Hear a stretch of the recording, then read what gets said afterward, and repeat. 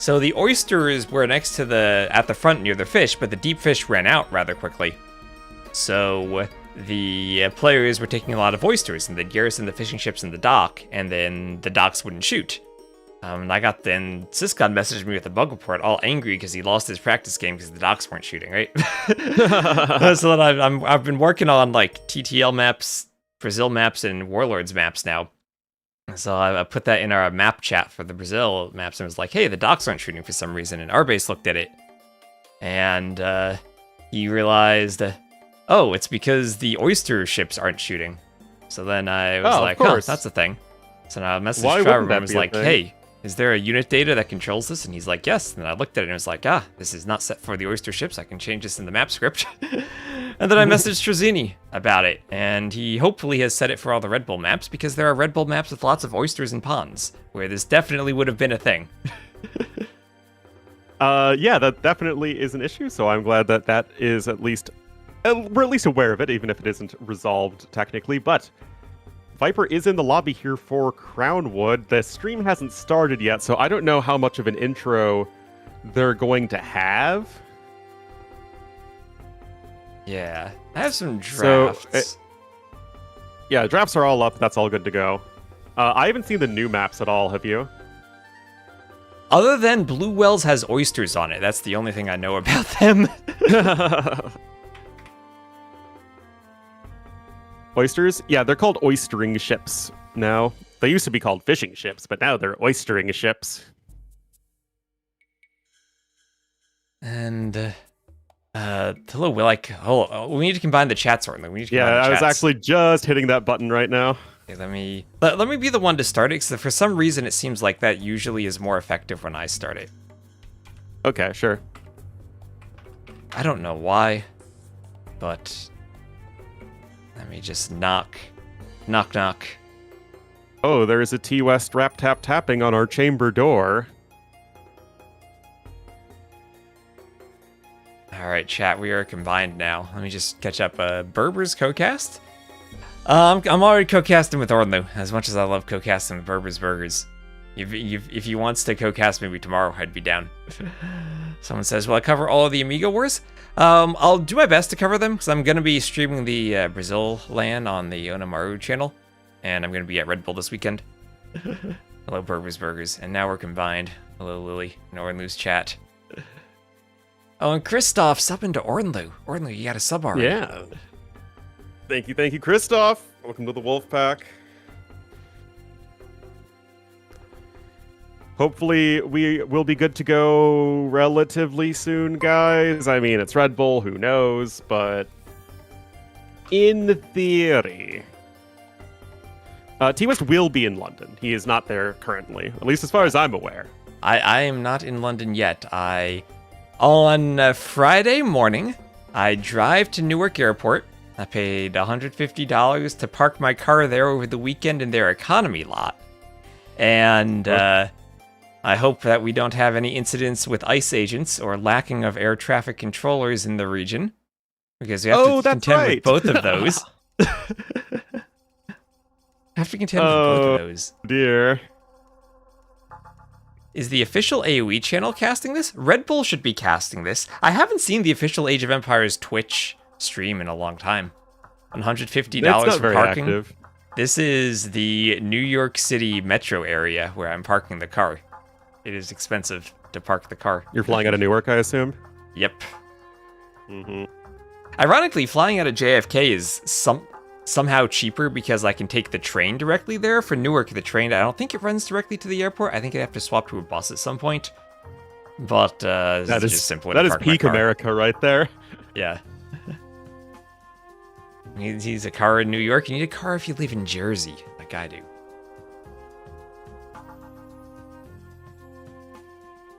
Flying out of JFK is cheaper. I mean, getting to JFK can sometimes be easier because the trains run to JFK more easily than they do to Newark. At least in my experience. Yeah, Newark is in Jersey, but we're right across the river, so it's the metropolitan area. Yeah, new 28 bucks for a burger. I actually got a cocktail at DC National like last month, and let me tell you, it was a $25 cocktail that did not say it was $25 on the menu. Thank you, That the was trash an man, for the follow. unpleasant bill to get.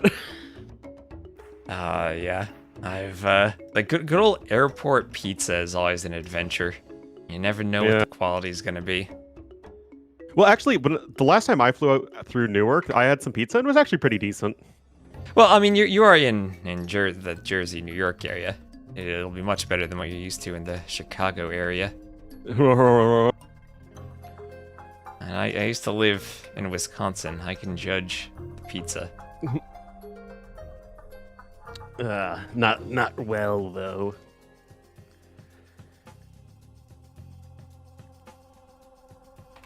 Well, it says show starts soon, standby. So, lots of alliteration there from whoever is running the Red Bull stream.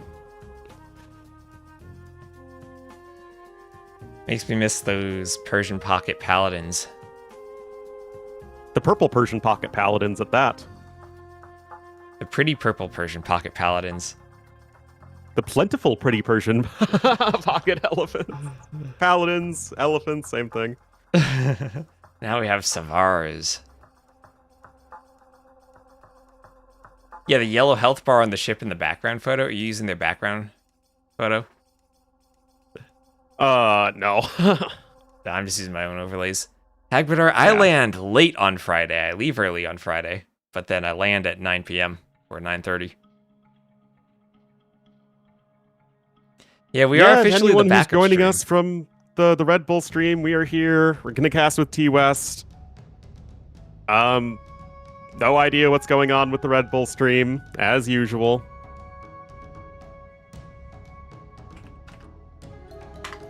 Okay, I'm gonna try to get these draft overlays set up. So bear with me, chat. We're gonna do some drafts. I got everything set up on my hand. I am ready to go. Viper and Sebastian are in the lobby. I'm sure they both want to go.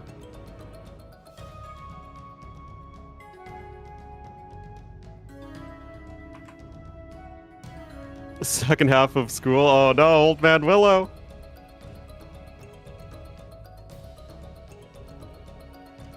Yeah, tech issues on my Red Bull stream. Yeah, we're the backup, making sure there are no Yep. tech issues here. There sure are technical issues, because we should have been starting 15 minutes ago. Let me see, what's the best way to do this? Maybe I go simplified UI. And enlarge panels. Ooh. Do you like the panels enlarged, Ornlu? I just have the panels. I don't do anything fancy. I need no fanciness.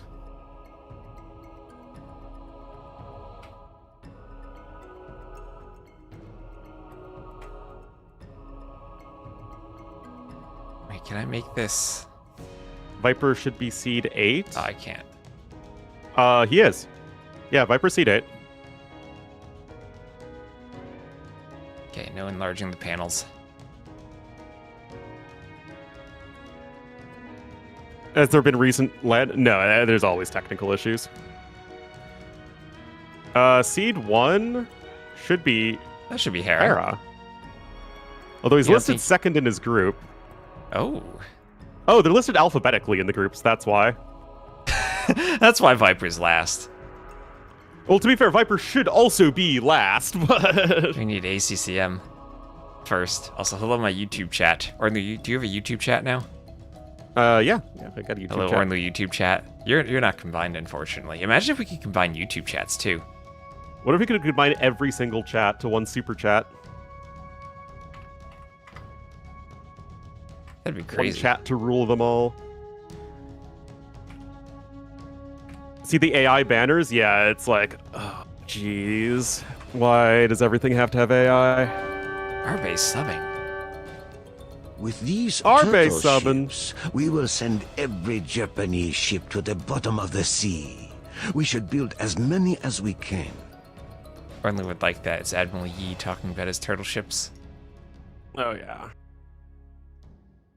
Or maybe it's just like a generic Korean army guy and not Admiral Yi, but I like to think it's Admiral Yi. For what?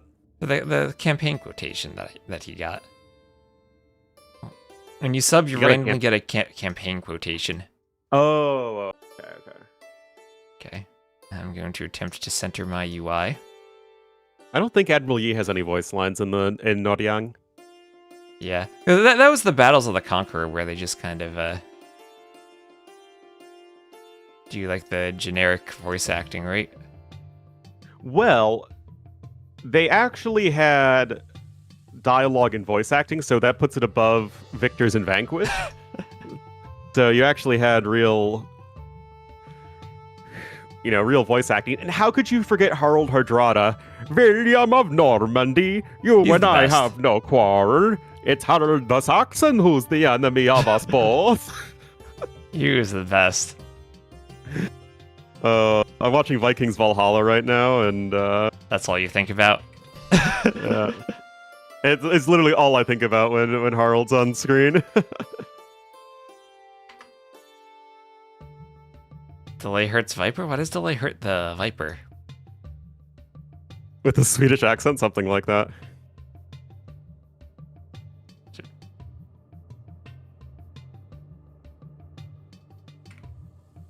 And Azalor, thank you very much for the sub. The llama looks really AI for Hearttt. Renaldi's attacking our caravan! Like, I'm not the best judge of what is AI and what isn't AI.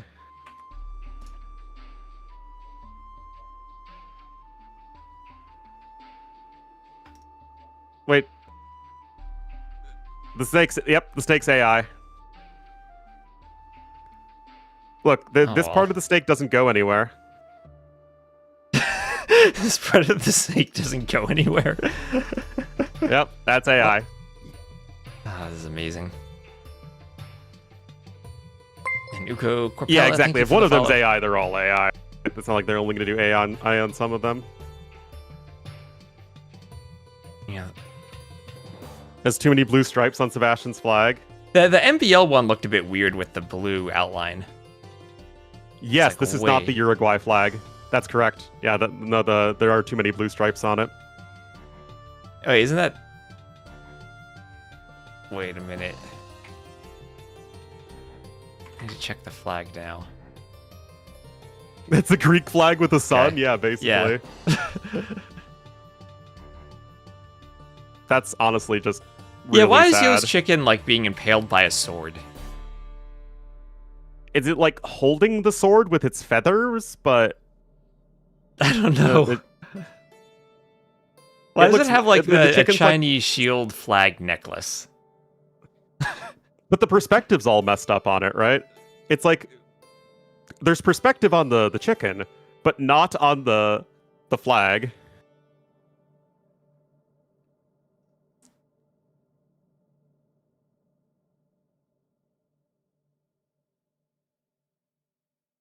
No, I think the players chose which animal they'd be depicted as, but it's definitely AI. Like Yeah. the llama is so creepy for Hearttt. Did I tell you about MBL's banner last year? What was with MBL's banner? I think you did, but I've forgotten. Yeah, so last year the Red Bull was in Spain, and I went to that.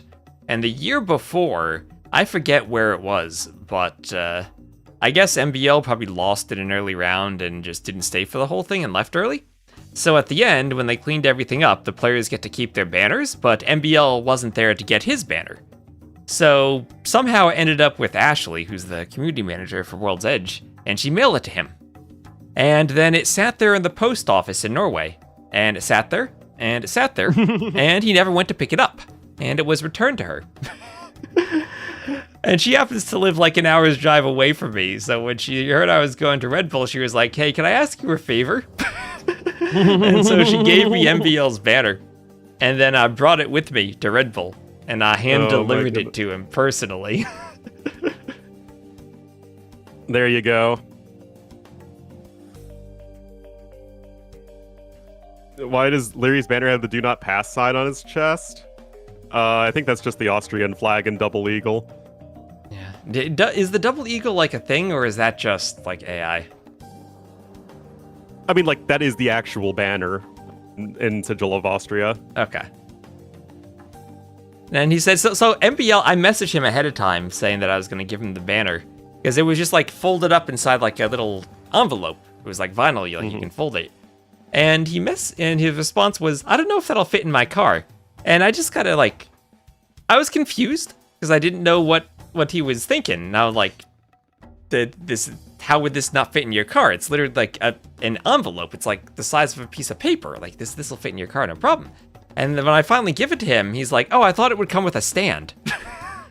Oh. He thought that it was gonna have like a big stand with it. My goodness. That's pretty funny. It was very MBL, yeah. Yeah, a lot of different European monarchies had a double eagle as their symbol, so... Okay. The Russians used it, the Albanians used it, the Germans used it, I think. Oh, I see that there is a stream starting soon. Yes. Are we picking up all the viewers that are not watching Red Bull right now? Because we got like 500 combined. Yep. Yep. The triple eagle, I mean, I think the degree of your royalty is about how many heads your eagle has. Yeah, it's like the Hydra in Age of Mythology. The more kills you get, the more heads your eagle gets. Yeah, exactly. You gotta make sure you get Garland Wars and El Dorado for those eagles, too. Oh, yes. Looking east and west? Ah, that makes sense. What about up and down?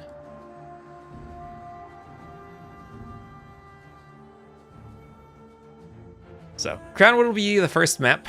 Then Viper's home maps, Blue Wells, and Loch Ness. We'll get to see Nessie. And normally I love Nessie. Who doesn't love Nessie? We gotta be very careful to call her Nessie, because if we say her full name, it contains an energy drink that is not Red Bull. I don't think we're allowed to say that for casting Red Bull. Yes, but we're not getting paid by Red Bull, so I do not mind saying that you can drink all the Ness you want. Yeah. What are these settings? It's best of 5, right? I need to update the the overlay. Sorry about that. And yeah, you weren't at the DreamHack event, T West, but that was sponsored by Monster. So for those who don't remember, when we did the Order of the Sheep event, we couldn't mention Red Bull because it was sponsored by Monster. So we literally had to like speak around it with like the recent Wololo tournament. The Wololo tournament. The very creatively named Wololo tournament. Yep. Oh man, what is... This just looks like it's made by AI, doesn't it? Again, like... I'm not the best judge of this, but... Probably is. Oh, there's some drone footage there, right? See that? That's Tato lifting a trophy. Oh my... What the... Oh, that Cobra car is AI. Oh no. Should we gotta watch the AI live stream?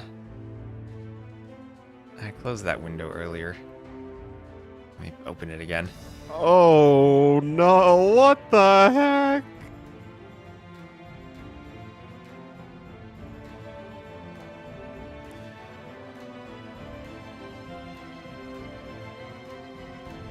Yeah, let's open this up. I hope you missed that, T West. It was not great. I'm showing it now. Here. Oh, look at that villager drinking Red Bull.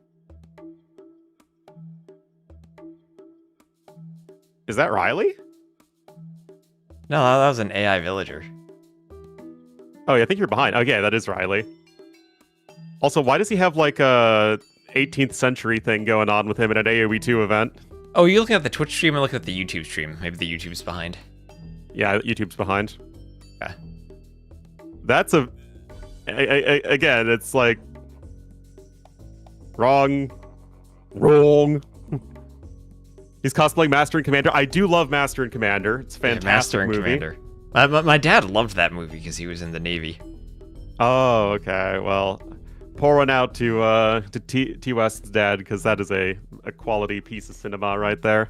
Yeah. And when I cleaned stuff out of the closet, he had a banner from Korea with a turtle ship on it. Oh, really? Yeah. Was he like in the Korean War? No. He was aftermath of Vietnam Oh, okay.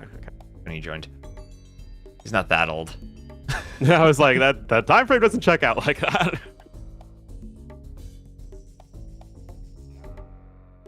The HMS Londinium. Wait, I can't adjust the audio on the Red Bull stream. It's just permanently muted. Yeah, I just have it muted. I mean, generally speaking, I have it muted, but like I literally can't change. Oh, refresh the page on Twitch and then drag the volume slider manually.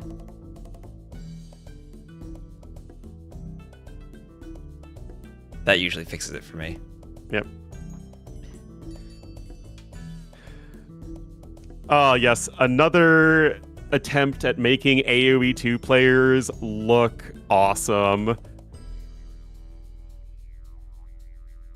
I heard that T90 is dressed as a red coat. As a red coat? Yeah, he's a traitor. Looking traitor.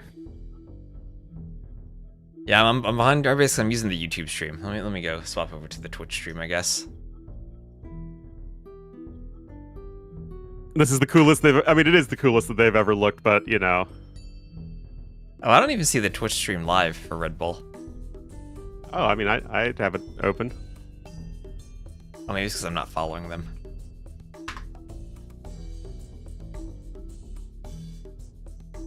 Sebastian does have very piercing eyes. Piercing? Yeah. Like this Pierce light attack. blue thing. MBL. No. There's just, it's not possible for MBL to look epic like that. Yeah, he doesn't have the chains. Viper as well. His face is too friendly.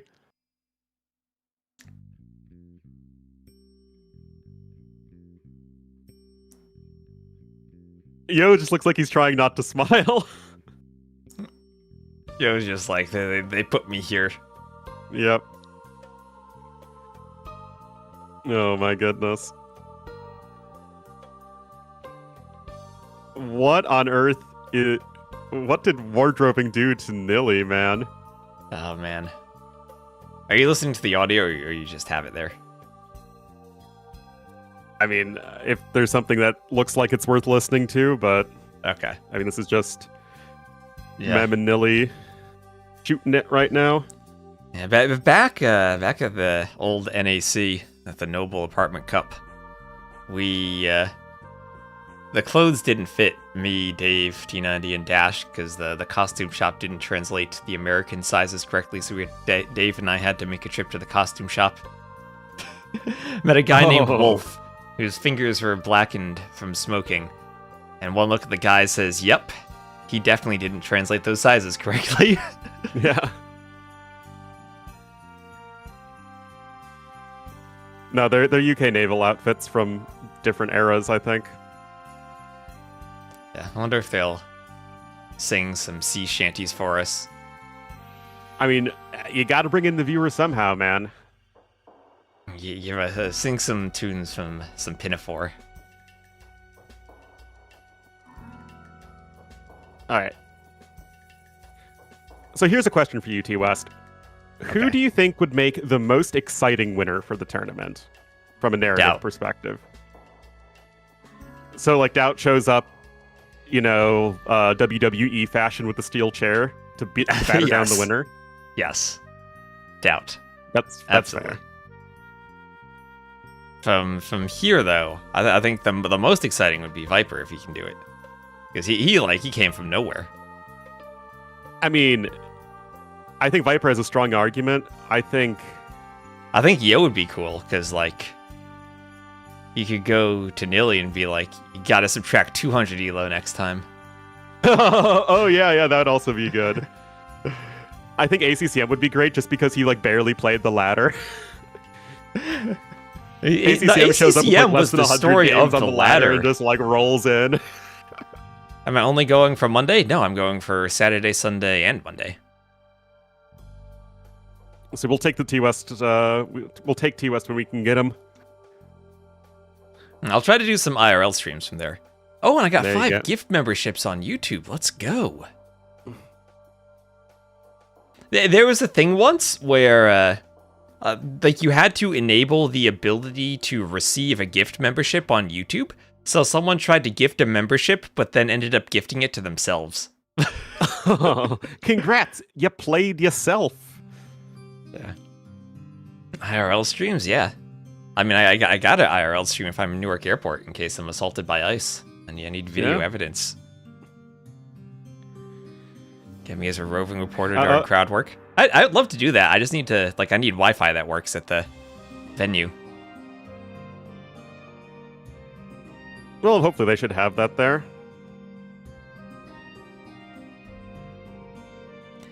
They had Wi-Fi at the castle in Spain, but it was not reliable Wi-Fi. Well, you'd think that the Royal Albert Hall, since it is a big venue, would have better Wi-Fi. Well, what year was it built? It was built in the 1800s, right? That is true. So, just like the castle was not designed with Wi-Fi in mind.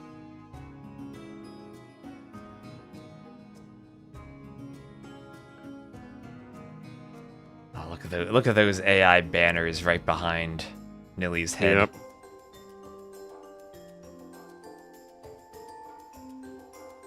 Wait, what's that bear? There's a bear? Yeah, below the llama. This time they show Nilly. Oh my god, T90's a red coat. He is.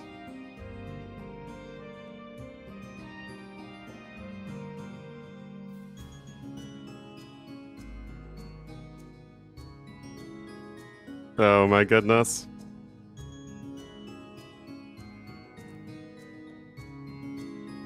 They're getting back into Trump's America.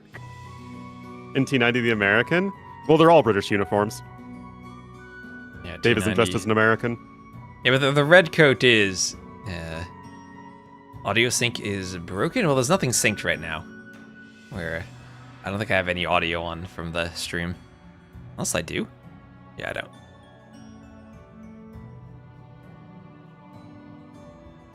I'm going to London on Friday. T90, I mean, he is a trader, so I mean, that does check out.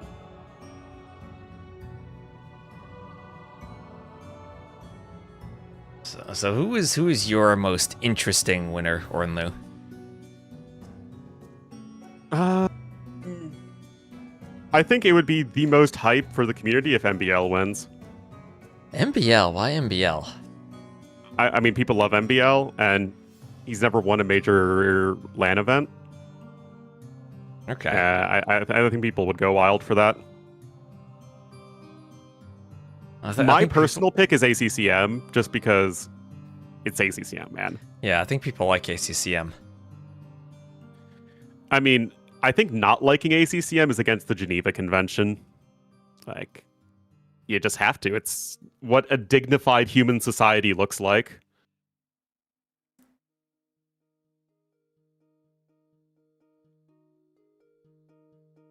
Hearttt or Sebastian would be, I think, like the most, whoa, came out of nowhere type things, just because they're the least popular players of the 8 here. Although, they're certainly well known at this point.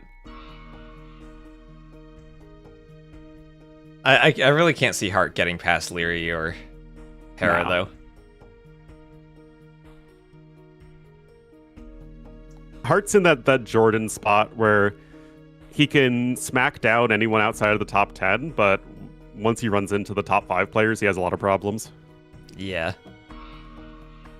No, you even look at stuff like ACCM might get a surprise win against the top player, or yeah, exactly.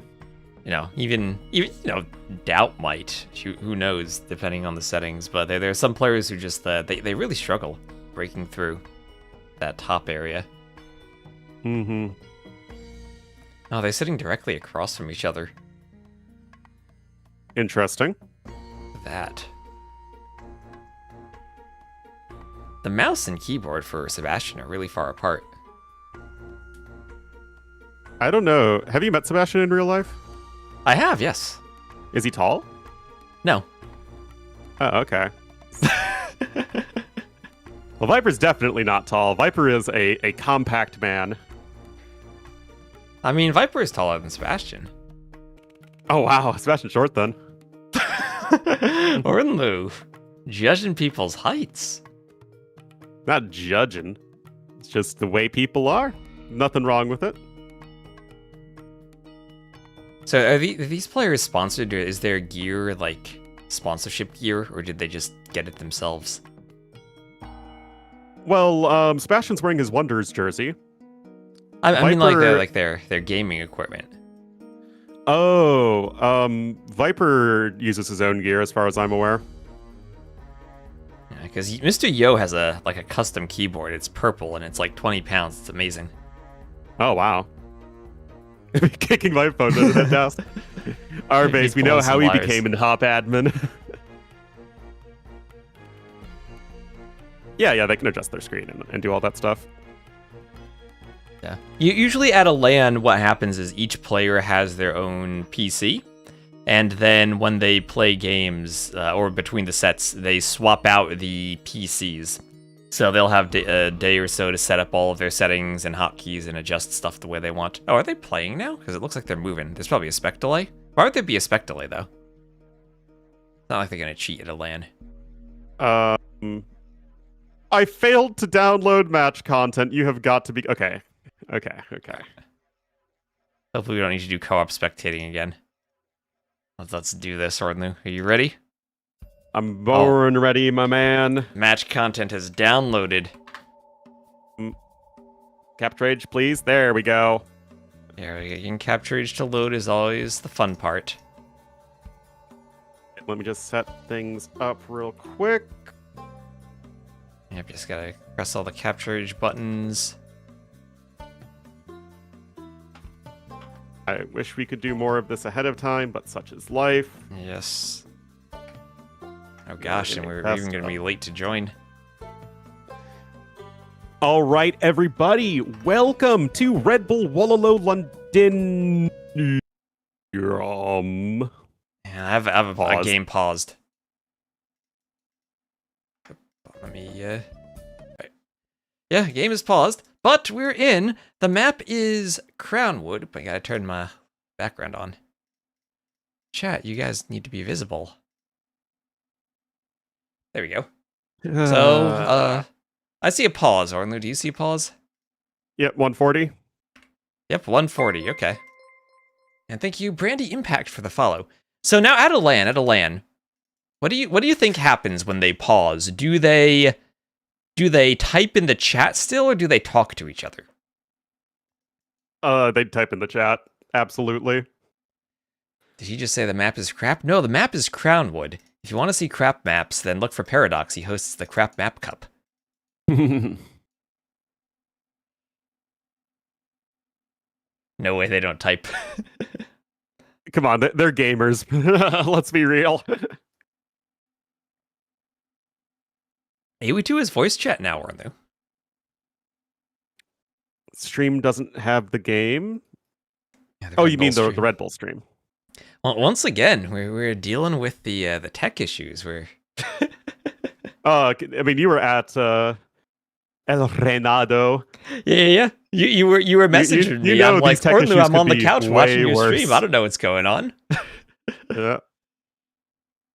You know how that's going to be far, far worse. I do.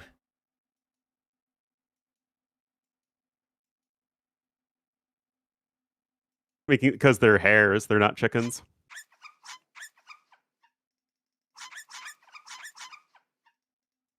Wait a minute.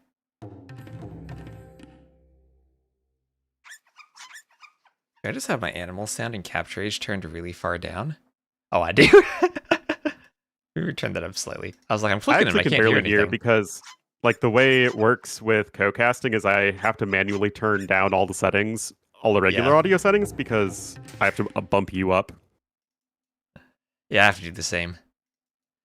What happened last year? I have no idea why. They just couldn't get it to work. They blamed it on too many people spectating, which I don't think is true. Well, that's why we're having to be on this specific patch anyway. Yeah. So what do you... Oh, there we go. We have a ready and a yes. Yes, type in the chat. I type in the chat and we're going. All right. So game number 1, Empire Wars. Well, Sebastian is the blue Vietnamese to the north. Viper as the yellow, Magyars to the south. The first game of Red Bull, and these two, well, they met in the qualifier, had a 7-game set. It was a very close set, but Sebastian came out on top. He sure did. Viper was then, oh my goodness, he's not making Red Bull. This is going to be the first LAN in a very long time without him.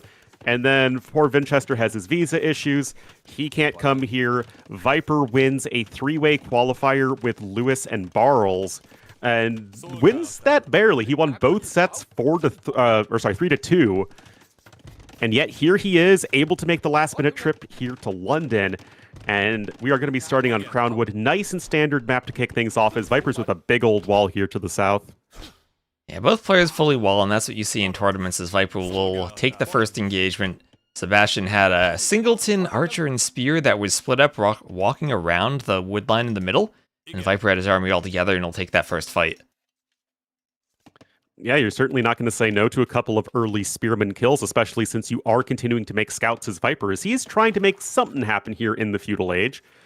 Sebastian's getting himself walled up as well, though, but he only has 10 on food at the moment. Viper definitely making a lot of early use of those hairs on the map, as he already is taking those quite comfortably. Yeah, so Magyars versus Vietnamese on Crownwood is probably going to go late, but the more I see this map, the more I see players, as open as it is, you're really far apart, and you just kind of wall and boom and go late game. And you end up probably with Magyar Hussars against Imp Skirm. Yeah, I mean, these are two of the best post-Imp civs when gold runs low. Personally, I take Magyars over almost any other civ, but Vietnamese can certainly keep up with them in theory. Viper with another nice little dink of an engagement. That said, nothing terribly impactful so far, and I wouldn't be too surprised to see these guys just click up to Castle Edge. Viper almost walked around to the back of Sebastian's base. You know that if the roles were reversed, Viper would have tried to quick wall that army. Oh, absolutely. But no, Sebastian, not too worried about that, and the villager would probably just die in the process because it would have to walk very far around the wood line, so Sebastian just picking up his eco upgrades, which I always like to see with Vietnamese, just leverage that bonus as best you can, although that will give Viper a little bit of a faster uptime. Yeah, and we had one villager for Viper who survived. And, well, the front of Sebastian's base, he didn't wall it fully between those two houses, but Viper, 2 scouts, isn't going to run in there. Yeah, that shouldn't be too much of an issue. And Viper on his way up to Castle Age, and there's a couple reasons for this. One is the resources invested into the eco upgrades for Sebastian, Wheelbarrow and Horse Collar. And 2, the fact that Sebastian's been making a fair amount of skirmishers with even more queued up. Now, Sebastian likes to queue up a lot of units, and that could slow down your timings a little bit potentially here. What do you mean queue up a lot of units? You mean like extend the queue in the archery range as he cancels a couple of skirms, probably looking to click up? Yes, he does that for sure. He does it with his villagers as well. He'll queue up like 6+ villagers at a TC early on. Interesting. He needs to go back and read Chris's book, as that was the advice I had gotten early on, that you only have 2 vills queued in your TC at once, no more. There you go. Well, Castle Age is coming in here for Sebastian. He is already going to be climbing a little bit ahead in terms of resources, but being a minute and a half slower is certainly relevant. That said, is Viper the type of guy to go aggressive here? Not too likely. I don't see a villager coming forward. Looks like he could just be sending more vills to boom. And we know this is a Nornlu stream. We like a good boom. You bet. I will take any of this not booming shenanigans here. Yeah, Viper doesn't exactly. Well, if Viper have added a second expos. range, he could hit a crossbow timing, but that's just not the style of play he's choosing to opt for. Yeah, and I think his walls fully are closed, and he does have a big wood line to the back of his base. So he's actually, I think, walled a bit more safely than Sebastian is. I think if Sebastian had actually done less walling and gone to those rocks on the edge of the map, he'd be much safer because his wood line wouldn't be able to be hit by the crossbows. And Viper wouldn't be able to take the high ground like this, which is so important on this map. I mean, it is Crownwood. All of your wood lines are kind of exposed, and you always have that entry point into your base that is your opponent attacking downhill. That said, Viper's investing into the Elite Skirmisher upgrade. Now, I know it's, age of skirmishers, blah, blah, blah. It's actually kind of surprising to me that it would be to the point when Magyars are willingly going elite skirmishers here versus Vietnamese. It kind of surprises me that he's doing elite skirm before adding in the third TC.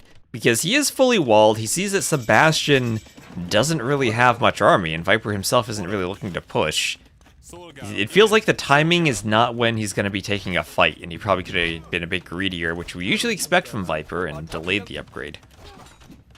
Oh, and Sebastian will lose a villager right there. Actually, 2 villagers at the same exact time. So it's going to be a nice couple early pickoffs there for Viper, and his scouts are here. They have the iron casting upgrade, and this is not what Sebastian's looking for, as Viper isn't still going to be fundamentally going up to 3 TCs, and this right here is an example of that timing advantage. Okay, I realized why I couldn't hear anything when it's because my desktop audio was set to my desktop speakers and not my headphones. And I could hear you, and I could hear my OBS sounds because they go to my headphones. But I couldn't hear the game. I was like, wait, what's going on? That'll do it for you. You have fewer tech issues than Red Bull here. Yeah, as is tradition.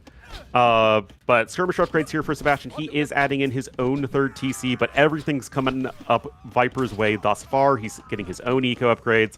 Still going to be a nice cleanup, though, for Sebastian. Yeah, there's the Fire Lancer, though. But Magyars, if you get to full heavy Cav Archers, one of the civs that probably has one of the best answers to Fire Lancers with the heavy Cav Archers. As much as the Fire Lancers still do attack bonus, the recurve bow is crazy. It is crazy, and Fire Lancers are still fundamentally slow infantry units, so you can kite them all day long.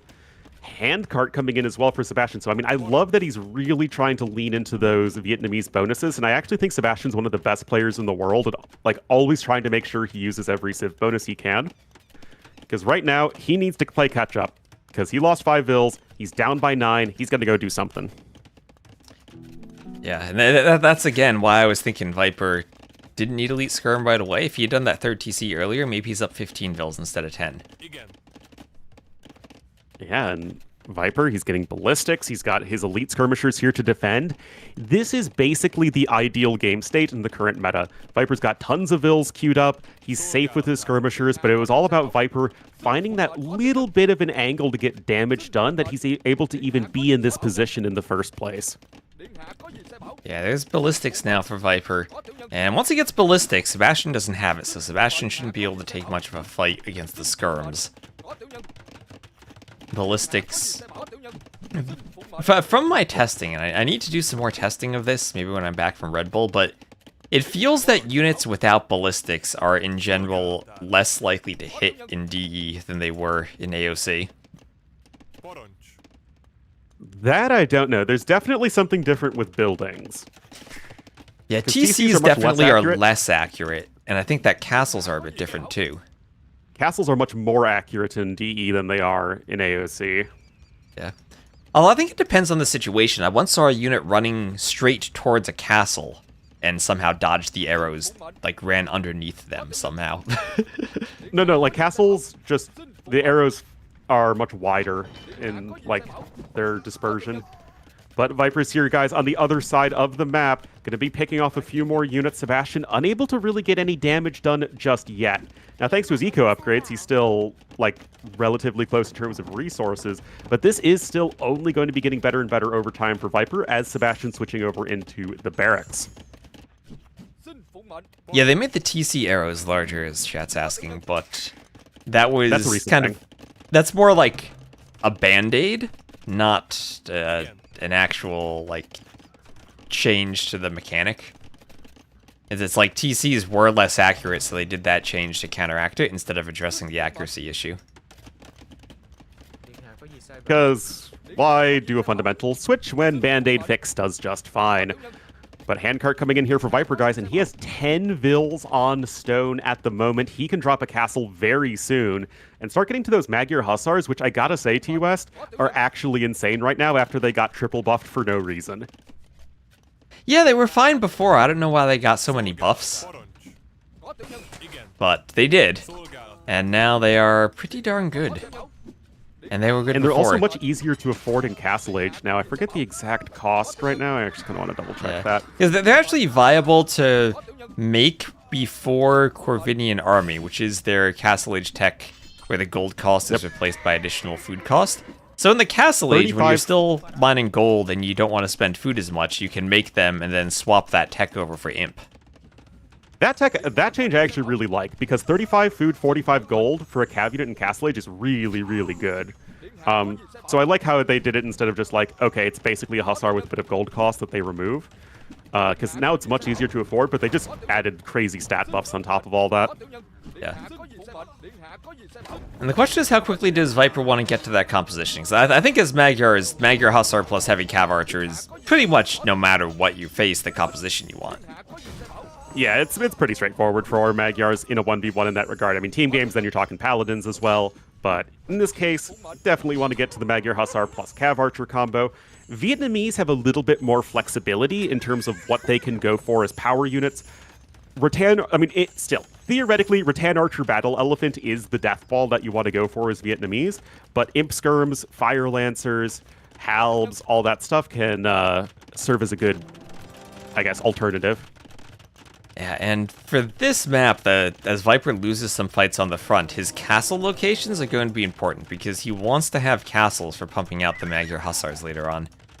And we'll have Imp first for Sebastian, as Viper's still with a bit of a larger eco, but not quite even 1k res ahead, so despite being a bit slower on the adding in the vills, using that Vietnamese eco bonus, Sebastian's keeping pace. And Sebastian with a very good macro at only 1:09 idle time, which is very, very good for a game like this. Viper, though, 5 seconds. Like, this is LAN Viper showing up. And speaking to these two players now, although it was a very close match that Sebastian won in the qualifiers, Viper's LAN experience, I mean, that is absolutely invaluable. And we know that Viper is going to be playing close to his top form, whereas Sebastian probably not as much. Also, the travel distance much less for Viper than it was for Sebastian, so he doesn't have to make a big time zone adjustment like Sebastian does. And a hemisphere adjustment. I mean, that's a really long trek for Sebastian. For Viper, it's a few hours of a flight. But here come the Magyar Hussars, guys. They have some solid upgrades. And I mean, geez, like 100 HP and head attack. They're literally knights. Yeah, they are. But faster. But with Hussar movement speed and no melee armor. But if you want to pick off skirms, they're brilliant. Indeed they are. But the downside is that you're still making a ton of skirmishers versus Vietnamese. And there is a very real downside to that. There are some Scorpions that are going to try and help ease that transition against all of these infantry units, all the split soldiers from Sebastian. But still, that's a lot of units here that are going down. Oh, and Viper going for a forward castle on the right. Now that's one of those castles that I think, okay, this is a risky castle if you want to pump Magyar Hussars because you're going to lose a production center. And I think Viper might regret that upon seeing his opponent so much faster up to the Imperial Age. Sebastian very much in that new school player mindset where you just don't mine that much stone, especially not early on. And you can see that Sebastian doesn't even have a castle yet. He's going to try and push with units, which is why he's getting Bracer and Chemistry. Outposts on the side, very good for Sebastian. Viper attempting to do the same thing. I mean, it's just people are really freaking good at AoE 2 now. He sounds so disgusted, will like he's pushing with units. Yeah. Well, Fire Lancers still missing some upgrades. Can't upgrade everything all at once. And Viper's going to lose a lot. Yeah, that he is. And it's tricky now because if you're going to fight this, you need both something to deal with the Skirm and to deal with the Fire Lancer. So you can't just simply go Cav Archers without the Hussars to support them. Where the Recurve Bow, the Heavy Cav Archer upgrade, that's all going to be expensive once Viper hits Imp. And he's not walled, has to throw up a Panic Castle to the west to buy himself some time. Indeed, but he has both Magyar Hussar and Cav Archer production started. He is fundamentally getting those upgrades, and he's ahead of the Vietnamese player when it comes to economy, which is not something you get to say very often, but this is all about the timing. And right now, Viper is really struggling to get that castle up, although the Skirmishers being dragged out of position gives Viper some critical time to get that castle down. That's huge. And he needs to get that ASAP. The Fire Lancers weren't quite fighting the Vills. So a bit of a doubt situation over here with the castle, but it will go up. Yeah, and the fact is the Fire Lancers were targeting the castle as opposed to just, milling around, attacking whatever was nearby. And that just means that all of those villagers are so much safer. You now have a third area with which to train your unique unit, the Magyar Hussar. But Treb's on the high ground here for Sebastian. Yeah, and an Imp Skirm Fire Lancer is a cheaper composition than Magyar Hussar Heavy Cav Archer. It's going to take a while for Viper to get the upgrades in. Yeah, and that's what I love about what Sebastian's doing. He is just taking fights. What you don't want against Magyars is to just let them sit back and build up to their, their Doom army composition. If you just are constantly trading with your opponents, the fact that your army is so much cheaper than theirs and so much easier to replenish is just going to be such a massive advantage, especially with that imp timing. And Sebastian, he's not all in. I mean, he's getting crop rotation and two-man saw. Sebastian's still playing to the long haul. Yeah, and I see, can Viper get some Mangonel shots on the Imp Skirms? Imp Skirms should counter Castle Age Mangonels fairly well if Sebastian micros. The Mangonel isn't shooting, there it goes. Okay, Yeah. one decent shot. That is a decent shot, and Viper is still eventually going to be getting to his big population limit. A little bit of a Cav Archer counterattack on the other side as well, going to force a defensive castle up. And Sebastian is still going to try and push, but Viper is going to be doing a great job of buying more time. And a couple of siege workshops for Viper now, and how are the Magyar? They have heavy scorpions, but they don't have, or they do have siege engineers. Yep. They actually have pretty good heavy scorpions if Viper goes for them to deal with this. Yep, they used to have neither of those things back when Magyars had the worst siege in the game, but now they do. And there we go, Recurve Bow is on its way for Viper. That said, the population's better for Sebastian. He's got Elite Fire Lancer in, almost fully upgraded. Imp Skirms, basically fully upgraded, just missing that last armor upgrade. And Viper still has to figure out a way to stop this. Yeah, and he's not repairing that castle. Sebastian has 2 Trebs atop a hill and will soon have a third on the hill. And Viper doesn't have enough Magyar Hussars to run down the Trebs, has to pull his Trebs back. And if he's not going to have his Hussars, then he doesn't have a way to stop Siege. Yeah, Siege is at the moment not in high supply for Sebastian, but that will change over time. And it looked like Viper was trying to go for an Onager switch, which, I mean, against the army of Sebastian isn't a bad thing. But the issue is the timing, and the fact that Sebastian's just been able to constantly take these fights means that Viper's really going to struggle to maintain his production. And that's kind of what we're seeing here, but Viper is defending. He's holding on the hill. He has the score lead. And it's so tricky that I feel that when he gets all the upgrades, he's getting Elite Magyar Hussar now. In theory, I think his unit composition wins. But it's taken him so long, he's lost all the map control, that forward castle he had. And now he only has 1 castle for making Magyar Hussars. They're stuck behind the Elite upgrade before they're queued. And he doesn't even have heavy CA, it's just normal CA. And that really is the dynamic here. Sebastian knows he's on a bit of a timer. I mean, a big timer, really, against Magyars. And all the Mangonels, except... Actually, no. All the Mangonels are sniped before Onager comes in. I mean, all it literally the Magyar is a Hussars are 75 sniped minute before timer. Elite Magyar Hussar comes in. I mean, Sebastian knows he needs to make something happen, and he is doing that.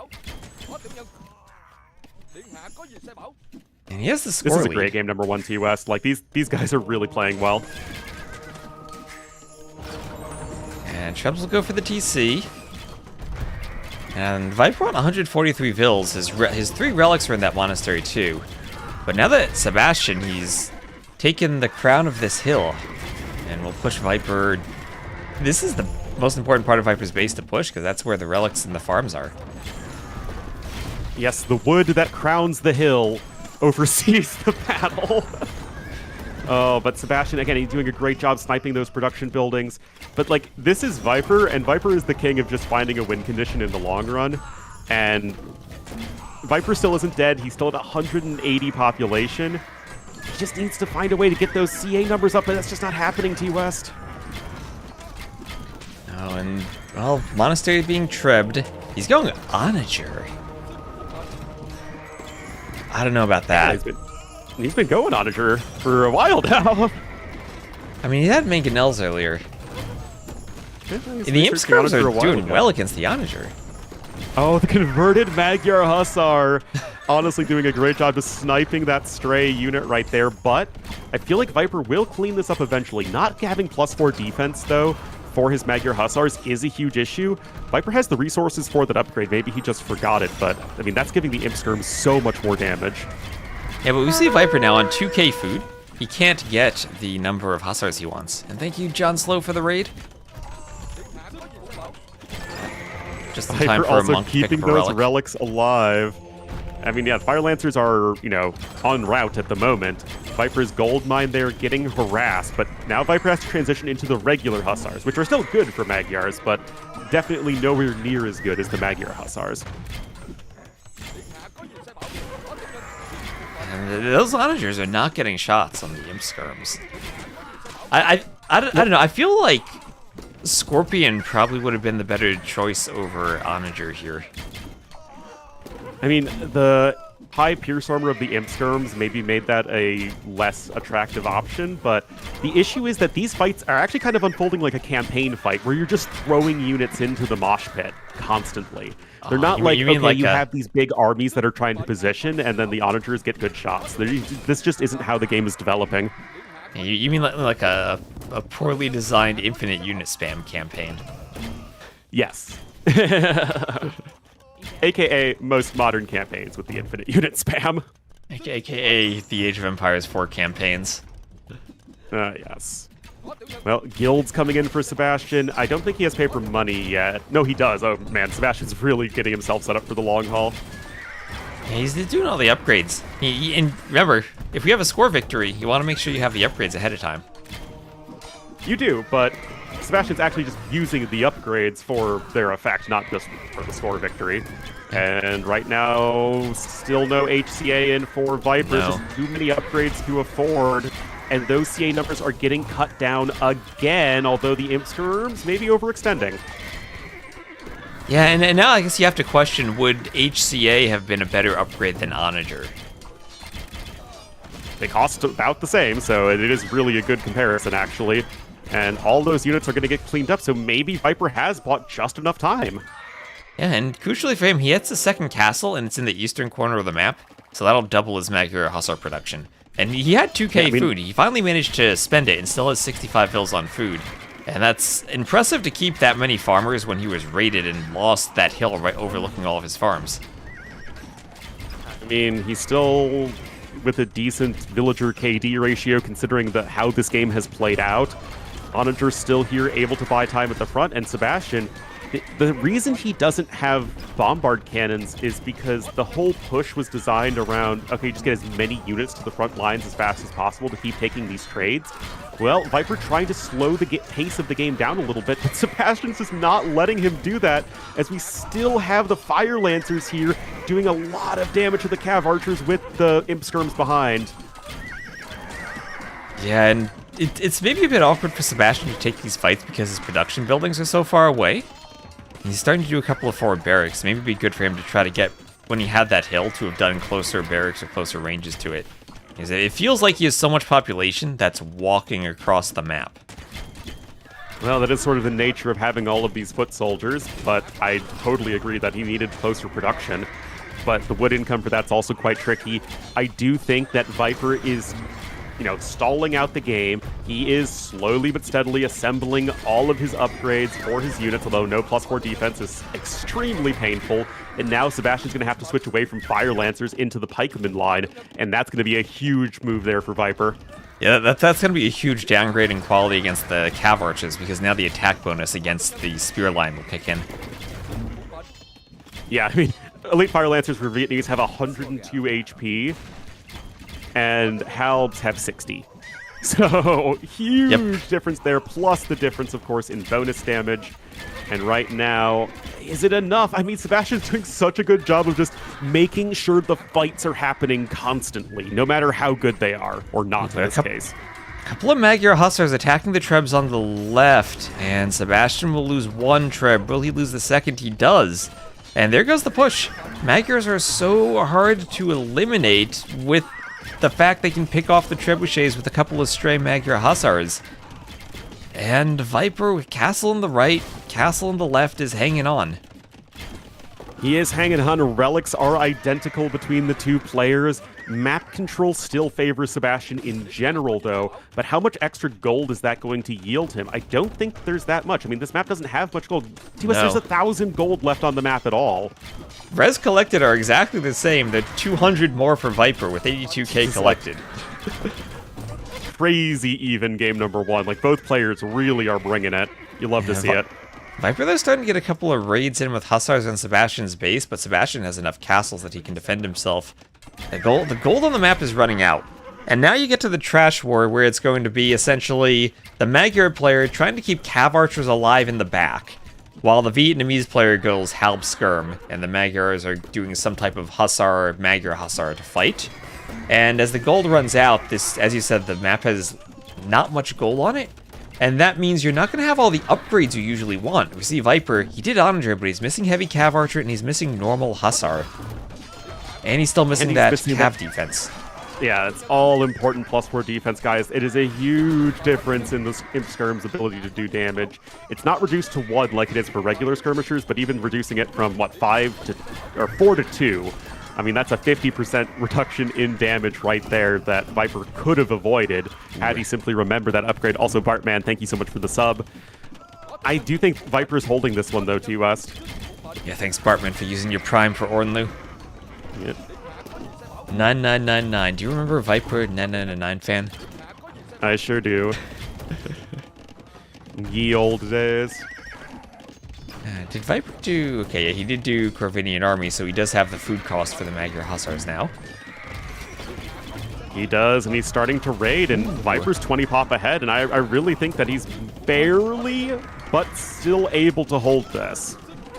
Yeah, and he's sniping Trebs. That's so crucial for him at this point to snipe the Trebs, because Sebastian doesn't have the gold to replace them. I mean, he doesn't have the gold income to replace him. He's got gold right now, and he does have 3 relics plus paper money.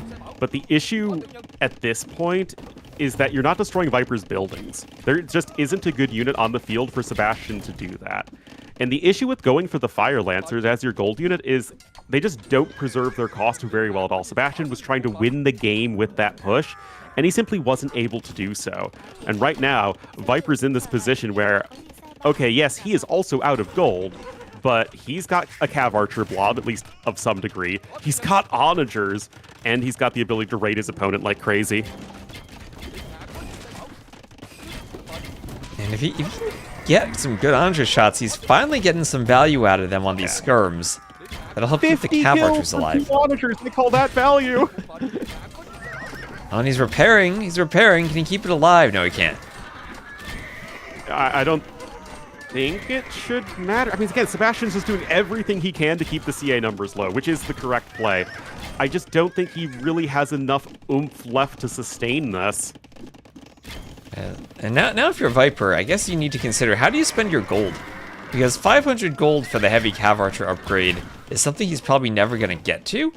But then, he's Magyars, he also needs Trebs, and without Trebs he can't push. So Sebastian has all of the map control now. I don't really see a way for Viper to get that back. But you're still running into the time limit where Viper has the higher score. And it might be a situation where Sebastian has more wood, and he could win a 2-hour game, but he might not win it within 75 minutes. Well, it's an interesting situation also because Sebastian got crop rotation and 2-man saw as soon as he hit Imperial Age, as Viper's just getting those upgrades right now. Yep. So that's another advantage for Sebastian. And again, if this were regular AoE without a time limit...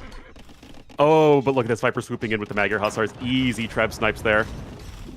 Yeah, that's what happens with Magyar games. You get to this position, you snipe off Trebs with your Magyar Hussars, so you can't be pushed, and then you also can't push yourself because your siege is so bad. That said, I don't think Viper has to push. Like, score limit stuff aside, I actually think we're in a situation where Viper just needs to keep Sebastian occupied with raids. Sebastian can't push because, again, his army's terrible at destroying buildings and actually taking map control. And Viper will eventually get to his CA upgrades. That said, Sebastian's still doing a beautiful job of keeping the CA numbers low. Viper only has 11, and he's having to make skirmishers, so I feel like Viper has the more obvious win condition right now, but Sebastian is making him fight for it. Yeah, and chat asking, yes, Sebastian does indeed have paper money. So paper money, he still has more wood control. He will have more gold, slightly so much more than Viper because they have the same number of relics. Yeah, it's a little bit extra. Well, I mean, it's like 1 relic for 21 or 22 villagers or so, so it's like another 2.5 relics, so that's quite significant. Yeah, I remember back in the day when paper money first was introduced. I still used paper money. Get your 500 gold for your teammates? No, I mean like IRL, I used money that was made out of paper. I just use a card or a phone scan these days. Oh yeah, I don't do the phone scan stuff. I just have a card. I have to do that sometimes when trying to pick off the Onager, but are not exactly successful. But Sebastian's the one who with a much lower population at this point. Yeah, though the Onagers are getting some good shots on the Imp Skirms there.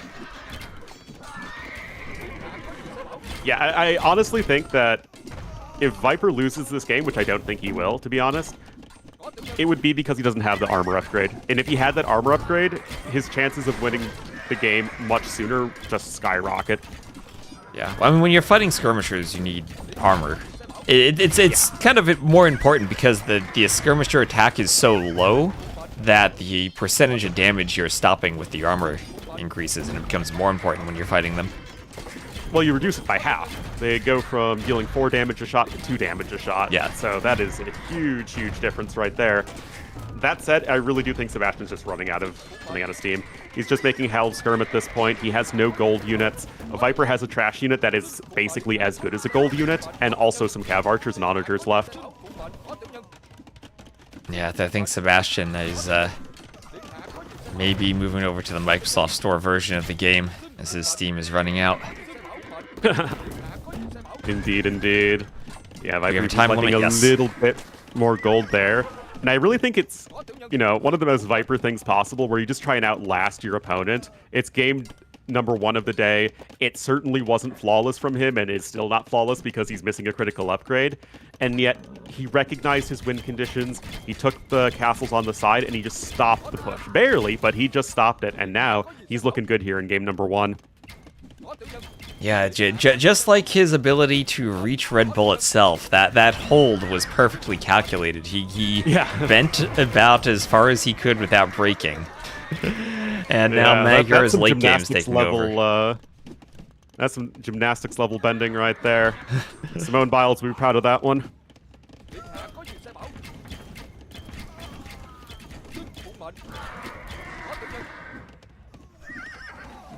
Anyone else notice that all the casters do more puns when they cast together with Ornlu?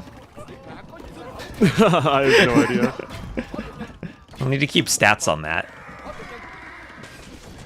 We need the pun counter. Oh my god, finally he's getting plate parting armor. Oh my goodness. Oh, he's doing it! Yes! He is researching the tech he needs. The tech he literally should have gotten 25 to 30 minutes ago. Yeah, and I also the fact that he had now and then gotten Hussar raids into the back of Sebastian's base. Those raids do far more damage if he has that armor with all the castles that are in the eco. You survive a couple more castle shots and you're picking off another 2 or 3 vills per cav maybe. Yeah. Honestly, I don't think Sebastian has a win condition at this point. I mean, if he had the score lead, then maybe he could try and camp it out, but I don't really see how Sebastian could ever win this game.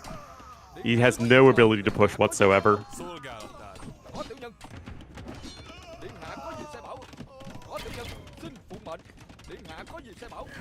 The first bombard cannon coming out at almost the 1 hour mark. Oh, let's go. But just like the trebuchets, Magyar Hussars pick off the bombard cannon very easily. God. So it's hard to use siege against the Magyars. Oh, I mean, and look at that, Zero really Sorrow tough Song, using the Prime sub for Ornlu. Yeah, basically. Sebastian is the newest face in the top scene, but other than that, everyone's still the same. Oh my goodness, these onagers that really struggled to find value initially are now getting such enormous value. Yes, they are. And now we're seeing the counter to the onager is the bombard cannon. but Skirm plus Cav Archer plus Magyar Hussar all work against the cannon. Yeah, and I mean, 2 of the onagers there are sniped, but remember that... Well, actually, Sebastian's doing a great job of keeping that cannon alive. But it just feels like it's so late at this point. Res collected still a little bit in favor of Viper, and just as importantly, and actually way more importantly, Res destroyed so much better. That's what, 30,000 more resources destroyed? Yeah, well, look at the KD. It's almost 1,100 to 700. Well, yeah, I mean, Sebastian's units are cheaper, but the point being that the actual resources that Viper's been able to destroy is also still so much higher. Oh, militia! Let's go 5 militia! 3 of whom are killed by an onager shot. The English are terrorizing all of Scotland, and it's time for us to fight back. If we have Britons versus Celts on Loch Ness, that would be peak. That would be peak, but castle falls there for Sebastian, whose castle placement in general has been very good. But Capped Ram even coming in here for Viper, the Magyar Hussars. Viper has almost an entire queue of them. He's got so many of them queued on up. Stone, obviously, not really a thing he can do at this point, but it just feels like a matter of time at this point for Viper to get this game #1 win. Well, it ends in 15 minutes regardless, so it might be a matter of time. But he is a 6K score lead, and he's not going to lose on score. No. But thankfully, the score victory would not matter at this point because, again, even without a score victory, Viper will win this game eventually. Yeah, he will. Yeah, so it feels like in the long run, maybe Sebastian's key would have been if he had more wood, but Viper was able to break out in time, again, to get more wood. You look at the 3 hills in the back of his base, they are no longer crowned with wood. They're crowned with lumber camps and no more tree stumps. As Sebastian, he took the wood in the middle, but a bit more wood access, but Viper has wood on that right side. That's keeping him able to produce everything he needs. Well, and Sebastian's also spending a significantly more amount of wood than Viper has this game. Viper's making a lot of Hussars and Magyar Hussars, and Sebastian has only made wood units. He has made no regular swordsmen, he's made no regular cavalry, and or Hussars, of course, for light cav. And the wood units that Viper does make are the Cav Archers, but he keeps them in the back. So he's not really losing the Cav Archers or losing the wood the way Sebastian is with the Helms. Same thing with the onagers. Again, you keep them in the back. You do a good job of preserving that value. And although, again, Sebastian is doing an admirable job here trying to defend, but it is unfortunately just not possible at this point, and I think Viper is way too experienced of a player to let a game like this slip through his fingers. Ram's going for the barracks, too. Viper is going for the almighty Magyar capped Ram. I mean, to be fair, they do have capped rams with siege engineers. Well, I think every civ that has capped ram only also has siege engineers. Except Malians, maybe? Yeah, Malians at least have cannon. And yeah, Malians at least have... oh, no, Italians also don't have it. But again, Italians also have cannons. No, Turks get siege ram, right? Yeah. Yeah, Turks get siege ram, humans also get siege ram. So there are a few civs here and there, but almost every civ that has... Every civ that only has capped ram also has siege engineers if they don't have bombard cannons. Ooh, some Imp Skirms taking some onager shots. And Viper just sending that ram right into the middle of the Imp Skirms. This is something we don't see too much these days that we saw pretty much every game back in the AOC days. As rams being sent at the front lines to absorb arrow fire. Yeah, I feel like with the latency being so much lower these days that players are just getting a lot better at sniping them. Yeah, also, there are way more Hussars as a portion of army compositions than there used to be. That's true, too. We used to see all those Maya games where you'd have the plumed archers versus rams. Yep. And then it's just a matter of who siege ram each other the hardest. So we're within 10 minutes of this game ending regardless. Yeah. And it's... that push early on was almost enough to win the game, but It was just so almost close, enough. But that is the difference at this level of play. I mean, it really is just such a razor-thin margin of error. And Viper was just barely able to hold. I think that the lack of production at the front lines was a huge issue there in terms of just getting enough units onto the dance floor. And it is going to be just enough for Viper to take this game number 1 of Red Bull Wololo Londinium. And, well, what do you think the mindset of Sebastian is? I think no matter what, he's clearly lost this game. I think that Viper literally could just stand up and walk away and start dancing in the background of the game room now, and within the 5 minutes, I don't think Sebastian could win the game because of the score difference. That's true. I don't think he could get the score lead in time. That's what he should do. He should just, like, get to like 113, then just like take his hands off the keyboard, start stretching, rest his wrist for the next game. There we go. Viper takes game number 1, and that was a pretty epic clash there. 1,500 kills there for Viper.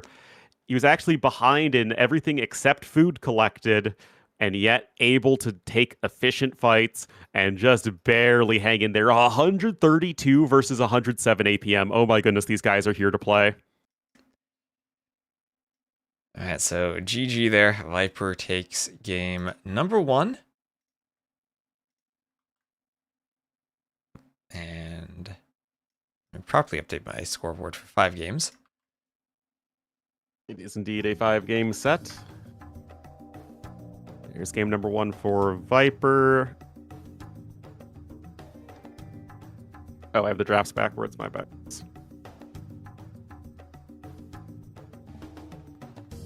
No way Viper's the higher seed, right? That wouldn't make any sense. Well, he's on the left of the draft.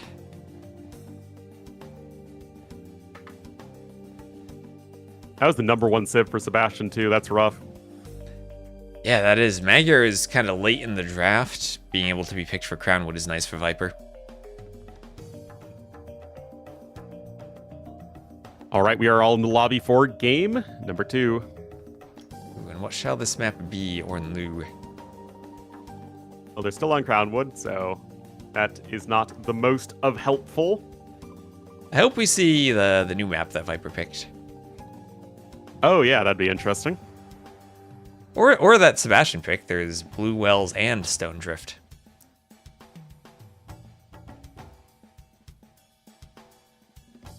Well,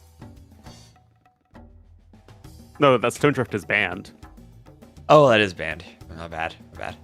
I saw something that I didn't recognize and got overly excited for it. Like, no, wait a minute, that wasn't a thing. Yeah. Interesting that Vulpine was picked constantly during the ladder qualifier, but once it came to the actual qualifiers, and now even the first set of the event, it was banned.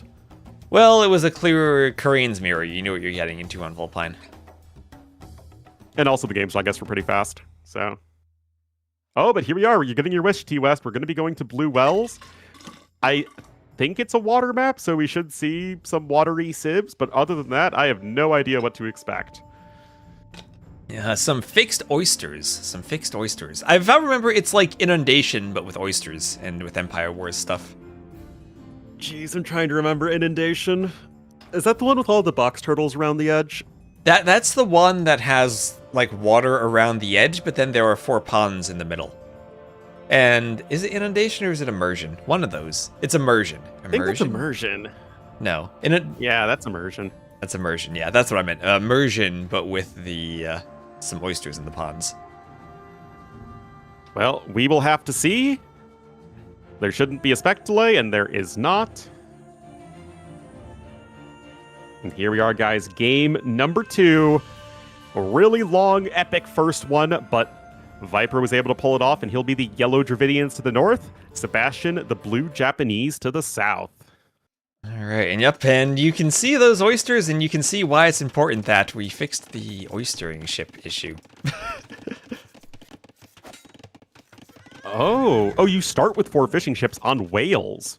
On Now, whales, yes. I looked into this extensively, T-West, but whales gather faster than oysters. Like, they are... Yes. It's like deep fish versus shorefish. I don't think it's that extreme. I think it's 0.4 versus 0.5, but maybe there's more features there. Anyway, as I said, like immersion with the 4 ponds and water on the outside, but you start with gold in the ponds. And I don't know how those whales got into those small ponds. Yeah. But there they are, along with all the oysters. I bet it's all connected underwater. Like, it's actually a network of grottos. That I like that the thinking. ocean. Yeah. I like that thinking. So how much gold is on the map that is not in aquatic form? I think 2. only 4 tiles. Yeah, 2 groups of 2 per player, and that's it. So taking the gold in these ponds will be extremely important. So shouldn't Japanese be an auto pickup on this map? Like, every single time? I mean, we're And seeing then Japanese Dravidians. We'll see the And I hybrid think Sims every exactly, time. shouldn't we see this like every single time? Maybe Lithuanians, maybe Byzantines. I guess not with the Hulks anymore. You can also do mining Right. camps on the oysters and mine them with vills. You don't have to use fishing ships to collect them, so you can do mining camps in the middle, kind of like Gold Rush. Yeah, there's a little bit of flexibility where with oysters, you can drop them off at either docks or mining camps in the same way that you can drop shorefish off at either mills or docks. So, nice little bit of flexibility. I actually like the fact that they added oysters to the game and now whales. Yeah, it gives you more options, right? I don't like how they went through all the standard maps and added like whales to islands and stuff. But Okay, yeah, that's weird. I do like that they're available to use for new maps. Exactly, but here we are. Archers coming on in here to the base of Sebastian.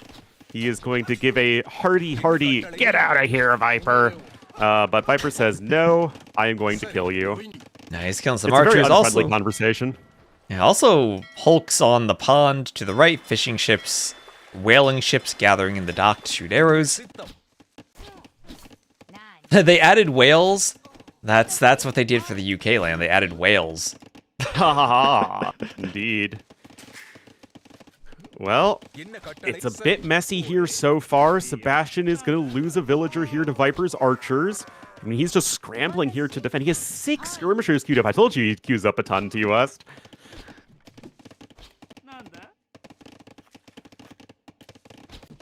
Yeah, also Capture Age doesn't show the whales on the minimap, so it's maybe a bit difficult to tell what's going on in the ponds. Or the oysters, it would appear. That is correct. It does show it in-game, though. Not that we are actually seeing it in-game, but it's there. Don't worry. Viper finally cleared from Sebastian's base. But having that forward dock is actually kind of sick because if you need to, you can put fishing ships inside of it and use it as a tower rush, basically, to stop your opponent from fishing. If Sebastian will probably get one of the whales, but if he needs to move forward, then won't be able to fish underneath Viper's dock.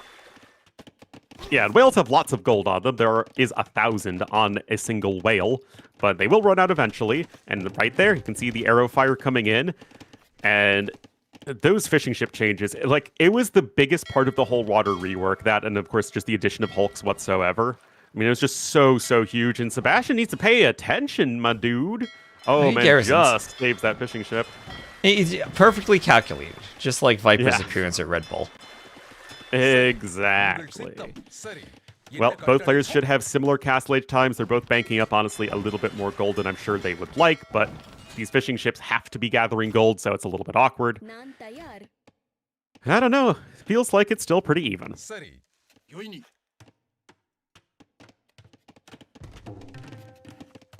And Viper's gonna fully wall off the map over to the left. Doesn't want Sebastian able to get in. Nope, but Sebastian is selling his stone for a slightly faster castle age, but I'm talking slightly faster. Viper's gonna click up right now. There he goes. Okay, yeah, it's like a 30-second advantage, but you don't have any stone. Viper's gonna have more resources to play with in early castle. Yeah, but I think pretty crucially, Viper having this forward dock has disrupted Sebastian's fishing just a bit. which is what he wanted to do against the Japanese. So big fight in the middle, big fight with archers and skirms. Scout goes down for Sebastian. And the numbers are pretty similar to the point that both players will get back. And additional ranges for Viper. So, Ornley, what are the chances the Viper goes Elephant Archer as Dravidians? Eventually, I would say pretty high. Right now, very low.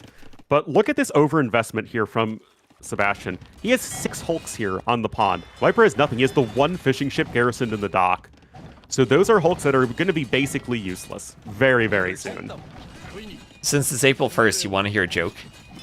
Sure. Viper using demos to clear the dock, to the hulks from the dock. Don't be ridiculous. That's not a joke. That's just not true. Oh, I missed Oh demos. man, demos are so bad.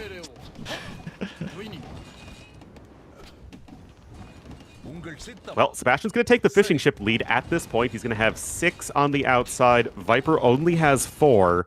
But Viper does have a fair amount of food. So if he did want to go elephant archers, I mean, he's well set up for it. I mean, lots of fish on the outside, and with the hulks and garrison ability, I don't think Viper would be too worried about losing them.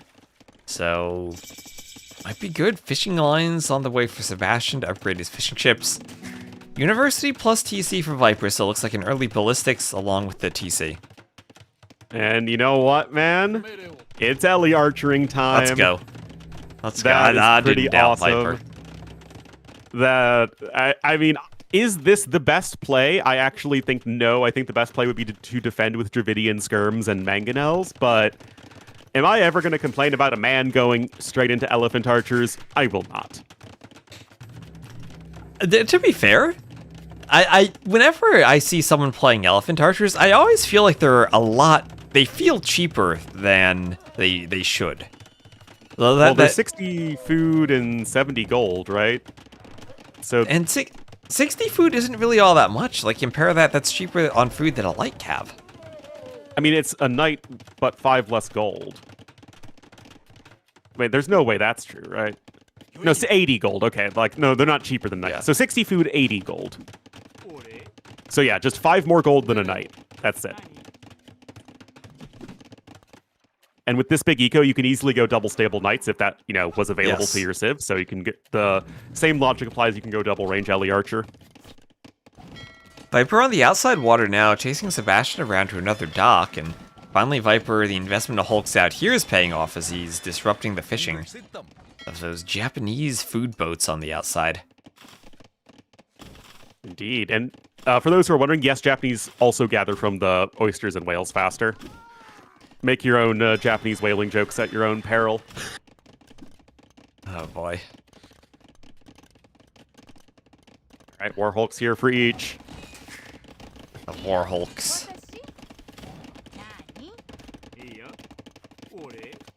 And even without ballistics, the arrow's doing enough right there.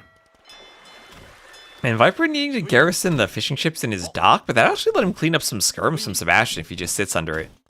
That arrow fire is so silly. Oh, Mangonel for Viper. Mangonel for Viper, Sebastian! Doesn't pay attention, but he walks underneath it. I guess... Oh, come on! Oh! I mean, you weren't going to get that lucky twice in a row, and Sebastian will eat a pretty big hit right there. And Viper here with his own elephant archers at the base Here's of the his raid. opponent, and they're doing some good damage here, T-West. And remember, they do have that one extra attack like cav archers do. So if skirmishers, Sebastian only has 1 armor, the elephant archers could even consider fighting right there. Especially ballistics versus no ballistics. And they just attack fast with Dravidians. 1.6 reload time. It's like a elephant Mongol cav archer. 1 goes down, but Viper gets out, and he killed a lot of skirms in the process too. Yeah, I mean, Sebastian takes that fight so much more easily if he has ballistics, but obviously he does not for the next 15 seconds, and by that time, the fight is already over, and now Viper as Dravidian's able to add in some cheap mangonels, and we're very quickly getting to Mangonel Elephant Archer, which is such a scary mid-game army composition for Dravidians. Yeah, it is, and they don't even have the skirms out yet. And think about that, Dravidians with a scary composition without even adding their skirms yet. I mean, I feel like people underestimate just how many good military options Dravidians have because they lack knights. Like, they have a lot of really strong units, and this Elephant Archer Mangonel combo is not going to be something that Sebastian's going to stop anytime soon, especially with a lot of his army essentially being wasted chips on the right side. Yeah, and this is honestly almost, I'm tempted to say, ram territory for Viper to push the buildings at the front of Sebastian's base. The skirms are not enough to stop this. Well, they'd have to be the armored elephants and not rams, and that's very expensive on the food cost. Dravidians actually wish they had rams because they would be a big discount to them, but nope. Much harder to afford here in mid-game. But on this map, we have so many fishing opportunities. Maybe actually the elephant rams are the better option, as we have a mangonel shot on Sebastian's skirms, and Sebastian can't stop this. Or he cannot stop this. Is Sebastian just dead right now? I think he might be. You were questioning those elephant archers when I first suggested it, weren't you? Weren't you? I was. I mean, I thought that defensive skirms would be the better play, but you know what? If it works, it works. These things have so much HP. That Sebastian isn't losing this game if he doesn't screw up with his skirmishers, sending them to the north of the map, but you know what? I love to see different things work, and this is awesome here, except for the mangonel that Viper just lost. Yeah, but I mean, these elephant archers, they can sit under those TCs. It's not as bad as all those games ago in the earlier patches when I had a bunch of elephants in my base. They were underneath 3 castles and 2 TCs and Mamluks, and they didn't die. But they're still very tanky. Yeah. Thankfully, after that, Bengalis lost Parthian tactics. Thank goodness. But Sebastian's trying to wall the elephants in, but they're going to escape. They will escape. I mean, Sebastian just failed to address the elephant in the room. For all the elephants in his room. They just got so much value. 20 eco kills for Viper. Yeah, Viper just adding more elephants to the room, and there'll be a forward castle. I don't think Sebastian can do anything here. His hope is that the mangonel from Viper attacks the house just as the castle goes up, and Viper one-shots it. That certainly would be quite the is that going to happen? Wait, that might happen. That might happen. And almost. That was literally the definition of the very first Tim Castle. Like, that is exactly what a Tim Castle looked like, guys. Except the castle's destroyed. Yeah, the timing was almost there. The shot needed to come off just a bit earlier. But I have done that myself many times. You always get upset with yourself, but you gotta watch out for it. It's one of those things that we enjoy from Age of Empires. Yeah, it's one of the little quirks that makes our game so wonderful. As this castle's coming in, Sebastian can't do anything to stop it. Viper's going to get a faster Imperial Age time on top of all of this, and he is looking great to go up 2-0 against the guy who knocked him out of the qualifiers. And I really think we can't undersell how much tournament experience matters. And Viper just, even if it's last minute, just rolling into a LAN and playing as well as he is right now. Yeah, and also Viper was apparently incredibly sick the last weekend. Apparently he was on the couch dying from what I saw. Oh no. Well, unfortunately, Viper's immune system not exactly the best, famously, so hopefully he's at least feeling a little bit better now. Imagine that all of his life, living in a small island in northern Norway. Maybe wasn't exposed to all the stuff I get next to New York City, or that you get near Chicago. Yeah, exactly. Oh, nice! Onager shot on the skirms, or Mangonel shot on the skirms. And this game, guys, is looking extremely over. And I mean, this is just great. Wait, those vills are weak, Orling. Those vills are weak. They are. Mangonel stop this? Even if all those vills die, you can just send more over. He's up by 40 vills, or 30 vills. He has some extra vills to spare. And he's literally going to be an imp with 2 castles here in a second. Surprise score is so close. I'm genuinely surprised the score is so close too. But that's also Viper. He invested so much food into the vills. It kind of takes a while for that to kick in. and adjust the score. The boom score effect is kind of delayed usually, especially once you click Imp and you're spending the res. And once Imp kicks in and the res count for your score again, then he'll balloon in score. Exactly. The Hulks are all going to get sniped by elephant archers because it's just so bizarre, man, how bad Hulks are against any amount of arrow fire. Even skirms. That just feels wrong. Like, I don't love Hulks, but like seeing a ship get wrecked by regular ranged units is just bizarre. Yeah, now we see Viper 1k score ahead suddenly. Yeah. And you get an extra 200 wood upon reaching Impus Dravidians. You can turn that into cheap trebuchets. Honestly, I'm not too sure what Sebastian sees in this game at this point, as Viper will almost certainly be taking it.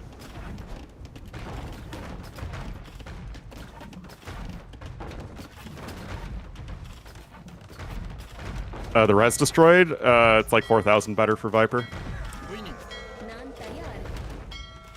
Mangonel still fighting the war galleys. Well, this is Sebastian backed into a corner, and I don't think he has the same way to hold that Viper did the previous game, because he will be out of gold without any pond access in just a moment.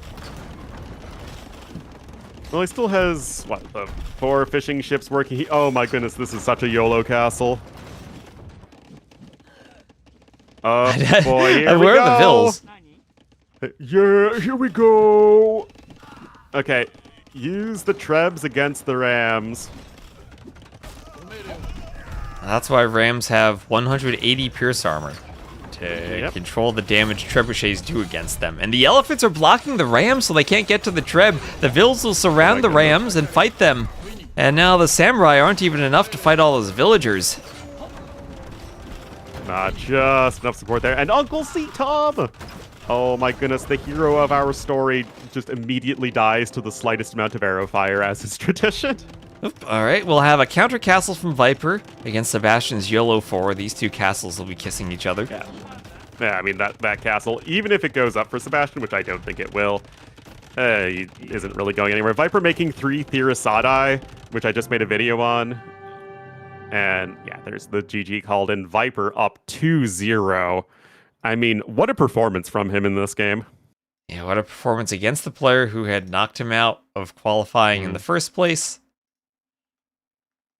Gets him a healthy lead in this best of 5, so he needs one more game to close it out. It was a very long game, number 1. Much shorter game, number 2. We will have to see here what Sebastian has planned, because he's going to need to go ahead and do something here. Oh, that was Viper's home map. Yep, Sebastian picked one of Viper's maps. Well, I mean, I guess it doesn't matter all that much, especially if you're practicing all the maps anyway. But, yeah, I mean, Sebastian's going to need to figure something out here. And what are the remaining maps now? Stuff that we've all seen. Henschel, Thames, and Loch Ness. Sebastian will need to pull off the reverse sweep at this point. If you're dancing with your units on Loch Ness, does that make it pop and Loch Ness? Maybe. 6 Hulks versus 1 dock plus 1 fishing ship plus 1 Hulk was a huge Sebastian mistake. Yeah, he really did overinvest into Hulks on that pond. Yeah. But also, it's a kind of a situation where that's your starting dock. So you're vulnerable to being forwarded. And if you can't get the forward yourself, you're constantly idling your fishing ship while your opponents are working. Yeah, it's a huge deal for sure. They are in the lobby right now. I need to take a super quick break, T-West. I'll be right back. All right, I will take care of your chat for you. Chat, Ornlu's away. Ornlu's away.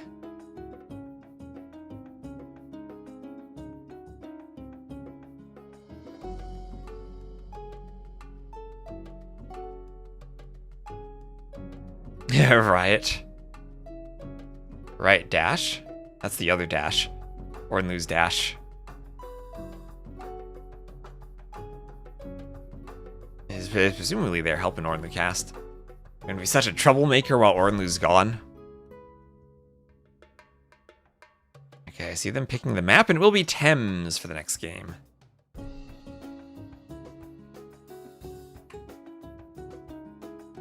So I'd imagine...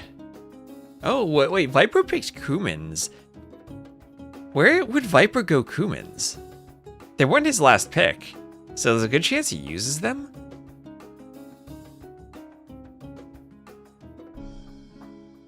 We're not going to see Cumans on Thames, are we?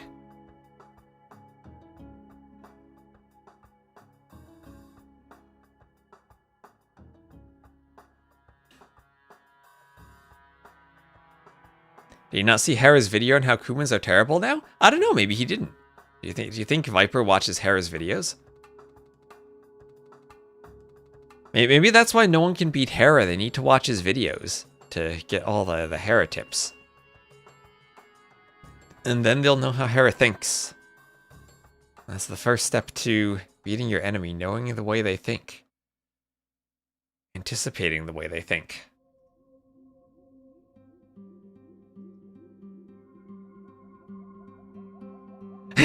do you think Viper subs to Hera's Patreon to get the build orders? Maybe he should. Looks like I had perfect timing. Ornu, do you sub to Hera's Patreon for the builds? No.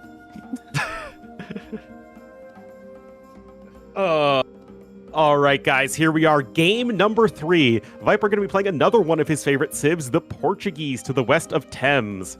And to the east in the blue, on the verge of getting swept in his first set of the tournament, it will be Sebastian as the Persians. All right, let me load in. Let me swap the locations. There we go. So, what I saw in Viper's Civ draft was the Cumans. And of course he doesn't need to play them. He has an extra Civ.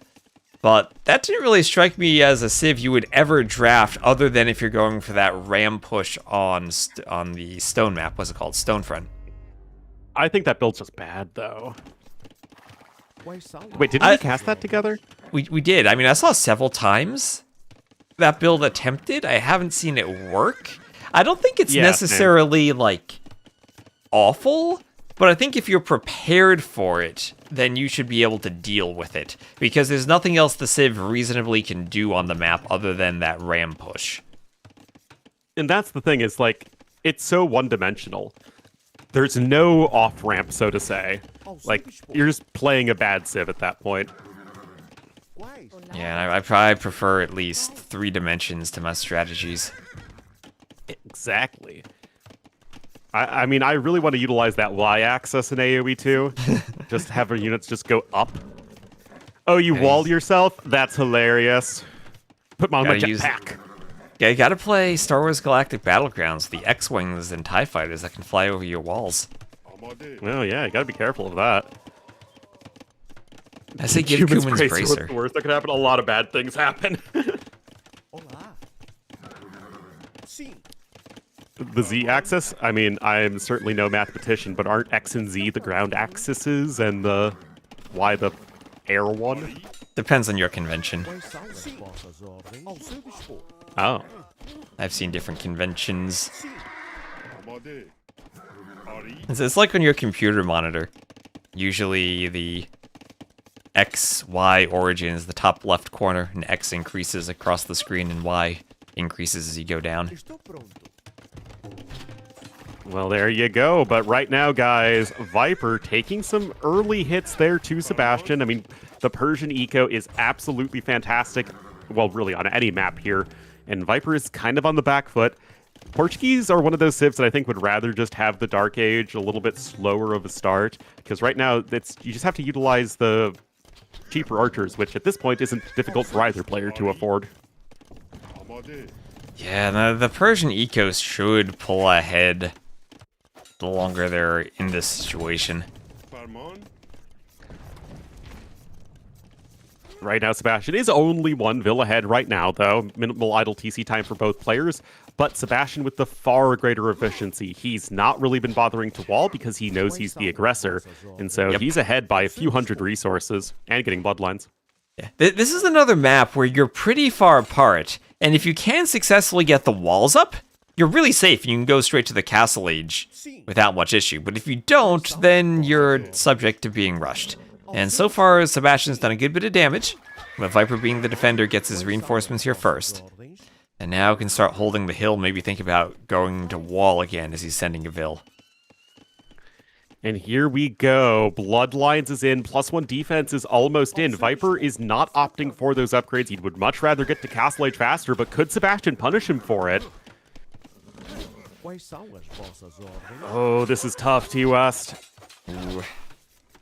And Sebastian's pushing forward, getting wheelbarrow behind this even. And those archers Sebastian taking is out a totally lot comfortable of playing Feudal Age here. Viper up to the Castle Age, but that means Sebastian will have more army. And Viper just relying on the defender's advantage from 2 ranges to pump enough archers, enough cheap archers. Might still lose a few more. It's still a pretty inefficient eco, though. I mean, you definitely don't need 15 Vils on gold for 2 archery ranges as the Portuguese. And, I mean, I like the idea of adding the second range early, but I'm just not entirely sure it's enough. I mean, it's not like this is all in. I mean, as soon as Sebastian stops with his military production, he will almost instantly be able to click up to Castle Age, and looks like he's actually going to be doing that right now. Yeah, he won't be too far behind, forcing more walls from Viper. And Viper's plan this game, wall, go to castle fast, did not work out. Not in the slightest. And I mean, I just love the recognition there from Sebastian. Like, that was the perfect time to cut army. Like, exactly when you had gotten enough damage done, you had done a huge number on Viper's army, forced a super inefficient defense, and then you just immediately cut army and click to Castle Age. Like, that is just such good heads-up AoE too. And here, Viper is not walled by the shallows, so if Sebastian wants to, he can escape. It is not a 1500 res lead. It is around, what, an 800 to 900 res lead, but that is still extremely significant. And Viper gonna be in Castle Age, but he can at best push away Sebastian's army. He can't really cross the map in time. Ooh, Sebastian losing a couple of archers. Yeah, but as you said, Viper not really in a position to go forward as Sebastian keeps walling. Viper does have control of the Royal Albert Hall, so he is a bit of a... Oh my gosh, that's an extra Fatoria when you're the Portuguese, having that pop space. Plus 25. Oh yeah, so it is. Didn't even think about that. It's a Fatoria plus 5 more units. Yes, yes, yes. Well, Knights unupgraded. Viper primarily focused here on the crossbowmen. Padded archer armor's in, but he cannot afford bodkin yet. Although he should be able to pick up ballistics. There we go. But, I mean, as I was saying, by the time Viper can even think about crossing the map, Sebastian's just going to already have his Castle Age upgrades in, and he is going to be going for some variant of Knight Skirm. Yeah, and Viper with the crossbows on their way forward. Persian Knights will have that attack bonus against the crossbows. Elite Skirm will be done in time. Sebastian needs to make sure he doesn't chop out, but I think he's fine. He'll do another TC in the back, so getting to his second Persian TC. And all the villager production that he'll be able to go for. Yeah, that's going to be great for his eco. That said, Viper's own Vil count isn't that bad. The issue is just the efficiency is not great. 5 Vils on food right now for Viper. I mean, he's honestly kind of all in. We have a third range coming in as Viper's trying to clean up all those units, but, I mean, I'm not sure that there's enough time that's been bought. And Viper should be able to get through the palisade. Sebastian didn't house wall behind the palisade in the south. And he also did the TC in the north of his base, so he'll have to figure out a way to run his Vils. It feels like what he could do right now is house wall to the edge of the map and still have that TC in the north safe. But he'll be relying on bringing the skirms over, so he wants to take the fight with the skirms. Make sure the skirms force Viper out, so Viper's going to see the skirms and immediately he'll lose 1 or 2 crossbows, but turn to run. And Sebastian will delete a palisade to try to chase more quickly on a straighter line. Yeah, I mean, Sebastian's still going to have his skirmishers with the +2 defense. Viper has more crossbowmen coming forward. Ballistics versus no ballistics is a notable advantage. And Sebastian's trying to switch over into Knights. And honestly, his eco is okay to do so. The issue with that, especially in the meta these days, is that you're always getting skirmisher or archery range upgrades as soon as you hit Castle Age. There isn't the time or the resources to really invest into knight upgrades. So you're usually making knights with very poor upgrades. And although just now it's +2 defense coming in. Yeah, that's the thing. If you're going to fight crossbow or even skirm, you really do need to get your armors for the knights before taking the fights. From skirm, you go from 0 to 2 blacksmith upgrades. And you cut the skirm damage from 3 to 1. Yeah, it's very, very important for the unit. Mangonel is almost out, though, so the knights with the +2 defense will actually be in a pretty good spot to snipe said Mangonel. And that, I think, is exactly what Sebastian's going to be doing. He's definitely playing a little close to the fire there. And now it is just crossbowmen versus skirmishers to West. Oh my goodness, this feels like it's such a good setup for Sebastian. Can Viper... No, nothing produced from the workshop, so it's not like he's going to suddenly clear skirms with a Mangonel shot. And I think Viper's just dead here. 700 score down already. He's behind against the Persian boom. He's losing crossbows left and right. Wow, I mean, just saying, you know what, I am going to take this fight here. Not having ballistics didn't matter whatsoever for Sebastian because it was just a big straight-up fight. And his skirms just, well, countering the crossbowmen and able to clear that Mangonel and take the hill at that critical moment. And wow, Sebastian not getting swept today. No, he is not, so maybe starting a reverse sweep because Viper still might play Cumans. Yeah, still a possibility. But no, honestly, that shows some fantastic resilience from Sebastian. I mean, first game, very close, long game that you lose. Second game, you get slapped around. And that game, he just looked dominant. Looked like he had no worries whatsoever. And that was a very impressive win. But he's got to do it 2 more times. Yeah. Well, I think that was mostly just down to the strategy choice of Viper recognizing the map could be over very quickly if he gets the walls up and he can boom better. And Sebastian just didn't let that happen. So, well, once the wall fight happened, it felt like that was it. But Viper's very first civ, Portuguese used. Both players having their top 2 civs used. And the remaining maps are Loch Ness and Henschhold. So far, both players winning their home maps, but Sebastian, since he lost game number 1, has to win his opponent's other home map, which in this case is Loch Ness. And I guess it's going to be Italians for Viper. Who are you picking here as Sebastian? Vikings? I mean, that's what logic would tell us. Longboats but then what on are the you pond. going on? I guess you're going Romans or something on Henschhold? Or Shu. You go FC War Chariots on Henschhold. Oh, yeah. Maybe Armenians from Viper here? I mean, Armenians or Italians. I guess it depends on what he thinks Sebastian's going to do. Armenians might counter Roman men-at-arms by going longswords. Maybe they're just the safer pick than Italians? Well, nope. It's the modern era water map matchup with in the north, in the blue, still down 1-2, but making a win happen. It will be Sebastian as the Vikings. And to the south, in the yellow, as the Italians, it will be the Viper. So, forward dock immediately from Viper, and he's docking in the shallows. So, that could serve as part of a wall. The way the shallows have formed, it's much easier for Sebastian to wall than for Viper. Sebastian has a big cluster of rocks right on the shallows. Yeah, well, it's kind of weird, honestly, but it is what it is. There's a Hulk on the way for Viper, and he's just going to use that to try and buy himself some space, as land units are not really going to be able to cross right there next to the Hulk, at least not easily. And now we will have a dock coming in for Sebastian a little bit later, but note that he was able to afford double bid axe, and Viper was not. Oh, Double bid axe, and he'll have the free Vikings wheelbarrow.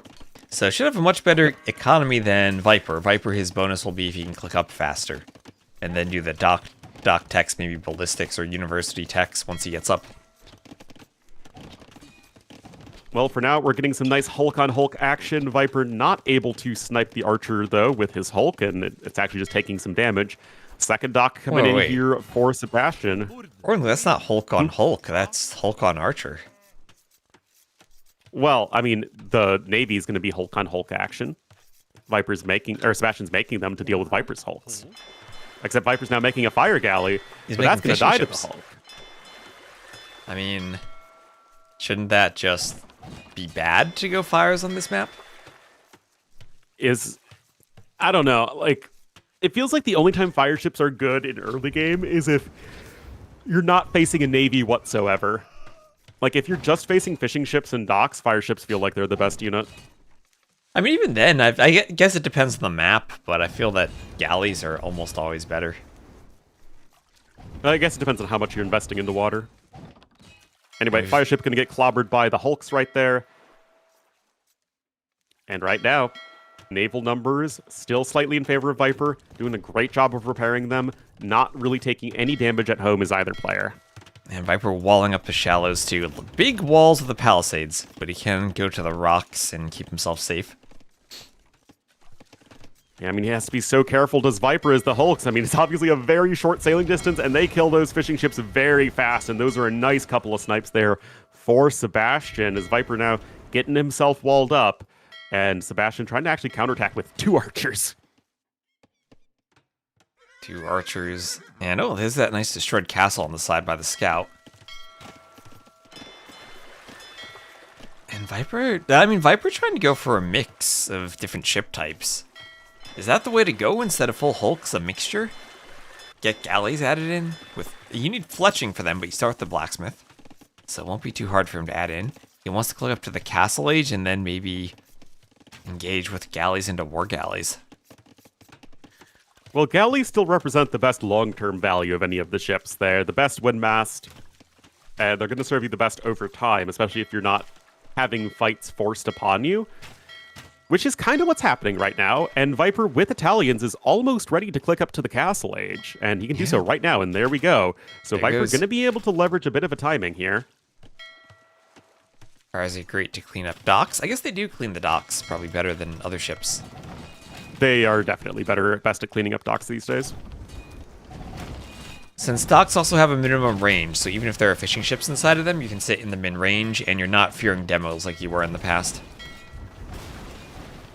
Yeah? The galleys are going to do the job for Viper against the hulks now.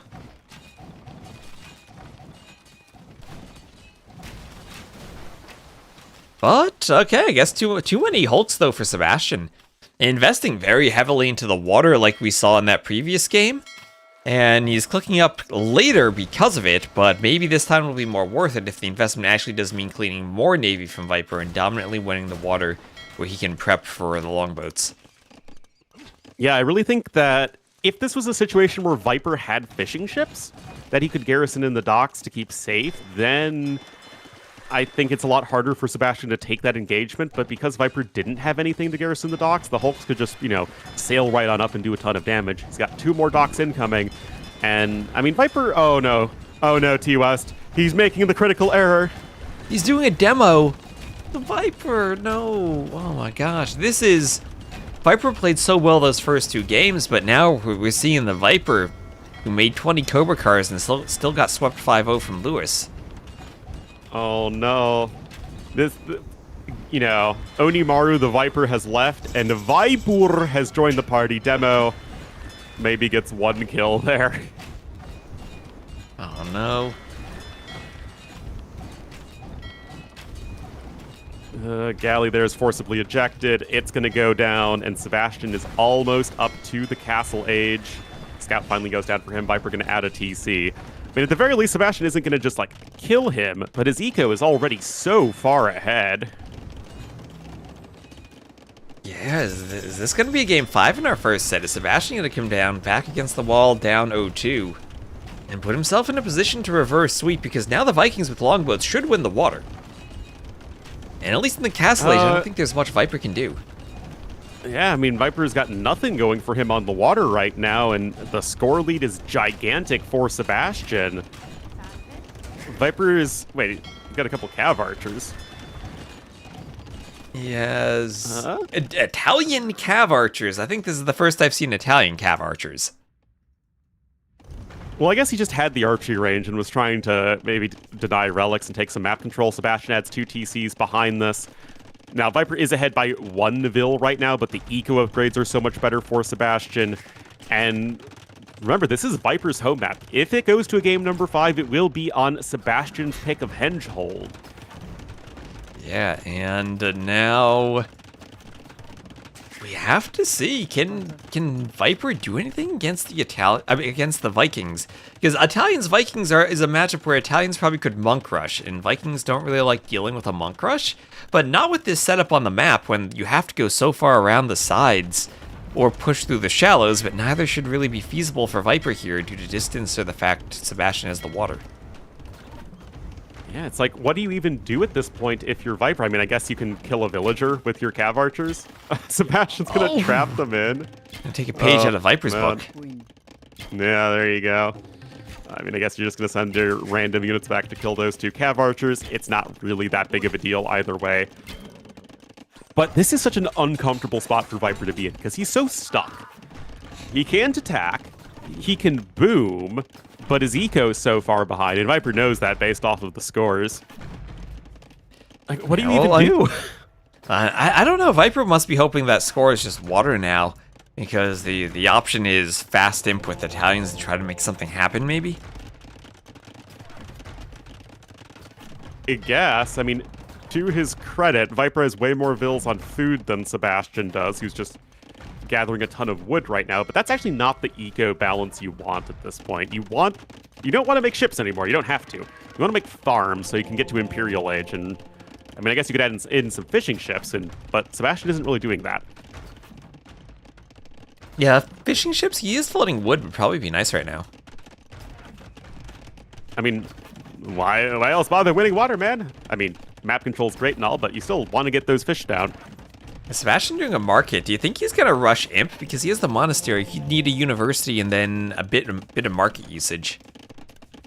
I think he needs to just balance out his eco. He just needs to buy some food until he actually has proper food income, but he doesn't really have that right now. Yeah. Like, he could go imp on 2 TCs, but he doesn't have the food, or on 3 TCs, but he doesn't have the food balance to pull that off if he wanted an early imp.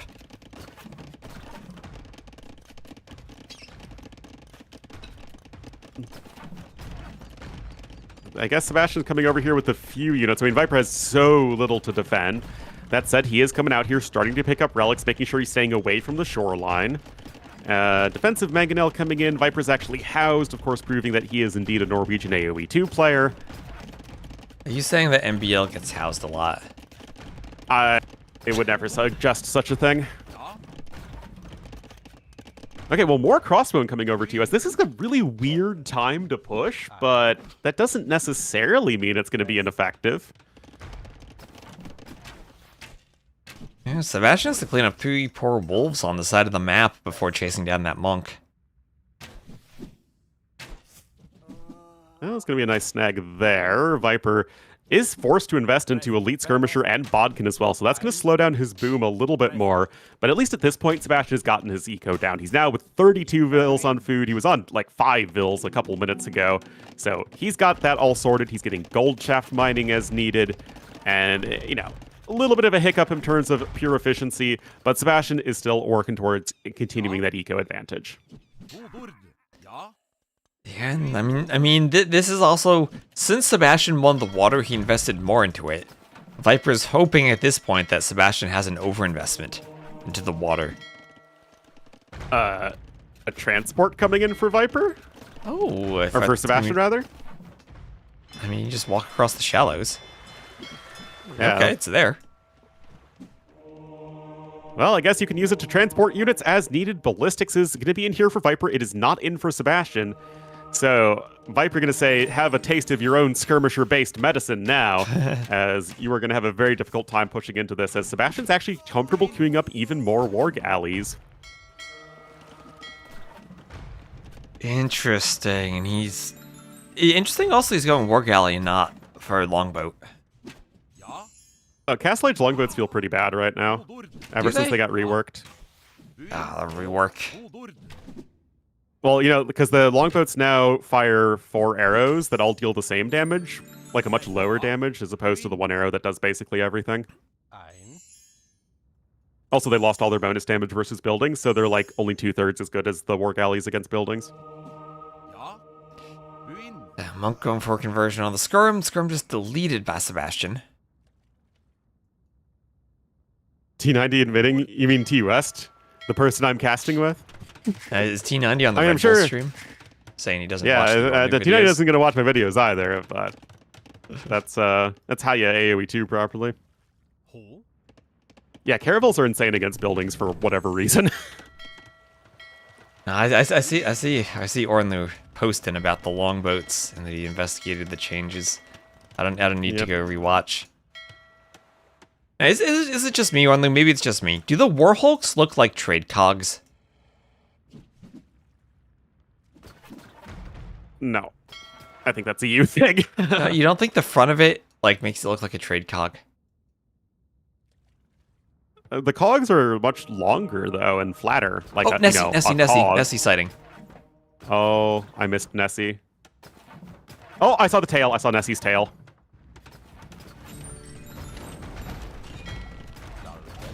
Alright, fire stick at the monk. And this is what can happen on the map, kind of like old school Highland. You get to the point where one player has won the water, and the other player is asking, okay, how do I push now? And, I mean, to be fair, Italians have a way better late game than Vikings do. Do they? Nowadays, What do with all the Vikings- buffs that the swordsman line has gotten? Italians have freaking Pyrotechnica hand cannoneers. I don't think Okay, Vikings fair deal enough. with that very well.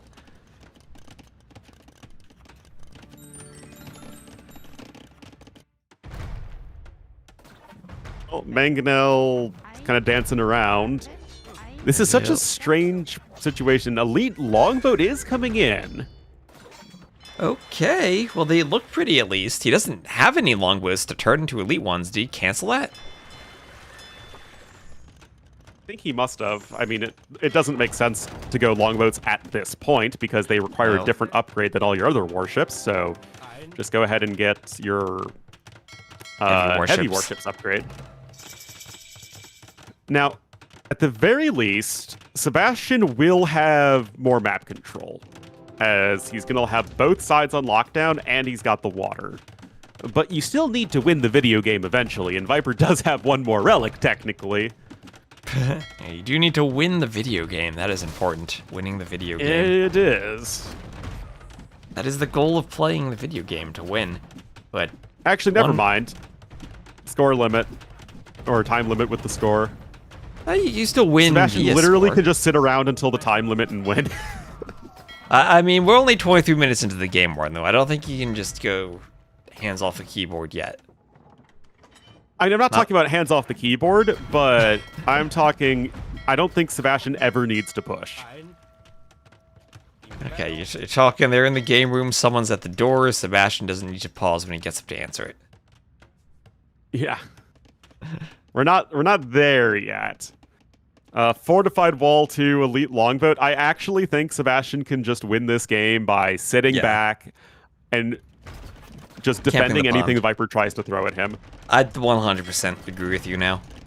This is literally Sebastian should start building a wonder in the corner just for show. I mean, we're not there yet. I mean, it's not like, oh, it's the easiest thing in the world to defend against whatever Viper's going to try and do to come back in this game, because obviously he is, but I think that I just don't see the incentive for Sebastian to ever attack Viper. No, there's fortified wall. Yeah, the only incentive would be 2 relics to 4. But that's not going to be enough of an advantage, I think. Especially because Viper can't secure, like, any of his gold.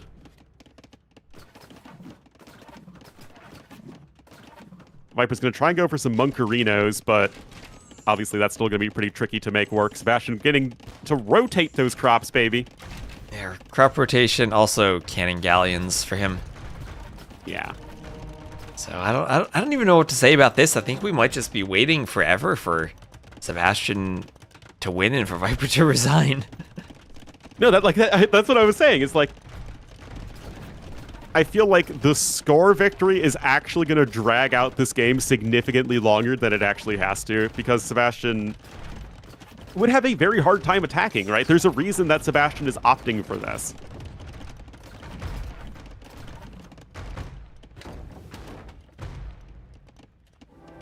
Oh boy. So, yeah, masonry for Viper.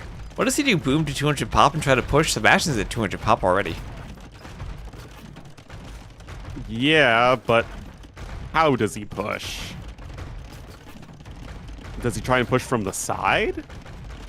Okay, actually getting some decent value from the bombard cannons, but you have a long way to go.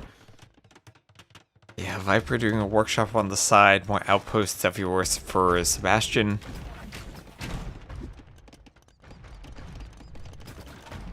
Yeah, ECG's in, no siege engineer. Oh, literally, as I say that, he's starting to research siege engineers. Viper going to try and ram on the side. He's going to try and barely squeak by on the side of the map that doesn't, or, you know, access the area of the map that isn't bombardable from the water. But, oh, geez, I feel like we could be sitting here for a really long time. Yeah, well, right now we get the full Joan of Arc experience as the cannon galleons from Sebastian are dodging the bombard cannon of Viper. Indeed. No arquebus in for those guys. Yeah, you can see what Viper's trying to do here. He's going to try and go for the rams, or I guess bombard cannons to start with, and then push with the hussars. I don't know.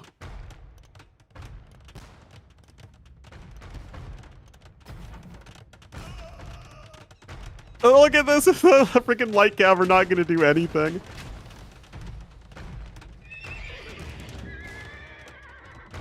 Now this is how you do it, Sebastian. More layers of walls incoming. You really should start to mine this gold, but I guess so long as Viper doesn't take it, you're fine. Oh yeah, he's gonna fat slap up the sides. Wouldn't Genbos be good here for Viper? Not really. I mean, yes, they get some bonus damage versus ships, but they're still going to get destroyed by them. So in the left corner, we have Sebastian mining the gold there proactively. In the right corner, he's walled that gold in. Viper finally pushing through with the cannon. But we have Elite Berserk for Sebastian. And that should end the game, right? Elite Berserk? I mean, I can run a few of them to the side, I guess. One bombard cannon sniped by the random mangonel. I like how there's an outpost as part of the wall of Sebastian. A little bit of a weak link, you could argue. Well, the better to see Viper with. Yes. Hoardings now for Sebastian for the extra castle HP. You don't want to get your elite cannon galleons converted, Sebastian, and that's going to be what happens right there. Ooh, that is not good. He's got fires. He's okay.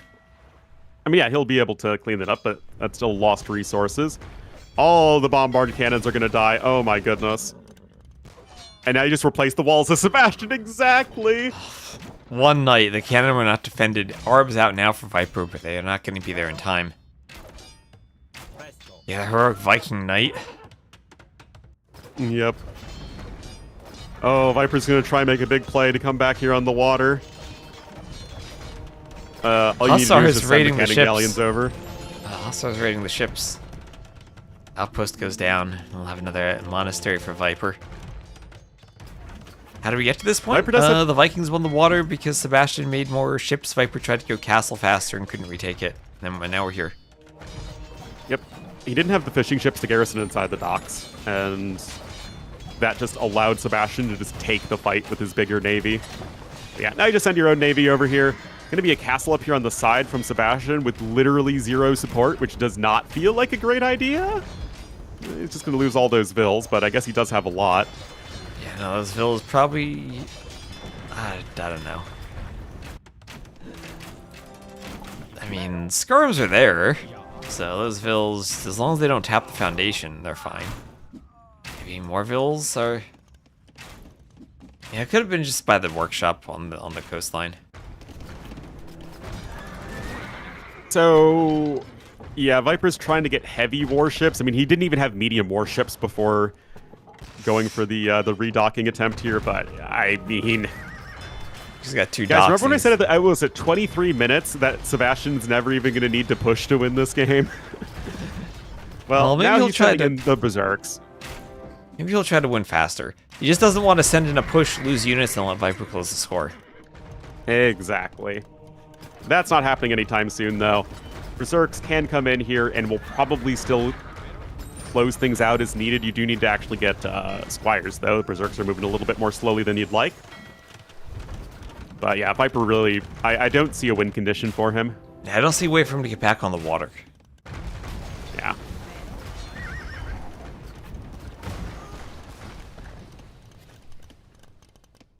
He is trying to make some hussars, not that the hussars are going to do you a whole lot of good. Yeah. Well, Berserk raids against Arbs. At least Arbs should be decent against Berserks, particularly when the Berserks do not have armor. Well, they have all their armor upgrades, it's just Berserks don't have that much armor, and they don't have squires yet. Well, I mean, the blacksmith armor upgrades for infantry are not, Oh, wait, never mind. I was looking at Viper for a second, because he's on this side of the map. And there we go. Yeah. There's the GG. Okay, so Sebastian ties it 2-2. That took a while for that game to end, but there we go. Is Sebastian going to try and go for the reverse sweep here? Double the gold collected, almost double the stone collected for Sebastian. He just had that water control. Amazing KD. And Viper had no chance. And now we get to go to Sebastian's home map for game number 5. Yeah, I'm glad that was not game 5, because that was a sleeper. Well, Sebastian even getting the win with his last pick versus his opponent's third pick. So Sebastian with Romans and Shu versus Cumans and Armenians from Viper. Has to be Armenians from Viper, right? Has to be Armenians. Right.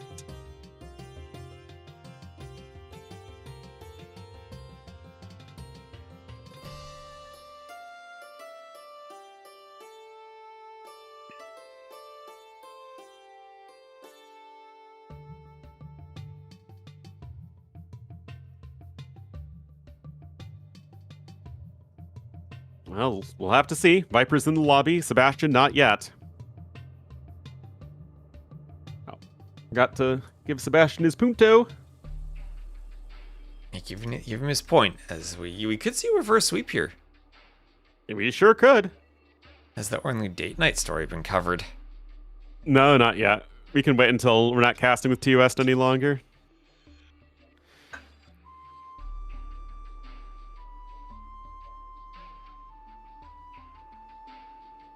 I like how the highlight included the trap of the 2 Cav archers on the official Red Bull stream. I mean, let's be honest, that game was not a highlight. The game was not a highlight, but you don't need to try and make a highlight out of a no highlight to make. No, they gotta have something to fill the time as they set stuff up. So. What do they have to set up? I don't know. You gotta put T90's gotta get his red coat outfit dusted in between the games. That's a very dusty haul, then. Can't even go 30 minutes without redusting.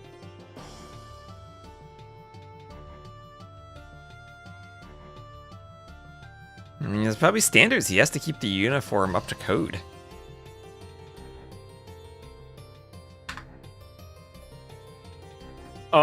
Literally Reddit post 5 minutes ago, T-West. Red Bull keeps proving that hybrid/water maps are in fact just win water, win game. The games are horribly boring too. One player loses water and from that point onwards, it's just a slow, painful, inevitable death. Snooze fest. I don't understand why they keep stacking these maps in the tournaments. And to be fair, it's a 100% valid post. And there's a reason. I could not agree more.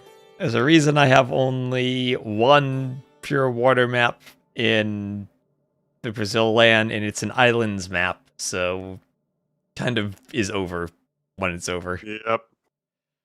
And I don't think it'll be played much. Our base told me I needed a water map, so that's why it's there. Water maps are better than hybrid maps, I think, but yes, kind of the same quite thing. Significantly. That map is very Highlands-like. If you don't know what Highlands is, it's about... Yeah, Coast Arena's a good one. Coast Arena's a good one. I don't have time to post on Reddit while casting. No, I was just reading the Reddit posts. When we could have used the official live stream, and I could have just like alt-tabbed and posted on Reddit. Like I could just be here not doing anything. Yeah. We're put in Oh, did you know that humans are a cavalry civilization defined by unconventional economic options and early aggression? Their ability to expand quickly and apply pressure in feudal age creates unique strategic openings. How ChatGPT is that? That's so bad. It's an older version of ChatGPT. All right, the Romans are an infantry civilization focused on discipline and formation play. Their armies thrive when units fight together under supportive leadership. So there's that. Sounds like you tried, if you're Microsoft and you tried to like replace your marketing team with AI, and then you put that on the DLC box. That is really bad. So that sounds like those AoE Insight AI-generated player summary levels of bad. But those are at least fun, right? Not really. Like, I mean, that's like so clearly AI that it's like not trying to be this big professional thing, right? Also, Armenia is apparently 3 and 14 in TTL. Why do they keep getting picked? Because you need long swords for like feudal age stuff sometimes. So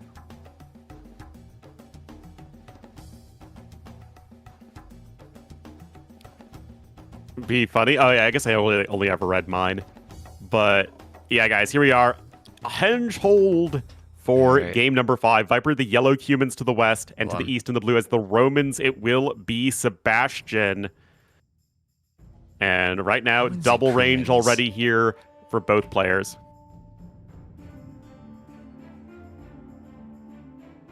Say capture age, will you load? Yes, you will. Alright, so we will have... this is a map for the humans to be aggressive, to go for the cheaper buildings at the start. We see Viper 2 ranges and a stable, compared to only 2 ranges, and the stable will be much later for Sebastian.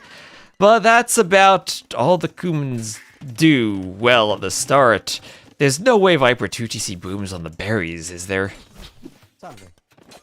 That feels like a great way to die very quickly. Viper with no kills as of yet. Sebastian with 2 early pickoffs. Okay, there we go. 1 kill for Viper. I mean, with the way that this game is going so far, the aggression has favored Sebastian, but Viper going to be turning the tables on that one. And Viper now Scout plus Archer, and that'll be against Archer plus Skirm mostly. But you need a lot of scouts to make it work if you're going Scout plus Archer. Which means you're kind of slowing down your castle age timing, which is why I'm thinking maybe he wants the TC, or thinking about it, but I think it's too late. Well, what's harder on your food eco than going up to castle age is producing from 2 TCs, which is almost impossible. And Sebastian with some really good hits right there. He's going to kill another unit of Vipers. We're at 1-5 in the KD, and Sebastian is pushing back. Spearmen are here getting a couple pokes in on the scouts, but they will go down. And now the Siege Workshop is coming in. So forward workshop ram push from Viper this is the only thing the Kumans can do in Empire Wars: aggression, early military buildings plus workshop. And it's hard to sustain with the fact that you really don't have an eco bonus. I mean, it's fair, right? Tower 2, if you can keep Sebastian stuck in feudal age, this feels like a great way that humans can pull off the victory, is if you just keep coming in with the rams. You have your scouts with bloodlines already. Now, you are up against Romans, who are, again, a very good full feudal age civ themselves, but this feels like there is a real opportunity for Viper. Yeah, and the fact that the 2 ranges are forward and also somewhat on hills gives Viper a great opportunity for the rams. I wonder if you ever consider in this push, maybe it's too expensive, but adding spears in to put inside of the rams. Make them faster, attack the buildings more quickly. It's all hands on deck with every little bit of resources you have at the moment. So I think especially since you're also making skirms, that feels unlikely. Also, what is the range hotkey again? The range hotkey? Yeah, I'd like to see the circles. I was like, is Arnley trying to build an archery range right now? What's going on? Yeah, exactly. I'm trying to build an archery range. Okay, so it doesn't quite range all of the gold miners. No. And that is with fletching, so it won't extend anymore in feudal. But one archery range is down. And the tower will kill the sphere. And yeah, and what Viper needs at this point is just more scouts. You want enough range units to snipe stray spearmen, but beyond that, you want the scouts to clean up everything else, especially those villagers. But I really love this pressure, and I think it actually could totally work. Well, they're going to fight under the tower, and this is where you start having less army if you're investing into the workshop and the rams. Sebastian can pull some vills to fight the rams, and now it all comes down to that tower. Is the tower enough for Viper to win the fight against all the skirms? Skirm's going down slowly, but the scout advantage is for Sebastian for the most part in that fight. Yeah, I think what Sebastian's doing a much better job of this game, T-West, is food income. And it's so important as a part of AoE 2. He just has those Roman villagers gathering from the forage bushes in greater quantity than Viper, who has more vills on wood, in part because he's going rams. But this is getting cleaned up, although Viper still has the numbers advantage overall. And I guess it's still kind of even. He's only down by 1 vill. That tower is getting cleaned up really hurts him when he wasn't able to stop both ranges. And double stables now from Sebastian. He's going full double stable scouts. With all the berries, you can take them without needing that many farms, and you keep going mills. Triple stable scouts from Sebastian. Oh my goodness. Yes. Well, Viper, this is a map you're really not walled. Viper's going triple stable scouts too, using the berries. Let's go. This is how to play feudal. I don't think this should work out very well for Viper, though. Because Sebastian just has the better food income. Viper's lost his ranged unit blob, so any additional ranged units he makes at this point are likely going to do very little versus the scout cavalry. And it feels like this is exactly the sort of situation that Sebastian wants to be in, especially with Viper no longer having any more rams. Yeah, I just saw Viper with a Vill in the middle of nowhere. He probably had that Vill goes forward bug again. Oh, yes. And right here, scouts with full upgrades here for both players. You are a little bit faster as humans, of course.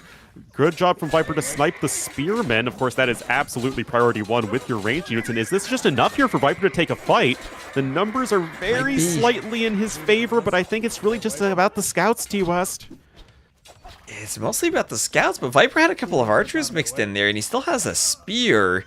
So he has enough army mixed in with the rest of his military that he can take okay fights still.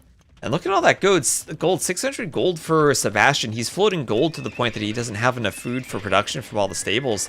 And if he's doing a market to buy himself up, he might not be able to afford going up all the way. Yeah, oh, and Viper's doing it. You're getting real. Second TC. Oh my goodness, he is going for the second TC. This is wild. Triple range, triple stable. Well, to be fair, you can't say Viper isn't playing humans, right? This is as humansy as it gets.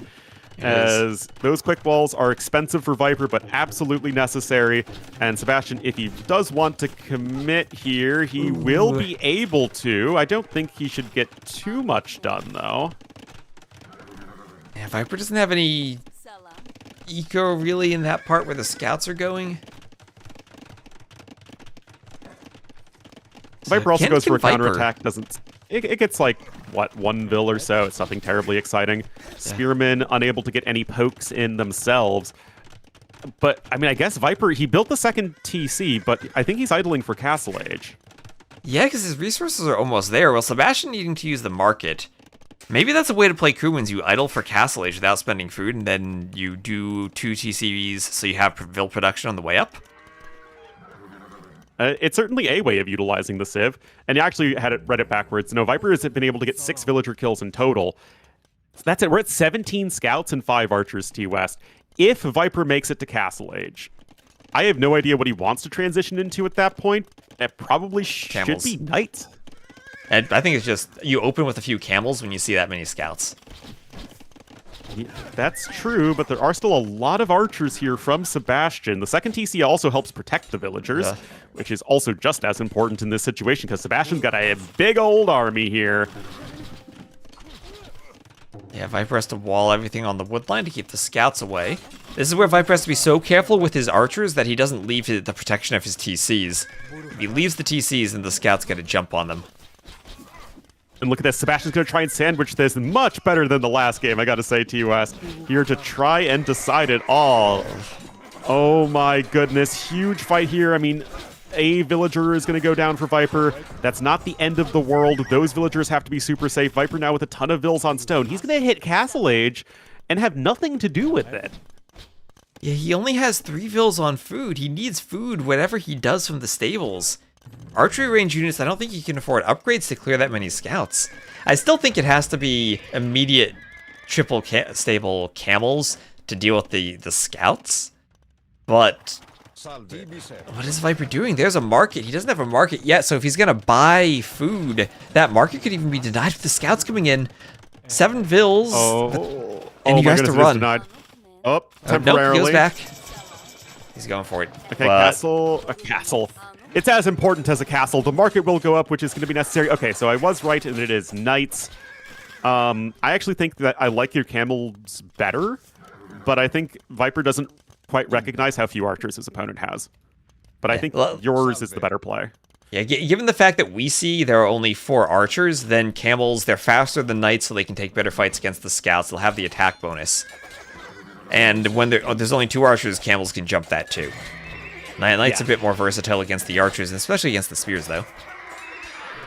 Yeah, I mean, there's justification either way, and this is like one of those situations where I want to pause the game and ask Viper what his thought process is, because I feel like you could genuinely make decisions either way. A couple crossbowmen coming out, of course, they're going to be very helpful in dealing with the spearmen. You don't even need that many of them. But Viper even going to come in here and launch a counterattack just like Jerusalem told him to, T-West. Oh my goodness. He's in. Not much HP on that house. Only 113. Crossbows can break that. Sebastian even was thinking of stone walling, but that big mistake from Sebastian not to be walled behind this. Yeah. To be so far forward with the aggression and not be walled, and now he has to do a panic tower, and that'll mean he won't be able to do a TC once he's up. And that is going to be huge for him.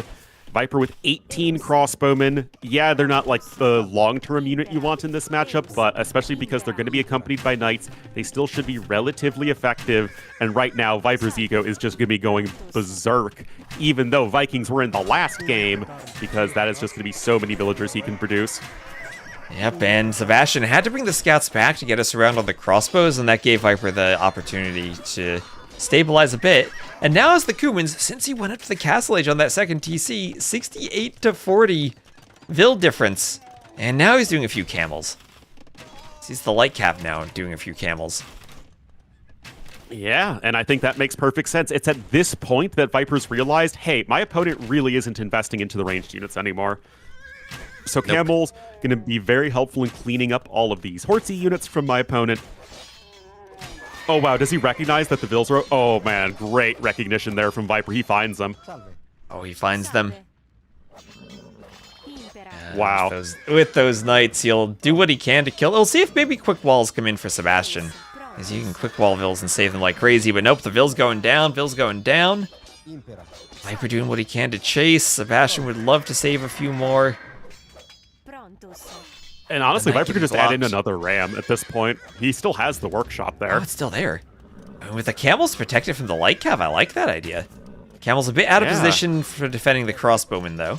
He was going for the knights. Yeah, but reinforcements are coming right on back.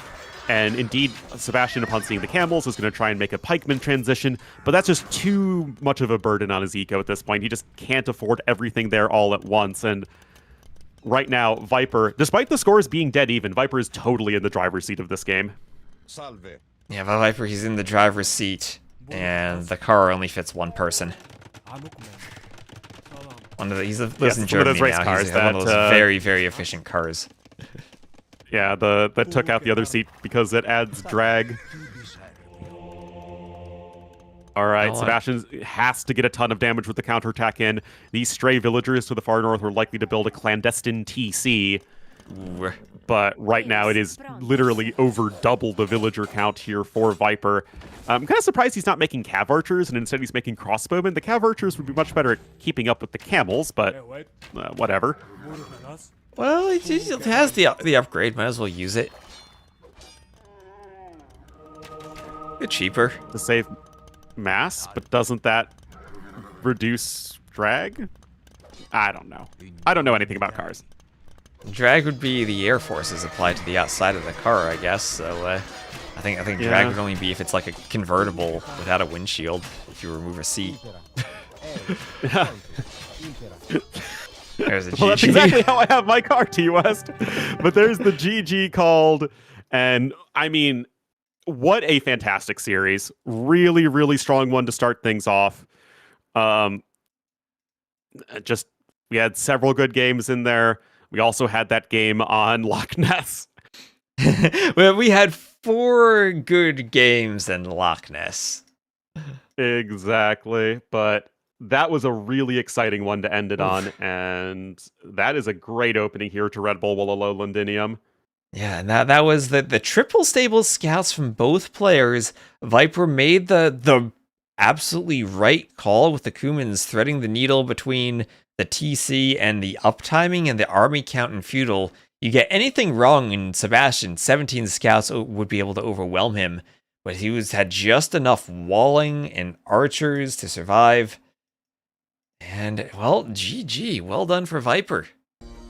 And it's very rare that we get to see humans like played as a regular civilization. But that game was like actually just using all the aspects of humans. Like you went for the feudal age pressure, then added the TC behind it, also had the rams. Like it's like actually humans. Yeah, it's like humans with the rams actually being used, the bonus actually being used.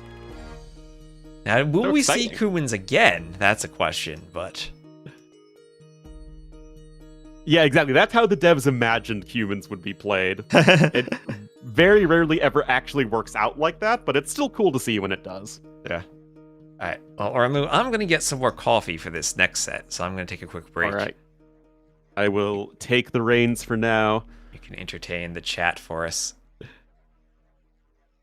Should have a little bit of a break between the sets. I am just updating the board of scoring. Yo versus MBL is the next set.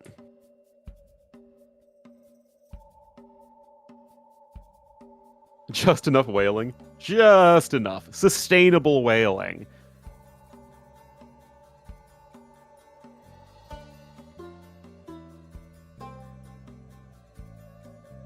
Who won? Viper.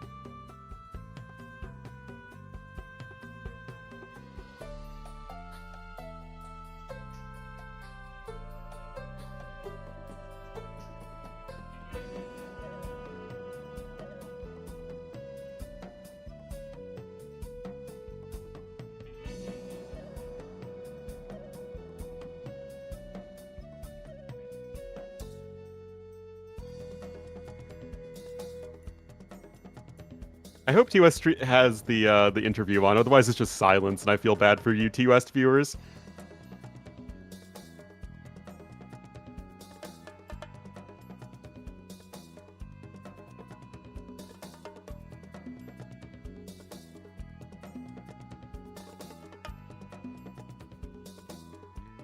It's silence? Oh no!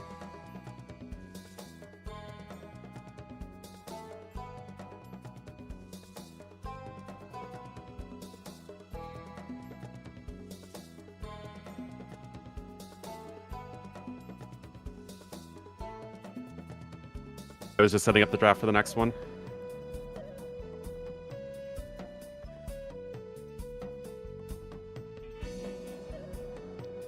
TheViper's just talking about his games.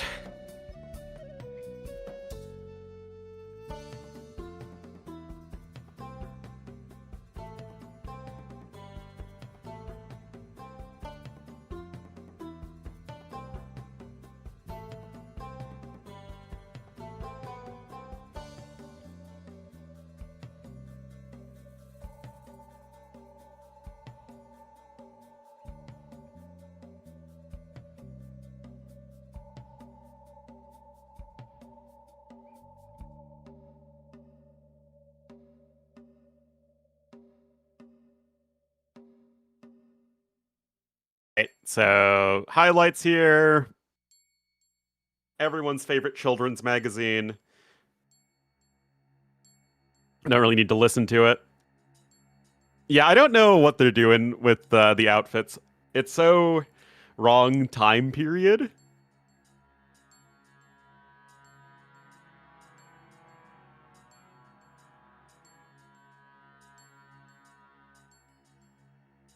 It's a little weird.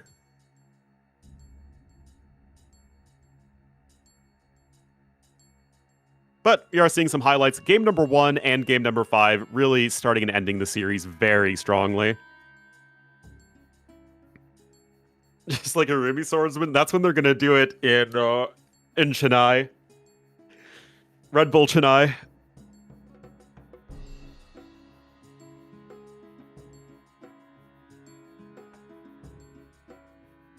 The canceled AoE 3 tournament? Yeah, maybe.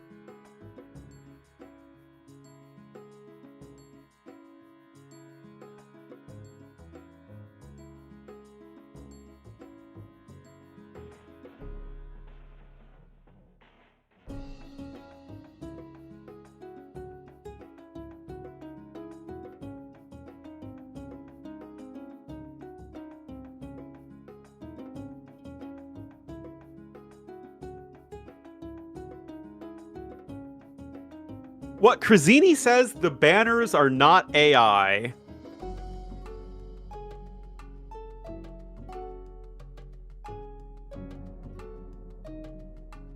Hold on.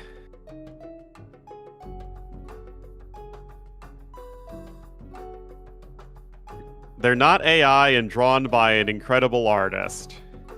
Come on, what is it?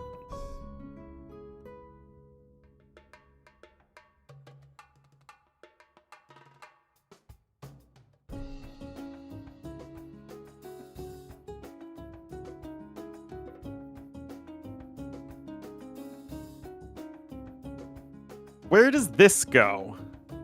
So starting at the tail, goes over here, back around. Where does this go?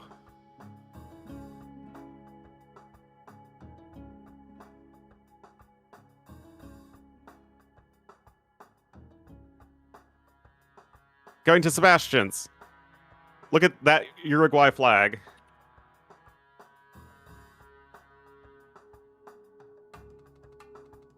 See, the flag of Uruguay has white on the top and bottom. That has blue on the top and bottom.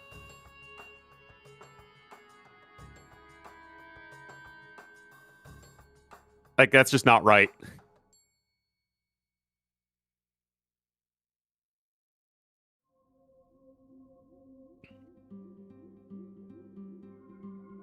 They inverted the flag.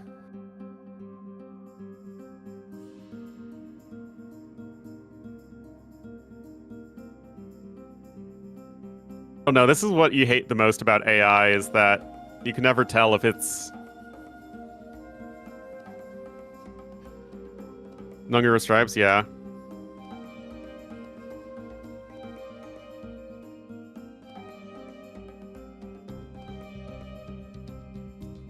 Incredible, but spatially unaware. I mean, I just don't like the AI for that. It is also kind of weird, right?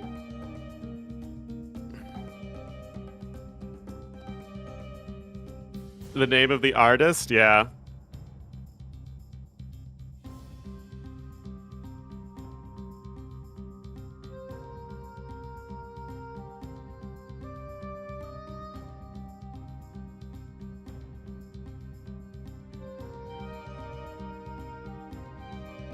And it's the flags don't fit the perspective, is the thing, right?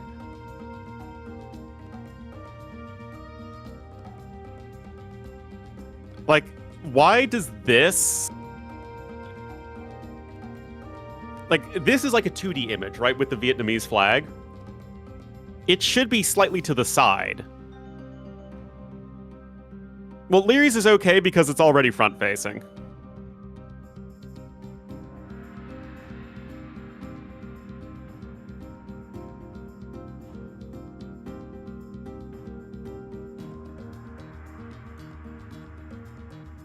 Flag, I don't know.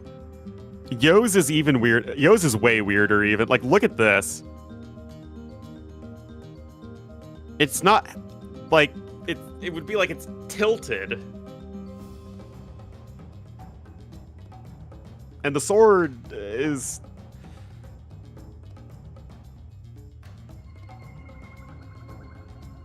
The tassel... Wait. Oh, this eagle.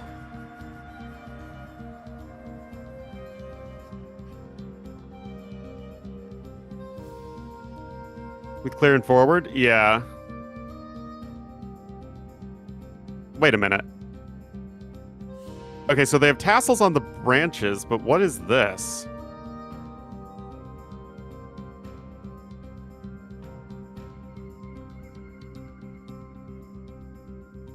Oh, I'm very bad at identifying AI.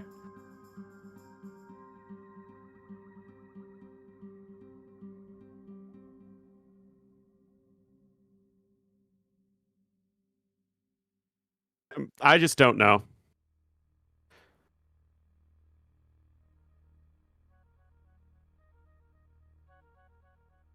The Liry one, I guess, looks fine. So maybe it's like mixed or something? I don't know.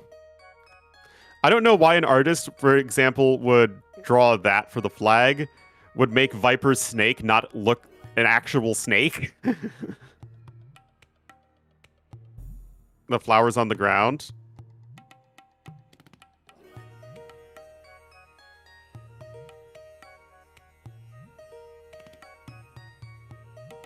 Having extra stripes, yeah. I mean, that could also just be the artist messing up by, like, looking at a slightly incorrect picture of the flag.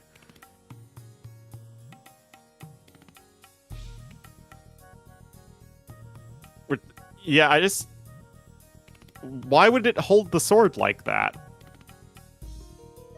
Well, I'm sure Yo asked for a chicken.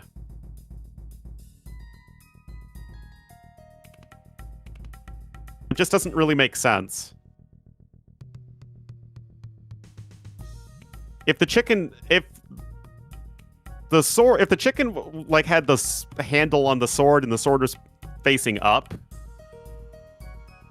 Then I feel like that would make more sense.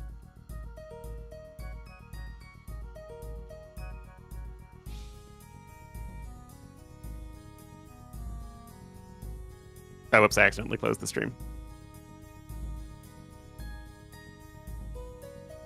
Okay, yeah.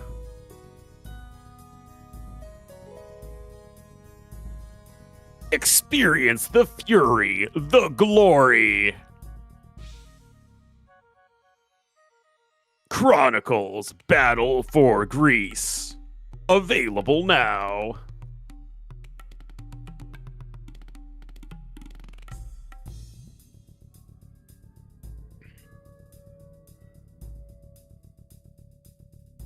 Is often called chicken. Oh, okay. I mean, I don't know the lore behind it.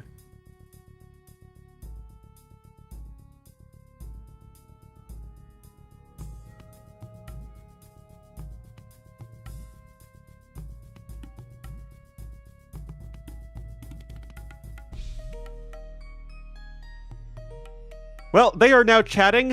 MBL and Yo are in the lobby. Let's see if there's anything interesting in the draft.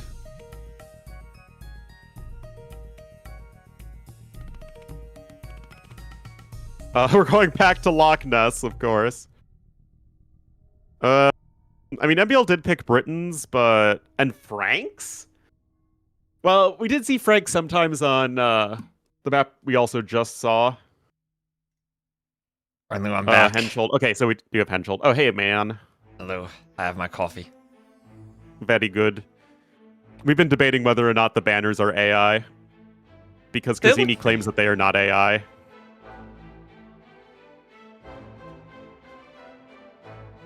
It is kind of awkward now because we had the same thing for the Brazil Dynasty logo where the creator was like, hey, they're not AI. And like, you know, we paid a guy to do them. But they do look kind of AI, and I honestly don't know. But like, it's kind of an interesting question because like one of the problems people have with AI is that you're like taking jobs away from people. But like, if you're paying something to do something and they use AI, that's like kind of still someone has the job. Yeah. But you could say that the quality of the job has significantly decreased, and the human component is less worthwhile. You could. That's the thing. Like, a lot of people who use AI just use it poorly too. Like, if you use it well, then you'll improve the quality of your work. But you need to use it well, and using it well is something that takes like skill with using the AI. Yeah. I don't know, but we are in the lobby at the very least, so hopefully we will get into this game soon. Did you ever play Monster Truck Madness? No, I can't say I did. Oh, it was a Microsoft game from the 90s, and you could play it on Voobly. You could play it on Voobly even. But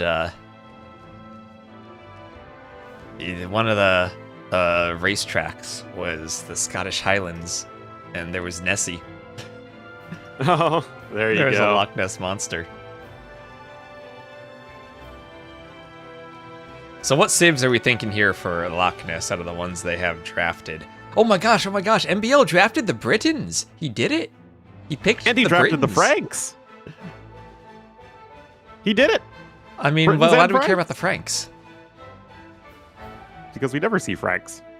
Yeah, but this is like Loch Ness and Thames and Henhold. We care about the Britons. Britain-themed tournament. And Vulpine. Yeah, we care about Britons and Celts and Wales. Frickin' Wales, man. Okay, well, looks like they've started. And oh, what the heck are these civs? They're pretty old ones, T West. You'd think that Let me do this. you'd recognize them. You have to So set up this the is- overlay. Saracens for MBL and the Huns for Yo. And okay, immediately we have, well, MBL to the south as the Red Saracens, Yo to the north as the Blue Huns. And Yo really likes Huns for hybrid maps on Empire Wars, which is, I guess, every map on Empire Wars. Yeah. Interesting stuff. Yo is grabbing double bid axe pretty quickly. MBL not doing so because he is already dropping a market. And MBL's also opening scouts. So pretty interesting stuff here at the early game. Nobody with an instant dock. Yo with the range. MBL with the stable in the market. Yeah, so market can help you click up fast, but you're not going to go scouts and instant market and click up all at the same time. But they say Viper. I guess I'm still in the last game. You know, Norwegian players. They're all the same. They all get housed. This one pick's not yellow. I mean, have you not seen I'm the Viper?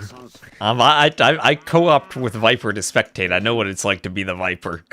I know what it's like to get swept by Lewis while making 20 Cobra cars now. Yeah, we need Celts right, for well, this map, though. We need, like... Loch Ness is actually, like, a vertical more so IRL than horizontal, right? Yep. So we need, like, the vertical Loch Ness gen with Celts versus Britons. And the Celts have to be on the north, and the Britons have to be in the south. Well, that can't work out if the map's vertical. Well, no, you just have them spawn towards either Where the end of relics the are. lock. Yeah, exactly. Put them where the Swap relics that. are. Exactly. Do you think that would be a more interesting map? It would make the rush distance super long. But it would also mean, like, you gotta go to both sides. Yeah. Right? Like, I don't know. Maybe it would. Oh, look at Anyway, that. no idea thanks to the sub. Yeah, using the Prime sub for Ornlu. Thank you very much. Like Loch Ness? No idea what the issue is, by the way. Yeah, they just need a little pause. I see in Yo's camera. Oh, it's really hard to tell the banners at the small size on their UI. But they actually have physical banners, too. Yeah, those are better. Yeah. Maybe players should be required to design their own banners. Oh, boy. I need to qualify for events so the world can see my Microsoft Paint banner. Oh, the cow at the front killed by an archer. MBL getting lamed. Oh, tragedy, but here we are. MBL under a bit of pressure from Yo. And we have to say MBL is a bit of an underdog in this set, even though he is, I would imagine, the higher seed because of the ladder qualifier. But ladder and tournaments themselves are very different beasts. And Yo immediately starting off with 3 kills. Spearman getting some good pokes in as well. Well, the only reason he would be a lower seed would be because of Liry. Well, I mean, even so, Yo didn't qualify in the ladder. Wouldn't have been top 4 anyway in the ladder, right? I mean, they both qualified from the non-ladder qualifier, right? MBL beat Lewis. Oh, I thought MBL qualified from being top 4. I guess he did that last Red Bull, maybe? Ah, he was... That was last time. That was last time. Okay. Well, I'm getting confused then. Such is life. All right, Bloodline's coming in, though, for MBL. He's got the Forging upgrade, too, so he's going to look for some counterattack damage as Yo is still super open. We also have a dock, finally, from someone. MBL going for the dock on the right. And is that a second stable from Yo? MBL will scout that. But right in front of that decaying cow, we'll have another stable from MBL. MBL really trying to go aggressive and heavy into Feudal Age on this one. A little un-MBL-esque, so we'll have to see how this one goes. Yo is just getting all ready to make that transition over into the Castle Age. Yeah, both players docking. And this is a Civ matchup where if they're both fully boomed, Huns have no chance against Saracens. The Mamluks hard counter everything the Huns do. Huns don't have any siege, the Saracens have great siege. On the water, even, the Saracens with the faster firing galleys are better. But until that point, Huns are far more aggressive. They have lots of options, they're smooth to play without needing houses. They'll never be housed in a galley war. And Yo is up to the Castle Age, where MBL, having already sold the stone as the Saracens, is nowhere close. Yeah, I mean, all of those extra early resources that you get as Saracens were dumped into making more scouts and getting their relevant upgrades, and you can't say that the scouts have been ineffective. They do have a couple of villager snipes, but MBL still has lost villagers.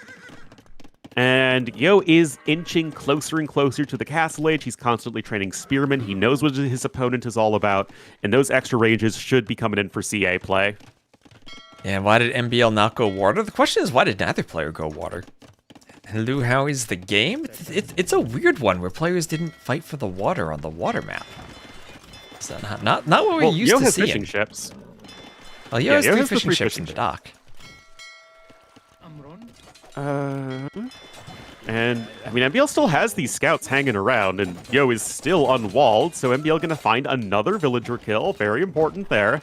Escapes with all of his scout never mind. Escapes with most of his scout cavalry intact. Forging in bloodlines, though, and he has a couple of groups of scouts all being chased by spears.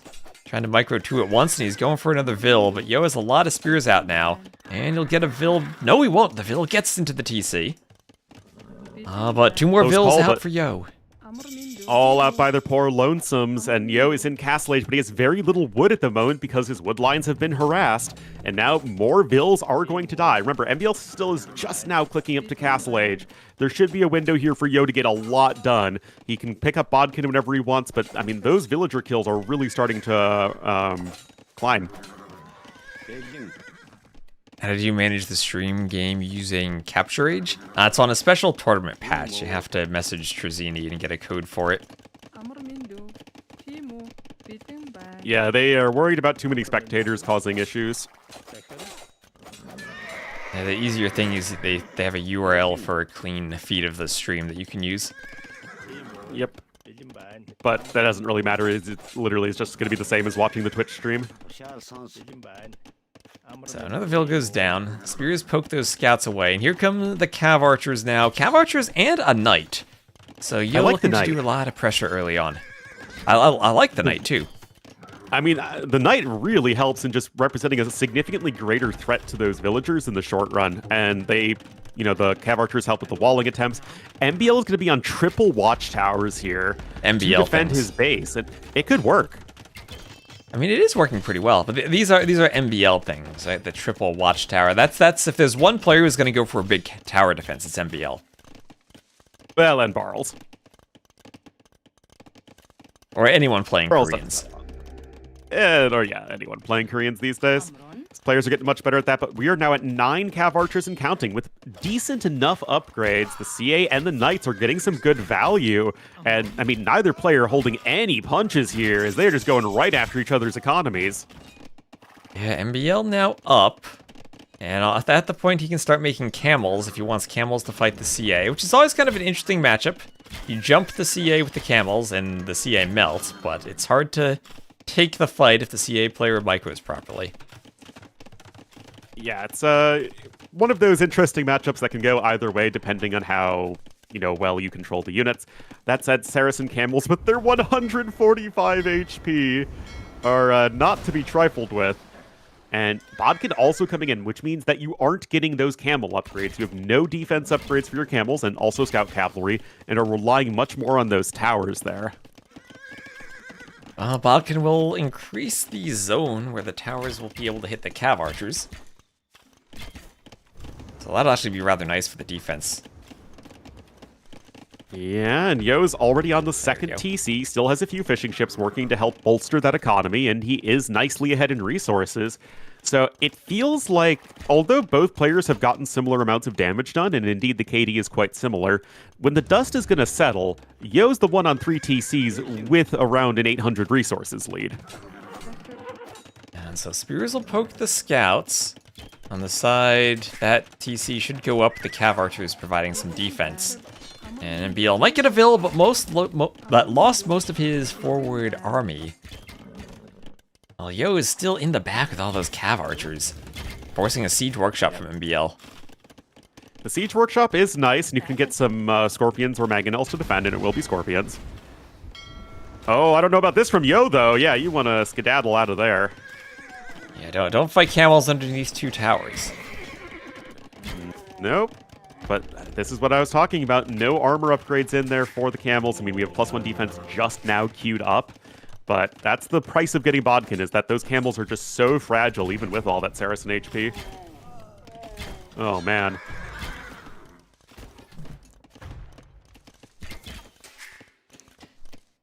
So it's a tough one, TC T-West. You got the monastery here for Yo as well. His own TCs are faster. He still has 3 fishing ships working. It just feels like all of these small advantages are really going to add up soon.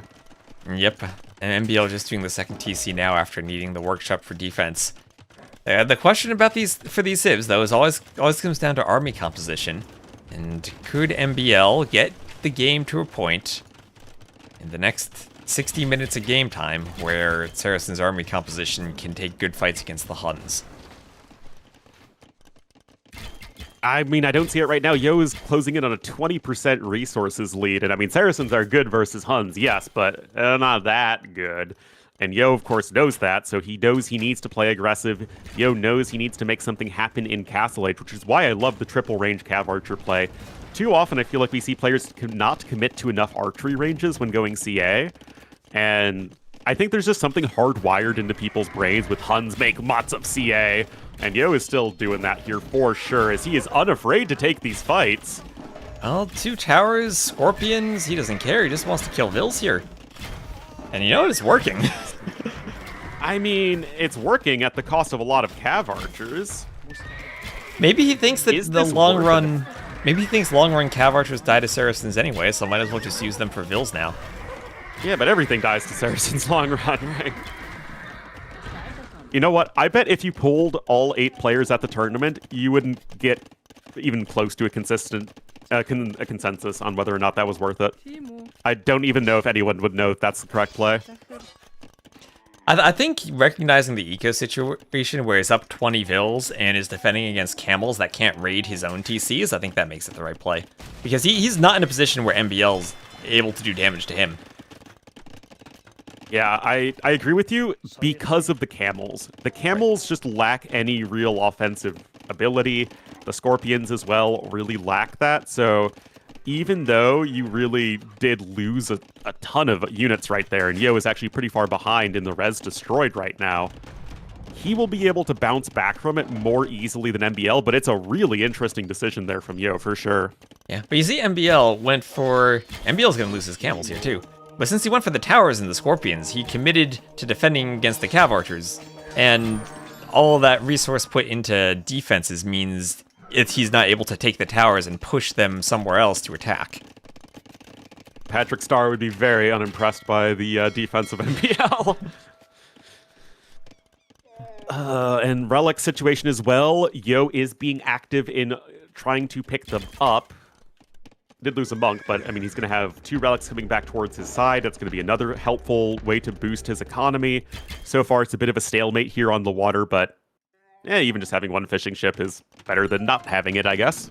Yeah, so Yo doing the University for Ballistics, also picking up a relic that he brought near his base. And if Yo could jump the stone, I think that's the next spot where there's an opening in MBL's base. Yeah, it's a little bit exposed.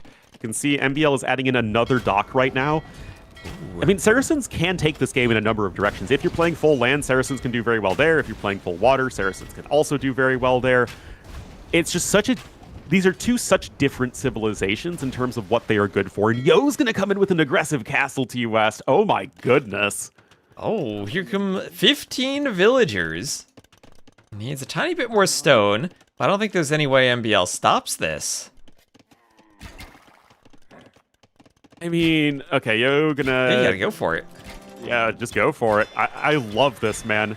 You cannot say Yo is being indecisive this game, and it is just a joy to watch. Alright, so Hulks and galleys coming over. Will they be able to tear the villagers down with grappling hooks to stop the castle? I don't think they have the range. They have 1 range. And the camels aren't, and the galleys are way too slow, and that castle is happening. Oh my goodness, the cav archers are still doing some damage here at the back. Yo ahead by 4,000 resources, adding in another TC. I mean, what a sick play. There's a GG oh my from goodness. MBL, Loch Ness, a good map when it's not played like a game of Highland, and Yo will take game number 1. Yo just, went full Incredible Hulk that game. He's just like, I am going to go kill you, MBL. And he did. Just took that lead. Yes, he played a little bit more passive in Feudal Age, but once he got to Castle Age, it was all about aggression, but having the economy behind it, adding the TCs as needed, so that when it came to it, he could make that finishing move with the forward castle, with all those cav archers. Look at the military graph and the military population when he lost the cav archers. Yeah, but he rebounded from it so much better than his opponent, right? So it all worked out, man. Yeah, but you can see at that moment the military population and eco population difference. How Yo's vills are being trained at that moment, and MBL's just losing the vills. Oh, it's nice to put those 2 graphs on at the same time. Graphs are nice. Can you do that? Yeah, you just gotta click on the button at the top right of the table, and you can turn graphs on and off. Yeah, there we go. Great side-by-side comparison there. It's always nice to learn little things like that. Yeah. You know what I learned the other so day? Much with casting with you. I learned, I was in the scenario editor editing maps, and I tried to create a new scenario by pressing Control-N, but I accidentally pressed Control Spacebar, and I learned that Control Spacebar is a hotkey for testing the scenario. Oh. Much the range hotkey, it is Alt-Q. Alt-Q, that was Yo's last pick, too. Wow. Oh, perfect. And Yo getting Huns at the very end. I think he's probably planning for that in his drafts, probably knowing that he really likes the Huns, but other players don't, so he doesn't need to prioritize them that well. Yep. And he's still able to get the Civ that he wants. And in that case, it's almost like some of Yo's picks here are extra bans. Because he knows he's probably not going to play them, although they are there as an option, but mostly taking them out of the hands of MBL.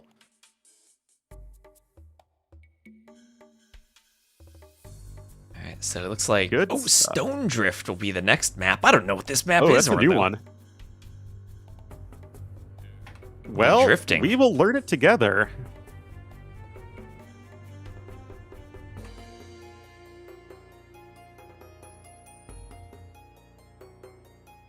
Oh! It's full islands. It's team islands. It's Team Islands with Stone Islands. Huh. And no back fish. Or no back deep fish. Now back deep fish. Okay, welcome everyone to game number 2. The map is Stone Drift. And we have Team Islands with stone in between them. Are there snakes on these islands? There are. Snakes on a plane. Of No, course, on an referencing island. the fact that there is no elevation on those islands. On a flat plane. Oh, transport ship from MBL with a Drushan to Men-at-Arms. Yep. 4 Vills, 3 soon-to-be Men-at-Arms coming right on over. Persians for Yo, Malay for MBL. Malay always a bit of a weird one in Empire Wars because they really lose out on not having that feudal age timing advantage, Right. but here they are. You still have that free armor upgrade, and the Vills are ready to tower. Yep, and they're gonna tower the gold right away. Yo will respond with a counter tower, and along with the tower, we'll have an archery range for MBL. The palisade goes down to the Men-at-Arms. MBL going to teach Yo a lesson on that tower foundation, as he even dodges TC shots. And Yo has to respond with a counter range. Well, the Tower of Yo is gonna go up. He split, or sorry, of MBL. So I guess it's probably fine. Oh, Scout of Yo is gonna take a ton of damage and go down. Wow, that's a mistake. Oh yeah, that is. You want to keep those scouts alive as much as you can. And now a little bit of a tower war. Archers are on the way for MBL, for Yo. Still focused on the Navy. He's not trying to click the Castle Age, is he? No way he could afford that. He's gonna do it, or though he's gonna click up to the Castle Age. His fishing ships are garrisoned in the dock. He needs to use them. Well, same thing like last game, kinda. Yo wants to get to the Castle Age fast, but he's spent gold now. He would need to cancel the Hulk he's queued, and he can't actually mine gold anymore from that initial mine. But he does have another gold by his lumber camp that he does see. Does this map just, like, not have much gold on it at all? No, each player has, I think, 4 golds on their island. Let's see, a 3-tile gold that's far away, 2 4-tile then- golds, and a main gold. So Yep. it's actually the same amount of gold as normal Arabia has. So, It is, but the gold gets spent much faster on water maps because you're That's true. making warships, which all cost gold. Still 5 relics, but they're all on these islands, and of course the stone is a huge advantage to winning water. So it's basically just team islands, but designed to be less campy.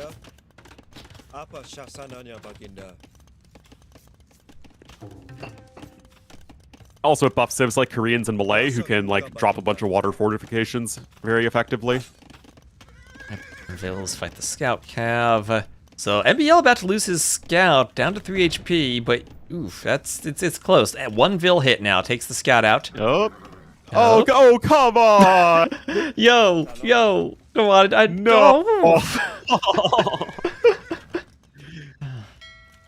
Oh, do you have the the do you have the pro version of Capture Age? Can you check the APM?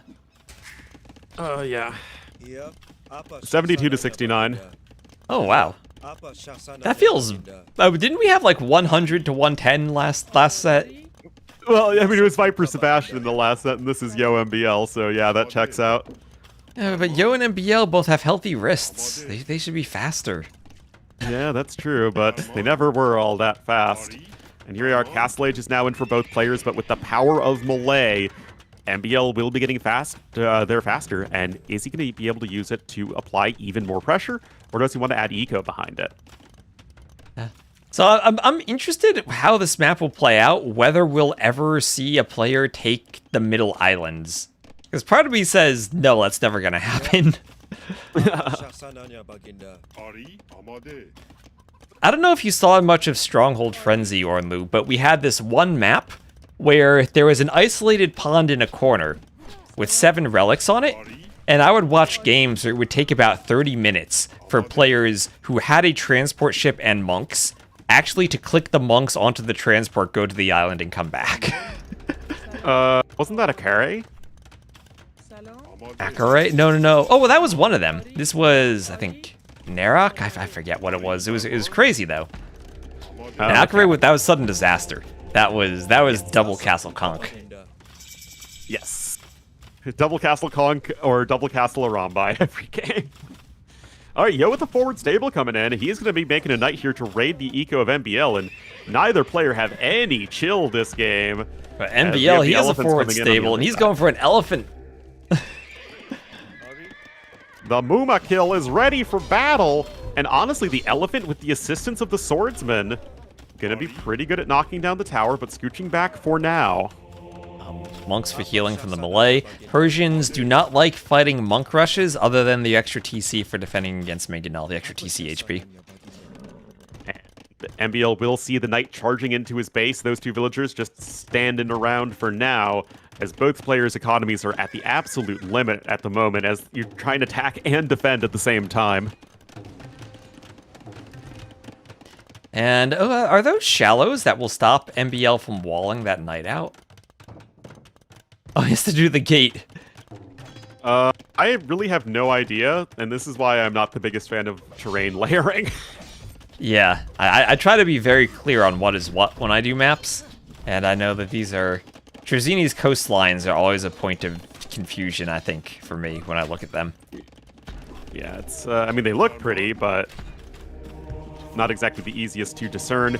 We do have the Spearmen starting to get some good value, and the TC actually also helps kill 2 of those knights, as Yo is going to need to defend on the other side as well. Elephants do have conversion resistance now, but still going to end up getting converted at the end.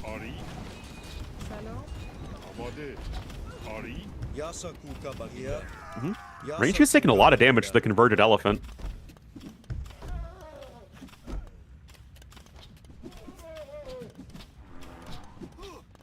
And medium warships also coming in here for Yo, so it's still at least going to try and have some presence on the water, although MBL is actually here with some of his some ships of his own, but just not enough range because you don't have enough war galleys.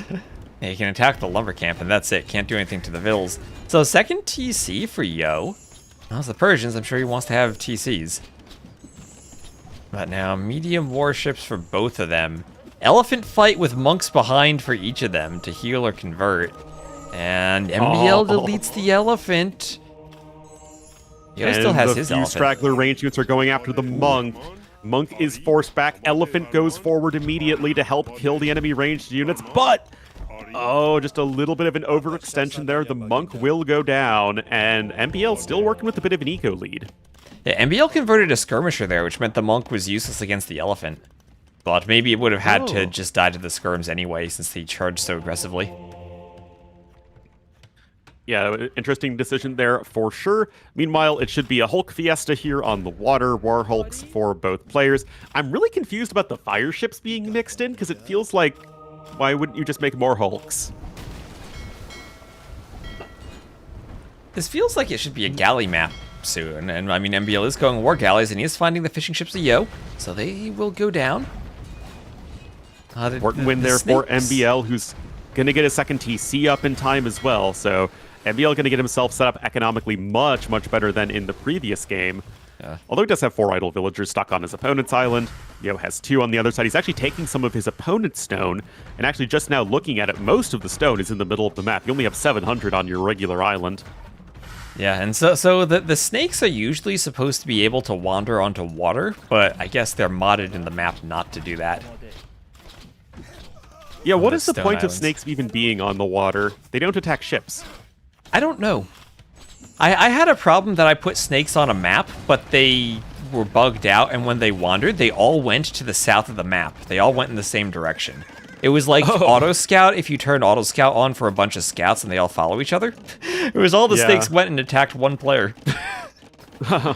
You got Milmano Jaguar rushed. Least.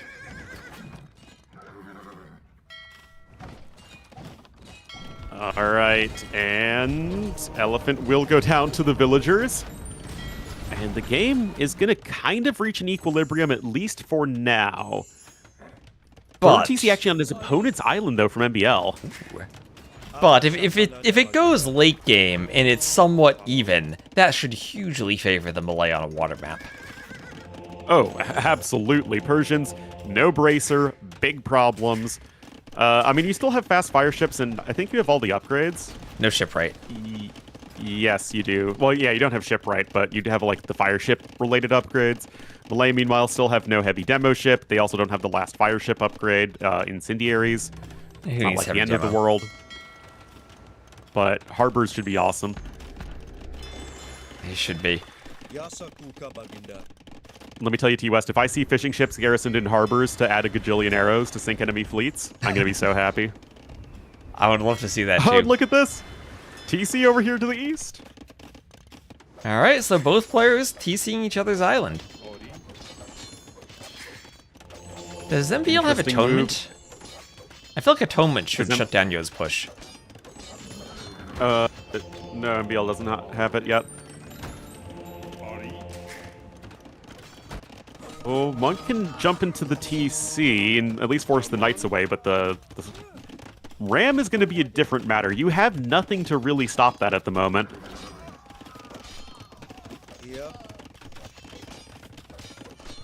Few straggler skirmisher is getting cleaned up as Yo is getting himself solidified economically here to the north. And MBL's actually losing a few more units to the tower, which now has 8 kills.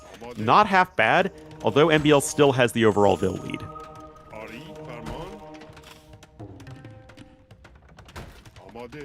Yeah, that house being rammed, that'll go down.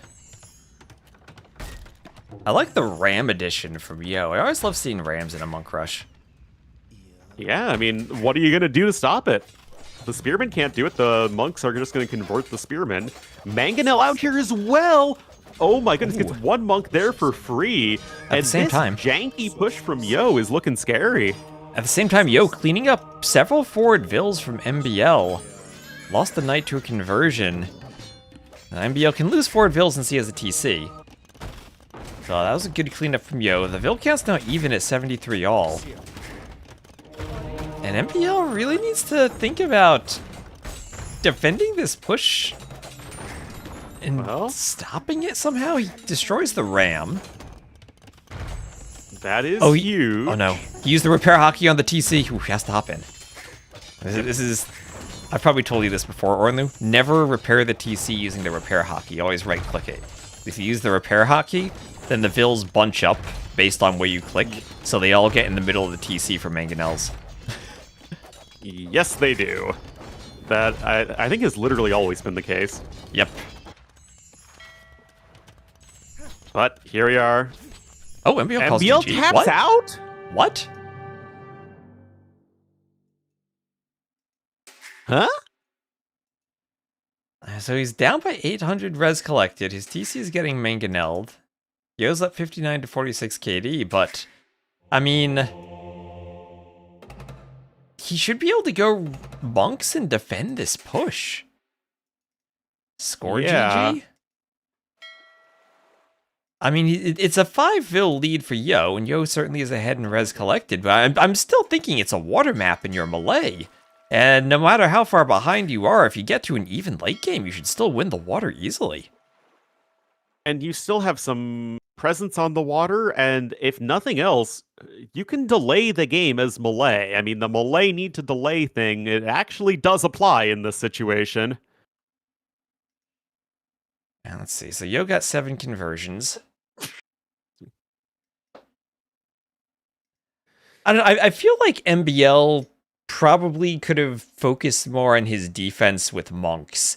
Because your Malay, who are a really good monk civ against Persians, who are a pretty bad monk civ, and you do Atonement, maybe Redemption, you're converting monks, converting mangonels, and then that should just stop the push from Yo. Maybe he goes light cav, but then you hop in the TC, and you should be able to stop a monk rush with this civ matchup.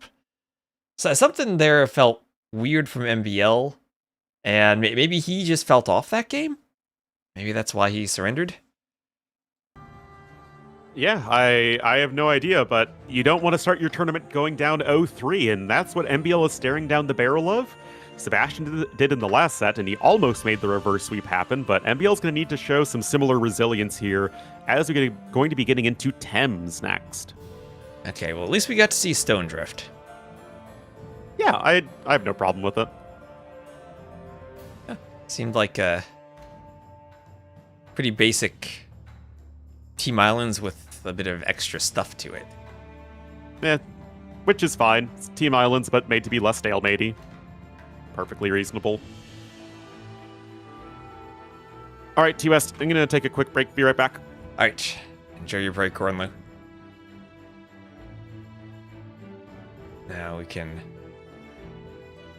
chat with Ornlu's chat.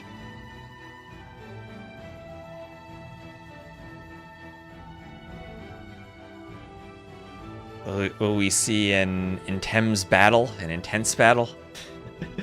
Oh, that's the type of puns we need when Ornlu goes away. He doesn't know. He doesn't know the puns we have when he's gone. Hey, can everyone just spam the chat so that the pun is away by the time Ornlu gets back, and I'll drop it on him?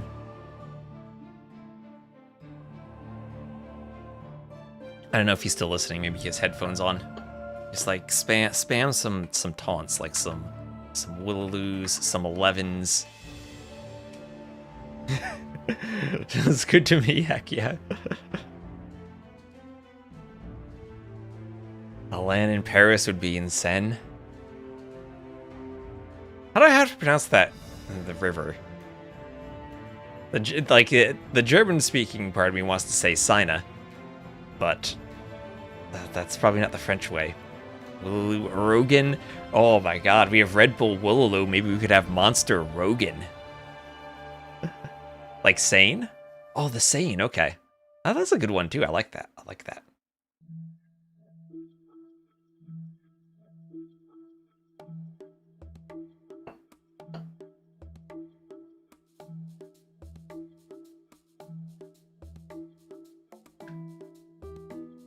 All right. Come on, I wasn't gone that long. Sounded pretty spot on as I said it first. Okay. We were just talking about the next LAN location. Oh, Antarctica? Oh, that would be a good one. We need a DLC for that. But we are in the game. Let me set my scoreboard up. Oh, the game is paused. I guess they need to set their scoreboard up too. And it is Vietnamese against Magyar is a Civ matchup we've seen today already, but on a very different map. Well, these are just two of the best Civs for Empire Wars. Both Civs are happy to skip the Dark Age. Both Civs are happy. Vietnamese can get those eco upgrades cheap and easily. Magyars don't have to worry about not having a Dark Age eco bonus. Vietnamese don't get to lame, though. Well, I mean, the Civ is so ridiculous that it can do any number of things. DLC Aliens versus Predators? Yes. Wasn't that like there's like a sheep versus wolf game mode on Voobly, like a custom scenario? Where there's like dinosaurs versus hunters or something? Jurassic mod. I remember Dave and Bullet Chin played that. Yes, I remember that. With the dinosaur running around and attacking everybody. Never makes sense how Thames is pronounced. Lots of words don't make sense how they're pronounced in English. Even if they're not names. Names are just worse. A lot of it evolved during the urbanization and industrial revolution in the 19th century. Like, I'm sure the old word is Thames, but it became Thames over time. Yeah, speaking of which, this Royal Albert Hall we have on the map, that was made during the 1800s. That 19th century industrialization period you were talking about. It sure was, and look at this. MBL as Vietnamese opening up with men-at-arms. Huh. We used to never see men-at-arms in Empire Wars unless you're Bulgarians, but now we see it all the time. Yeah, so the problem with men-at-arms is they're very expensive because you need to make 3 of them and do the upgrade immediately. And if you're against scouts, you also really need a spear rather quickly. So that precludes you from doing your eco upgrades. But they are very strong in the fight, and that's what we're seeing here, as the men-at-arms are taking out Yo's initial scouts, and those are Magyar scouts with forging. And Yo's had to pull Vils for that fight, so he's getting a good bit of idle time by those hares he'd been trying to hunt. Forward hares for gold. And the men-at-arms are still alive. But now there are no more spearmen. Yo is getting an archery range, and this feels like it's fine for Yo. Another scout's going to be out here in a moment. He's got defender's advantage, and even grabbing the horse collar upgrade, too.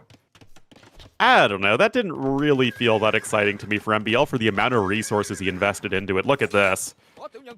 And the skirms were not the right follow-up there because they can't help against the scouts. There's one spearman coming in. Yo, good reaction. Yeah. So after the range goes up, then the spears are useful, but there's a timing there where you're trying to fight scouts, and you need archers for that. Oh, I think that's uphill maybe, but regardless, Yo is just going to clean this up at this point. Good, actually, focus fire there from MBL. There is a spearman back, and Yo needs to focus that one down. Yeah, he didn't, and that's one scout down. And the spear gets 2 pokes, so great spear from MBL. When Yo had only a single skirm. He did what he needed to right there, and he does have horse collar, which is nice, but Yo has 24 Vils on food. He's got 10 farms to MBL's 8, and he still has plenty of natural food to take as well. He's even, what he did with his early spearmen is he went and picked up some extra piggies over to the north of the map. So it feels like Yo is just getting himself set up really well for Castle Age. Oh, level 37 Hypno, thank you for the sub to T-West. Pack quite a punch. Better to fire and retreat than face them toe-to-toe. Oh, that sub packs quite a punch. Thank you, thank you. Well, here we are. Scouts running into the base of MBL. He is a Vil ahead, Yo with a bit of idle TC time, but he, that is to say Yo, is on his way up to the Castle Age. Spear is poking the scouts a bit. MBL does snag a Vil that Yo is trying to wall with, but Yo might do the exact same thing. That's true. 37. That's a prime number with a prime sub. But that's a legit sub though. Oh, Archer's Yo, forgetting now. the scouts, the spears, they get 2 killed and almost the 3rd. I looked away just before that because I'm thinking, the scouts are just going to run away from the spearmen, but no! They get the pokes in as needed. MBL is only a little bit slower to Castle Age, so he's doing just fine. MBL's army should finally be trapped and killed at the back of the map.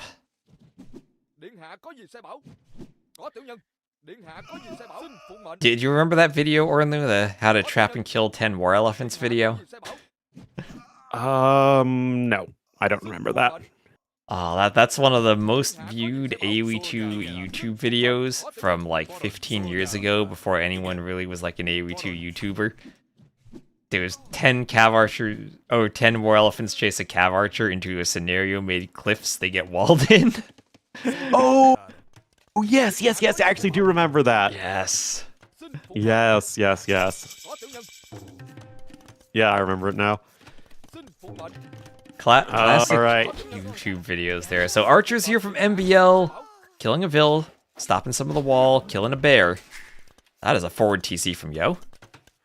It's a very forward TC from Yo, but it does guard a huge swath of the area in front of his base, so it will be protecting his eco quite nicely. That said, we have some scouts here, we have some archers for MBL, and Yo is playing defensive skirmishers with Magyars. And the difference between this game and the game with Viper and Sebastian is that in the previous set, Viper was able to keep up with the Vietnamese eco. This time, I'm not too sure you can do that.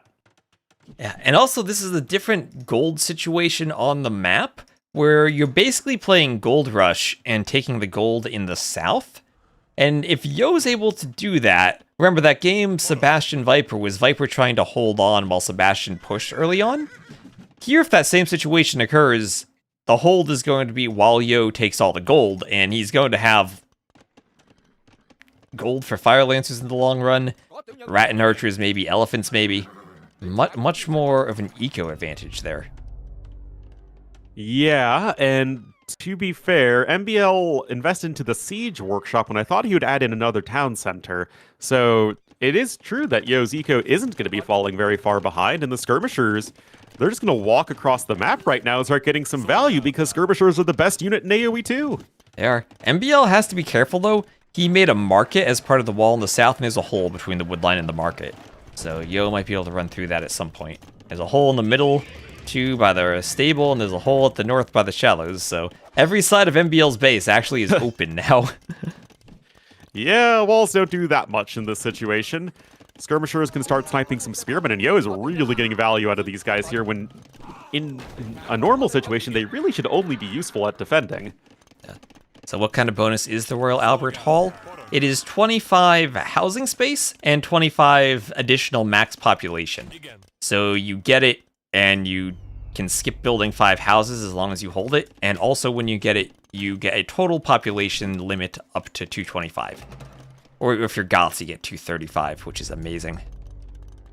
I actually had no idea what the RAH meant, so good on you for recognizing that. But yeah, I mean, Yo's doing all of this off of one-range Skirmishers. It just feels like he's getting away with so much value, and I mean, good micro there from Yo. This is kind of crazy. Yeah, and Yo up in TC numbers too, is as you said, MBL had to invest into the workshop, and he's the civ that should have the better eco. And honestly, is the civ that should have the better skirms too. And the Magers are the civ that want light cav, right? But here, not able to make that work. And that said, MBL is doing a great job of idling Yo's eco right now. So MBL is 700 resources ahead at this point. It looks like he's also going to be building a third TC to the north, where there's a lot of extra food and wood to take on top of the Royal Albert Hall.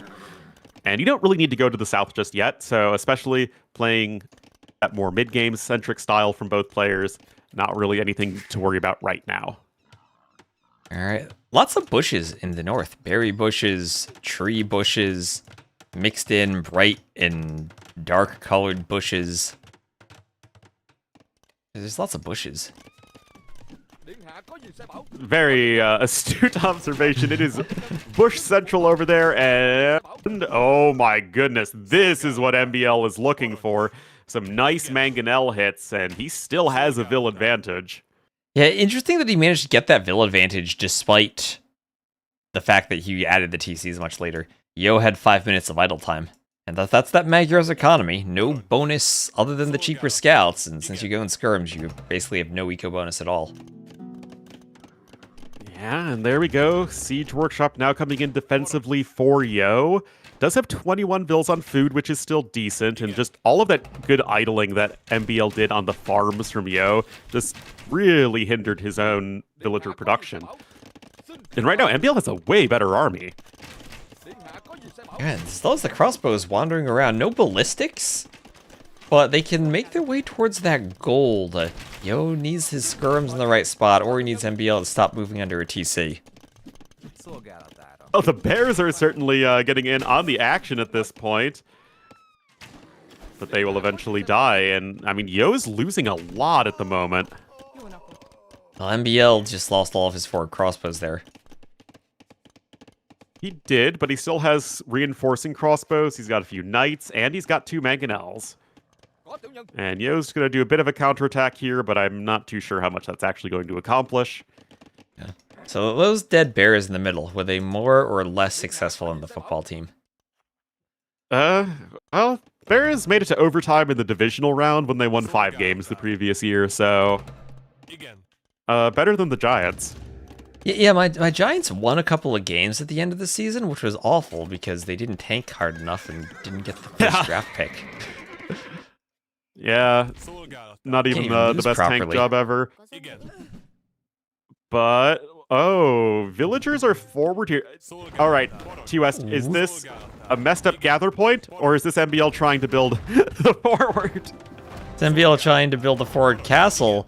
Skirms from Yo against 2 mangonels. The skirms should go down here, right? Like they should. Big hit there, even if it is a little danger close. Oh, there. Several Okay. killed in the process, and now Yo's in the really uncomfortable spot where he's just stuck making skirmishers. You have some knights, but they have terrible upgrades, just +1 defense, and of course the attack upgrades you get for free. And that's not going to serve you very well versus those crossbowmen, although the mangonel snipe is good. MBL finally getting his own eco upgrades, but I'm kind of liking this for MBL. All right, so those couple of mangonels for Yo will have to be used defensively now with that castle up. And, well, how much of a bonus do you think the 25 pop space will be now for MBL? You have to be careful because if the hall switches hands, you might suddenly find yourself housed. But so far, so good for MBL. Also, the 5 relics are in the north, so going to the north means you can get the relics under your control. Yeah, there are advantages to both sides of the map there, so to say. But MBL has both of them, so he gets to have his cake and eat it too. Yo will likely be faster up to Imp, though, but it's like, into what?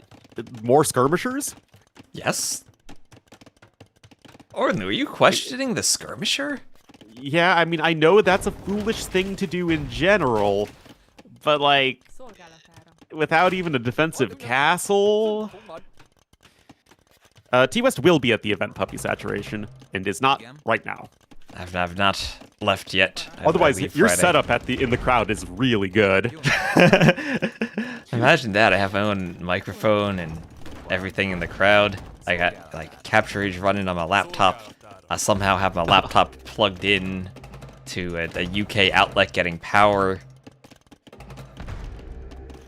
There you go. Imp is actually identical for both, so Yo not even able to leverage an advantage there.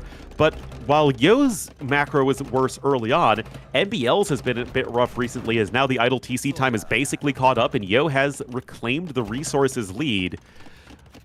That said, Vietnamese are one of the best early Imperial Age civs in the game, and Magyars aren't, especially if you don't have a huge blob of units left over from Castle Age. So I'm kind of confused as to what Yo's doing.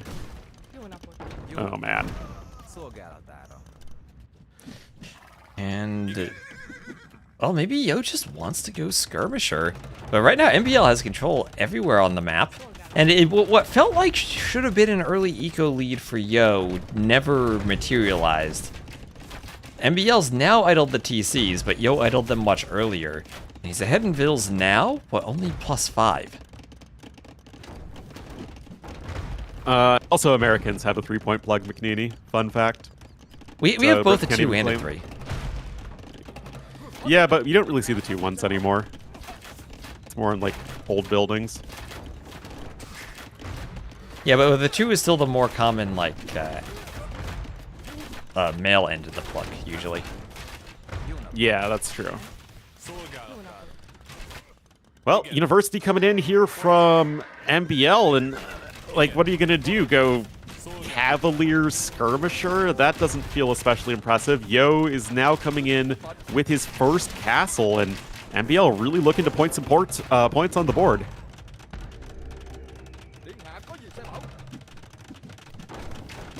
Plugs, what in BDSM are we talking about? We're talking about... Electrical plugs. I don't know what kind of plug you're talking about, Puppy Saturation. All I know is you should probably be banned from chess tournaments. Once again, the random skirmisher counterattack is doing more than it should. The skirms they kill Vills. They kill Vills. They kill everything. They kill everything. So They're two literally castles. the perfect unit. 2 castles from MBL. And adding in some trebs. As now we're getting ready for the treb fight. This is where Yo still has the score lead. He does, and it's a little bit awkward here for MBL, but you would think that if both players make a switch into skirmishers, the Treb from Yo, it spawned in the wood line and it can't get out. It can't reach the castle. Oh my goodness. What a tragedy! This is what Yo needs to do. He needs to ungarrison another castle in the back and then Treb cut his Treb free. There you go. Or he could just chop it with villagers. That takes too long, though. That's 100 wood. He has to Treb cut it free. Oh my goodness. That is actually quite unfortunate there for Yo. He has another Treb coming out, but that castle is going to be tough to utilize, but the good units from MBL are his archers and skirmishers, and they're very cheap to get going, especially since you also have that free conscription, which Yo was not able to afford. Yeah, well, I have no idea what Yo's supposed to do that's any good right now. I think Yo's just dead. That was almost in Tem's Treb battle, but the Treb got stuck and did not. Oh, that was so painful. You see this all the time in early feudal with an archer or two. I've never seen it with a Treb. Yeah, that's a new one. As don't worry, your intensity joke was very much appreciated. Yo gonna try and push to the north, but his gold income is gonna start to look really bad really soon as MBL has total control of the south. He's going for rattan archers and skirmishers at the moment, and he'll have bombard cannons.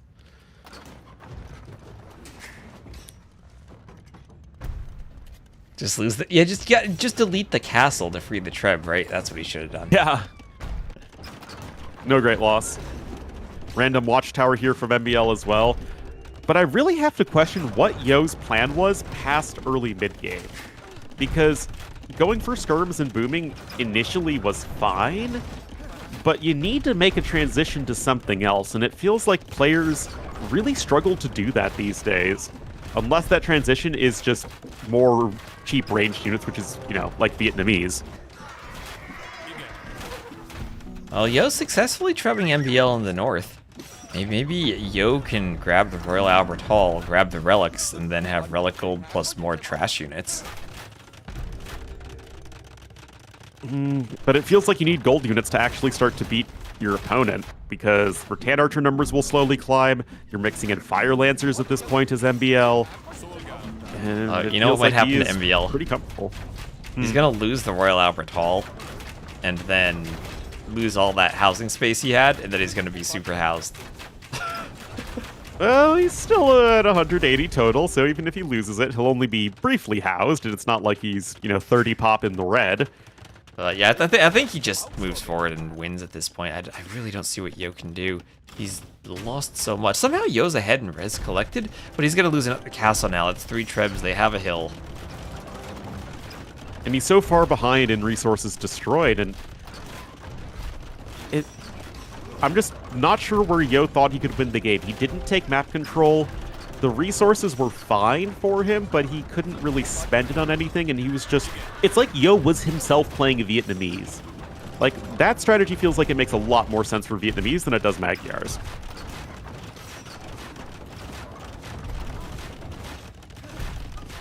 Sorry, yeah, but like Yo never was able to attack in that direction because he had to make skirmishers to defend. So you have guard tower in. And now MBL is doing Imp Skirm, and Imp Skirm should win the game now. Yo's not going to have Magyar Hussars. Has to go. At least his Hussars are cheap. But we have the gold units now from MBL. We have the Rattan Archers. And he's gotten to that gold composition, Rattan Archer Cannon, that Sebastian wasn't able to get to in that game against Viper. Yeah, also mixing in some Fire Lancers. I still am not entirely sold on this unit now as like the end-all be-all, but you're making it work here. Yo's not resigning quite yet, but MBL looking like he's at least not going to be getting swept, which is still going to be important for his overall chances in the group. Well, Yo, he's a fighter, right? He's a fighter. He's not going to go down. He sure is a fighter, but he has 35 on food to try and spam light cav with. Any amount of reinforcing Fire Lancers are going to make those units very useless.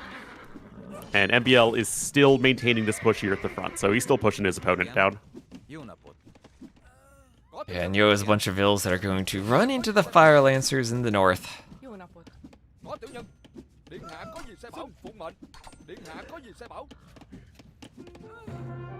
And there we go. GG is called. Yes.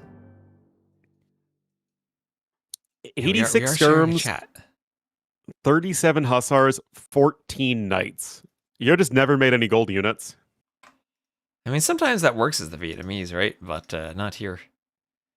Well, I mean, Yeah, not as Magyars. You against Vietnamese who just do that better.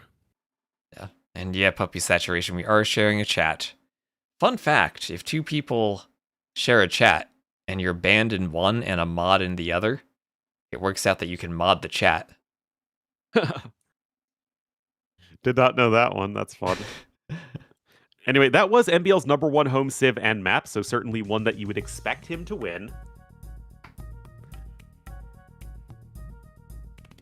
We'll have to see what's next. Alright, looking at maps. Yeah, Thames. And Vietnamese against Magyars. So, very different map than Crownwood for those civs to match up. Yeah, for sure. Crownwood, you have a lot more time and space to buy as the Magyars.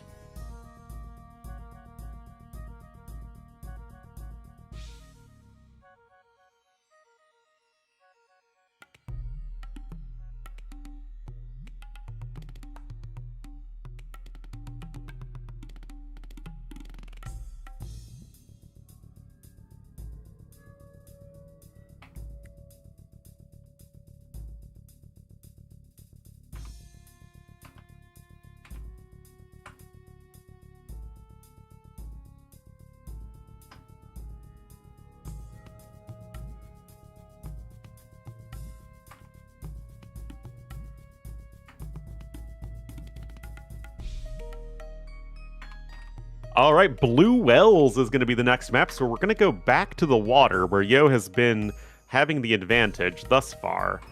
But MBL will have Japanese versus Yo's either Koreans or Byzantines.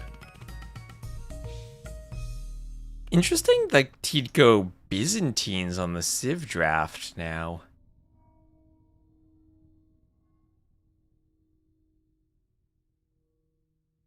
Very highly picked, too. Don't you just go Koreans on Blue Wells and Byzantines on Henschhold? Yeah, that's what I'm thinking. I mean, Koreans have been pretty good on Henschhold, too, and you could go Jurchens on Henschhold if you take the risk of going for the boars early on. Yeah, it's possible. You'll have to see, though. This is almost certainly going to be Japanese, though, from MBL, and then Franks for Henschhold.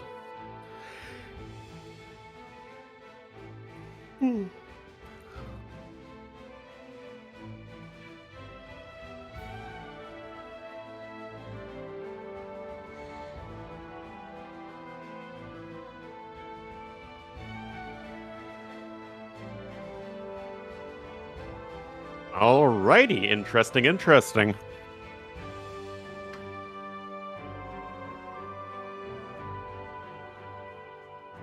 The shared chat bot massacres. No idea, but here we are, guys. Game number 4. Still one game away from the victory, but he did drop the last one. It'll be Yo in the blue as the Byzantines to the west, and to the east in the red as the Japanese. It will be MBL, our second time now seeing the Blue Wells. Okay, let's see if Capture Age decides to load. There we are.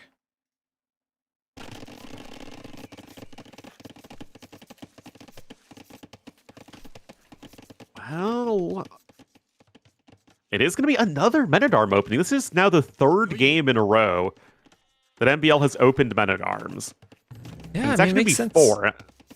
Makes sense as the Japanese. But you're also against... Oh, nice! Quick wall from Yo to trap the scout. And he'll be able to kill it with the villagers. Nice early win there, although you have to be very careful with that 12 HP scout. And the men-at-arms are coming in. Yo is opening with archers, though, and not skirmishers with Byzantines, so that is going to be important for him as well. But here come the swordsmen. The quick balls need to come in once again. But thus far, really good defense here from Yo. He's got DBA in already. Men-at-arms not really finding their damage. Yep, 2 on one side, 1 on the other, and then oysters in the middle. And MBL will be docking the oysters in the middle. Okay, he's a plan. He's got a plan here for the oysters in the dock. The issue is you don't really need much gold right now. In fact, you need very little gold, which is actually kind of awkward because that's what's going to be your fastest incoming resource. So if you add in fishing ships in the middle, like all that's going to do is bolster the gold income you don't really need.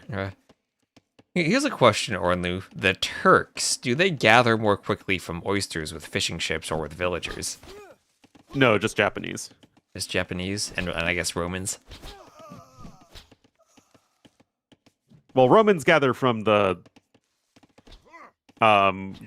oysters and villagers faster, but not with fishing ships, yeah. All right, now we're going to see a switch over into the skirmishers for Mr. Yo. And thus far, he's still deflecting everything MBL's throwing at him. And Galley for MBL. Going to kill Yo's scout almost. 4 HP. Yo! Turns into the Galley. Yo. Not valuing the life of his poor galley. He does have a dock at the back, as does MBL, so they're both adding in a fishing eco, so clearly both are very well prepped for this map. Yeah. Also, look at this darker snow terrain, which is going to use for this map, so it's not as blinding as the white snow. Well, it's deep snow, I think. Or strong snow, I believe. Oh, that's right, strong snow. Yeah, it is very noticeable, though. Yeah, there's strong snow, there's light snow, and then there's John snow. And then there's powder snow. Powder snow? Yeah. Like the skiing snow. Ah, okay. Just a little bit more trading back and forth with the units. MBL does have an overall worker lead, more fishing ships, same villager count. And he's looking to click to Castle Age.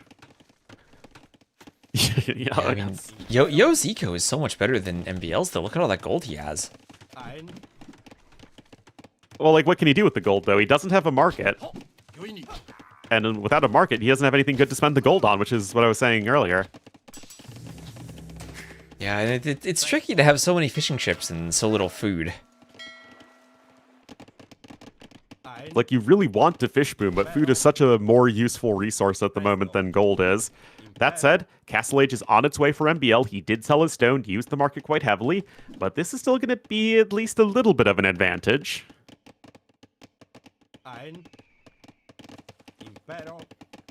Fishing lines as well, players are doing a good job of prioritizing.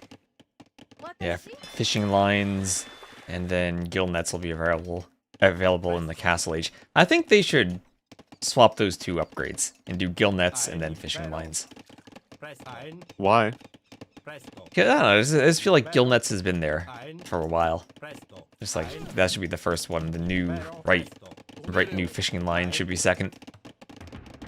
But fishing lines are less upgraded, or less technical than gill nets are. I guess. Well, scale barding armor coming in. Yo's certainly going to want a few knights here to help with the enemy skirmishers, and that's actually barracks number 2 for MBL. Are we going to see the power of the long swordsman here? We are. I mean, if there's anyone who might go cataphracts, though, it's Yo. Yo, go for another Can't go dock. cataphracts without a castle, though. And MBL's going to try and leverage some sort of timing here, but with only 12 on food? Is Yo gonna click Imp right away? I mean, look at those Byzantine resources he has. It's very cheap for him. But what would he need Imp for? Wouldn't he want a bunch of army to stay competitive on the map and not die? He could do that, Orlu, but he's Byzantines. You gotta be thinking he's going imp right away. He could go imp to a castle and treb everything, as MBL's trying to do more TCs. But he doesn't have any stone income. To the cataphract point, you still don't have the availability of that unit or that building. Nice wall there, and those swordsmen, once they get in close, certainly deal a ton of damage. Is this MBL or is this the Viper with the quick palisade gate to try to trap in Yo's skirmishers? Gets quite a few kills there. And so far, Yo losing a lot of army. But that forward dock is nasty now that he's going fire galleys into fire ships on that pond. He should be able to destroy several fishing ships, as only 5 can garrison in the dock and they won't all fit. Yeah, and you know, it's the combination of Byzantine fires plus fires in general doing a ton of damage here. And MBL also noticed those fishing ships are going to have a really bad time. I mean, these are Japanese fishing ships, and they are going down so fast. Oh my goodness. MBL, he has not noticed he's going to lose 8 Japanese fishing ships. He's got 3 left. He needs to garrison. At the same time, he's trying to fight in the middle with galleys, but losing to knights that are atop the shallows. And MBL lost all of his gold income. Where's MBL's gold income? Remember, you only have 2x2 gold in your base. MBL is mining that now. But that's not going to be as fast as the fishing ships are. He might even need to take the oysters in the middle, as he goes longswords. Yeah, I mean, you need some form of gold income. The camels and the poorly upgraded knights are going to die to the swordsmen, and you still have a good blob of skirmishers as well. But at this point, Yo just needs to figure out how to defend. He has his 3rd TC on the way. He still has 11 fishing ships of his own, no more than 5 in the pond, so they're all available to garrison as needed. And if Yo can still have some pressure here on the outside, he should be doing very well. MBL going heavily to stone now, but I mean, what else does he do with that much gold to saturate with fills? He's up to the next stage. Or, I mean, I thought, doing medium warships, I mean. Yeah, very different tech there. Up to the next age of warships, yes. My mind went from upgrades all the warships to upgrades everything. Yeah. Oh man, Imperial Age hates this one simple trick. Just click medium warships. Alright, knights there are going to be able to challenge the skirmishers. And Yo is still managing to just hang in there. That said, MBL is going to be on castle resources in just a moment.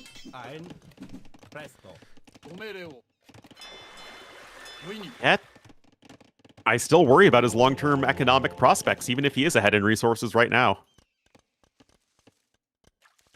And MBL will have to rely on the oysters in the middle for gold. Yo has all the rest of the map locked down. I guess he needs a forward castle at the front of the pond so that Yo can't simply push him off of gold now. Oh, he's going to tower instead of doing a castle on the... That doesn't feel right. Where is he building a tower? MBL towering where the fire ships are. Oh, there it is.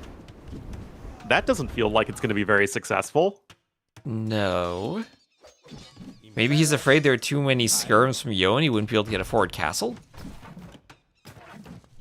I feel like you kind of need to, though. Just get one by your dock, use the war galleys to help protect you, get it sort of between the 2 ponds. I feel like that would be an excellent way for MBL to keep up with some pressure, but no, he's going to be going on the other side, and Yo's going to storm forward here with his skirmishers, but I don't think MBL's castle can be denied in this situation.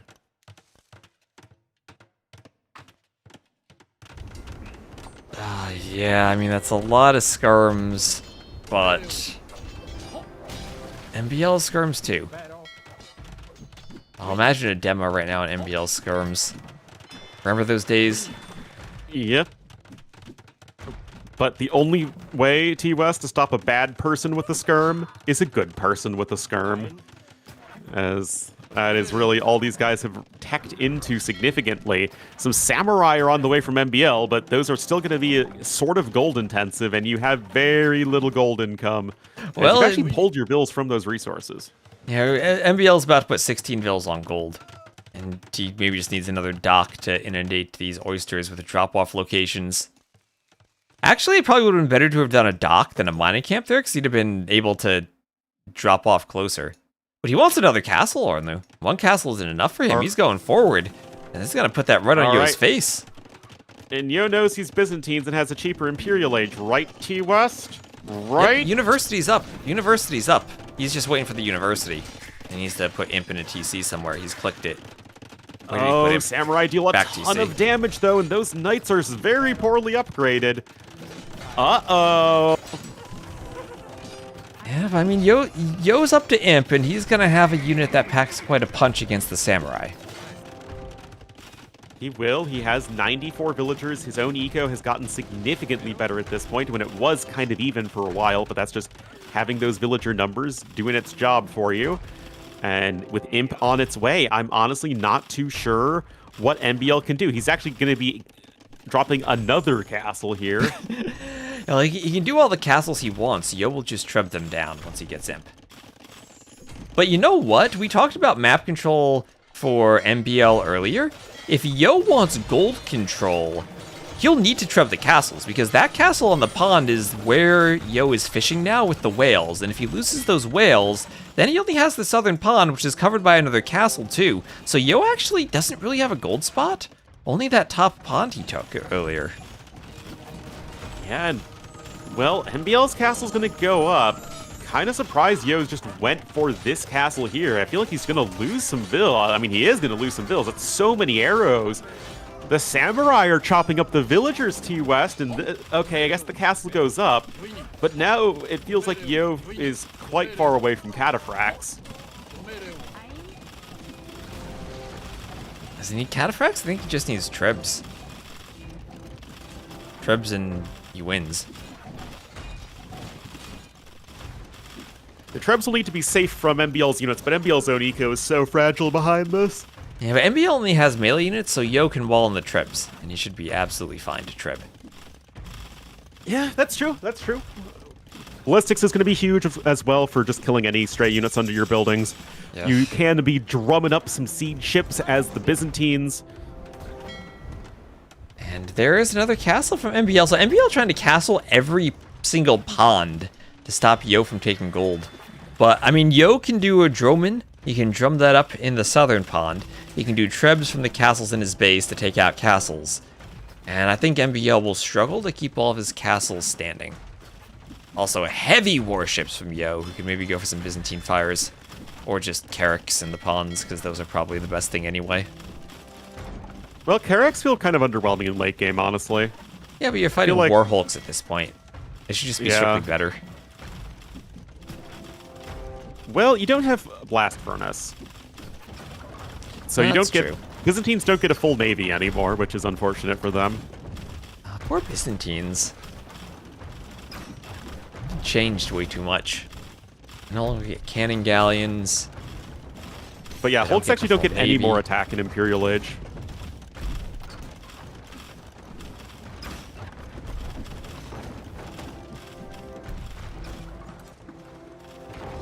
But your Drummonds do attack faster, so already going to be going to town there against the castle to the south. Treb's going against the castle in the middle. Treb's going against the castle in the north. And all but one of MBL's 4 castles are under pressure. Yeah, so MBL's going to lose 3 castles here, and then I think he's going to lose the set.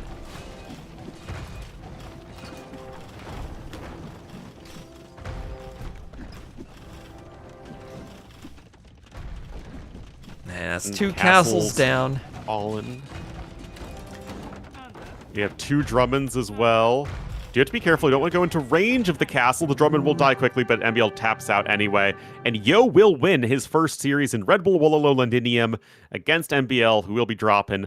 Still took a game, though, but obviously not the start he's hoping for.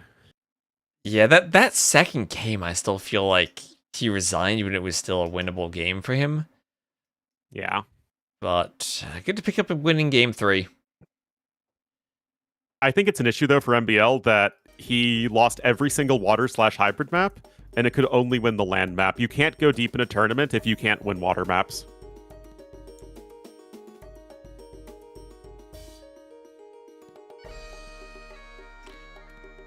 Anyway, I'm sure they will be interviewing Monsieur Yo. sure they will be. Oh, it's not a GSL style group, so it's a full round robin. I didn't know that. Yeah, full round robin. So, what if we need to break ties? FFA King of the Hill? Do we have time for that? That might be very long. Does the map support that? They probably do. All right. Still an entertaining set, though. And next is Liry ACCM. Ooh. Okay, Liry ACCM. Tallest person is a tiebreaker. Tallest person? Oh, doubt would just be way too OP there, then. What group is Liry ACCM? Is that group A or B? That is group B.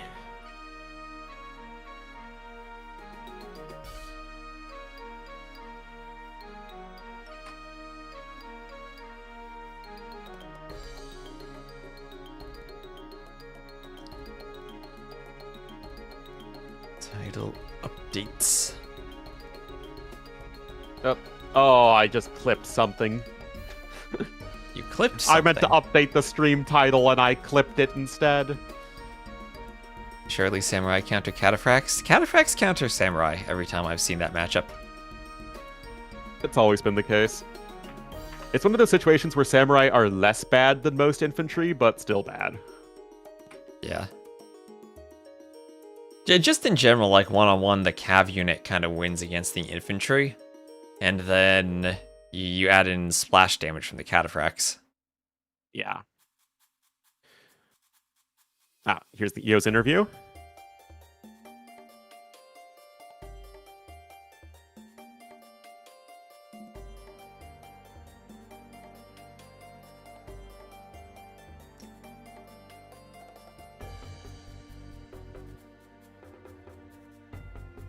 Yeah, the polar bear.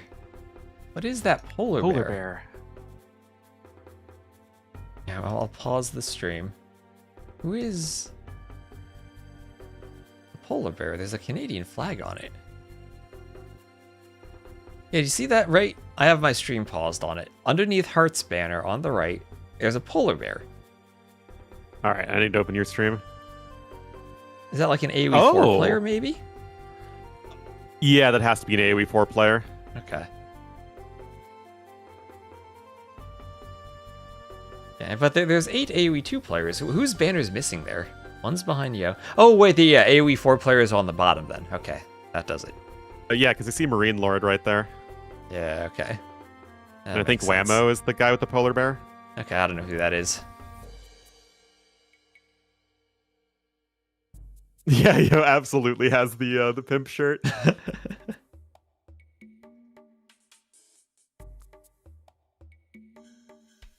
And before, do we listen to the interview? I need an audio source for the interview.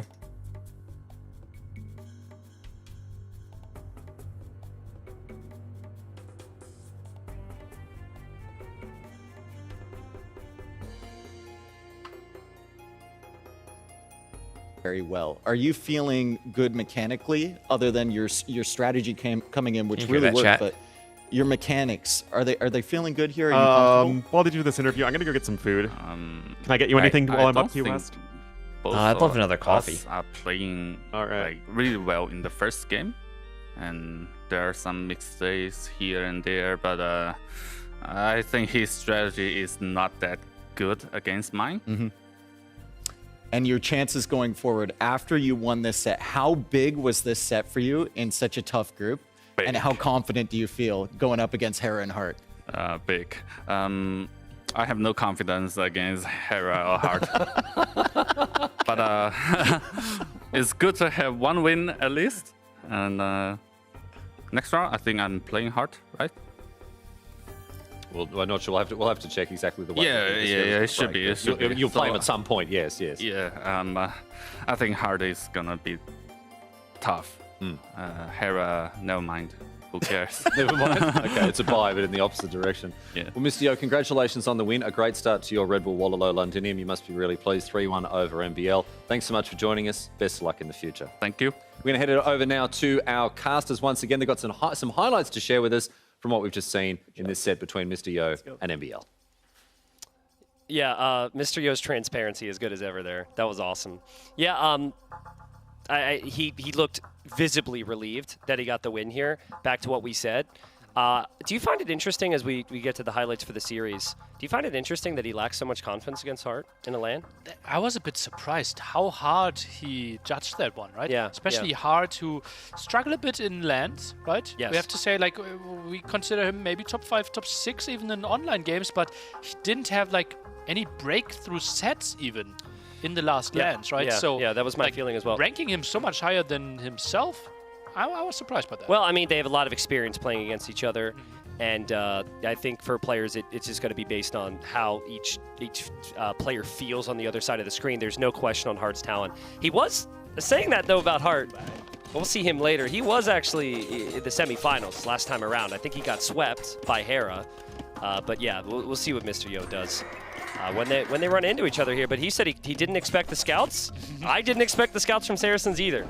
Yeah, well, that is a wild strategy, right? You can use the market. It is MBL. You need to always do a really good job of scouting. And that CA dive, yeah, in the end, all the CAs are dying, but MBL's economy is simply 20 villagers behind here. The key moment of the game. Yeah, it was huge. And that's exactly the game you want to start off the series. And Mr. Yo, I think, led with some confidence going into the second game. But what is that, like 6 villager kills, but 30 idols right there? It's like it's yeah, ridiculous. I think the worker efficiency last minute dipped down to like something like 20% there. And then he finishes the game with the forward castle. Just the perfect opening. Yeah, perfect timing there as well, right? Because actually MBL had the water control, just won the big fight, but Village just snuck through. And then on the second game, Stone Drift, the landing there by MBL was quite nice, some nice aggression, but Mr. Yo able to clear up the first tower. Yeah, sometimes the question is how do you beat someone when they do the strategy, and maybe there's counter answers. If you can't beat them, join them is also a bit of advice, and that's exactly what Yo did. He counter-landed his opponent after MBL went for the unusual landing, and he mitigated the damage at home. He won the Islands game. Game number 3, though. Again, MBL just bringing random things, chaotic things to the fold. Man-at-Arms, Archer, and Spearman opening. But Mr. Yo just couldn't really find a way to do significant damage to MBL this game. Yeah, and that was the big difference, right? Crossbows and skirmishes here doing so much more damage on the side for MBL. Mangonel micro completely off the spot, gets the kill at the bottom, gets the kill at the top, and keeps both of his Mangonels alive. Yeah, and honestly, you think about the whole series, Nilly. If Yo doesn't counter land, I guarantee you there's siege from MBL on his TC, and then Yo has to play counter siege, and then MBL wins that game, and then it's a different situation. This was a sick opening from Yo. Crazy, right? And yeah, Byzantine bonus, right? You have the better vision, you see this coming. Nice quick wall by Mr. Yo, and then the Archer defense was good. And MBL, he went for some crazy aggression. We thought maybe going for some towers instead of 3 castles could have been an option here. He did not gain enough ground. Yeah, I think at a certain point, MBL just, I think the eco fell apart, the game plan fell apart, and he said, screw it, let's send it. And honestly, against lesser players, the send it maybe works. Maybe against other civs, it works as well, but Mr. Yo played it perfectly. Ends up trebbing down 2 castles, has the Drawmans and the other pawns to take care of the 3rd and the 4th, and then Mr. Yo obviously wins the series. So, in my opinion, a great series to show us what the players are capable of. Kind of an expected series in terms of MBL's chaos being a little too much. He needs a little bit more control in the next sets.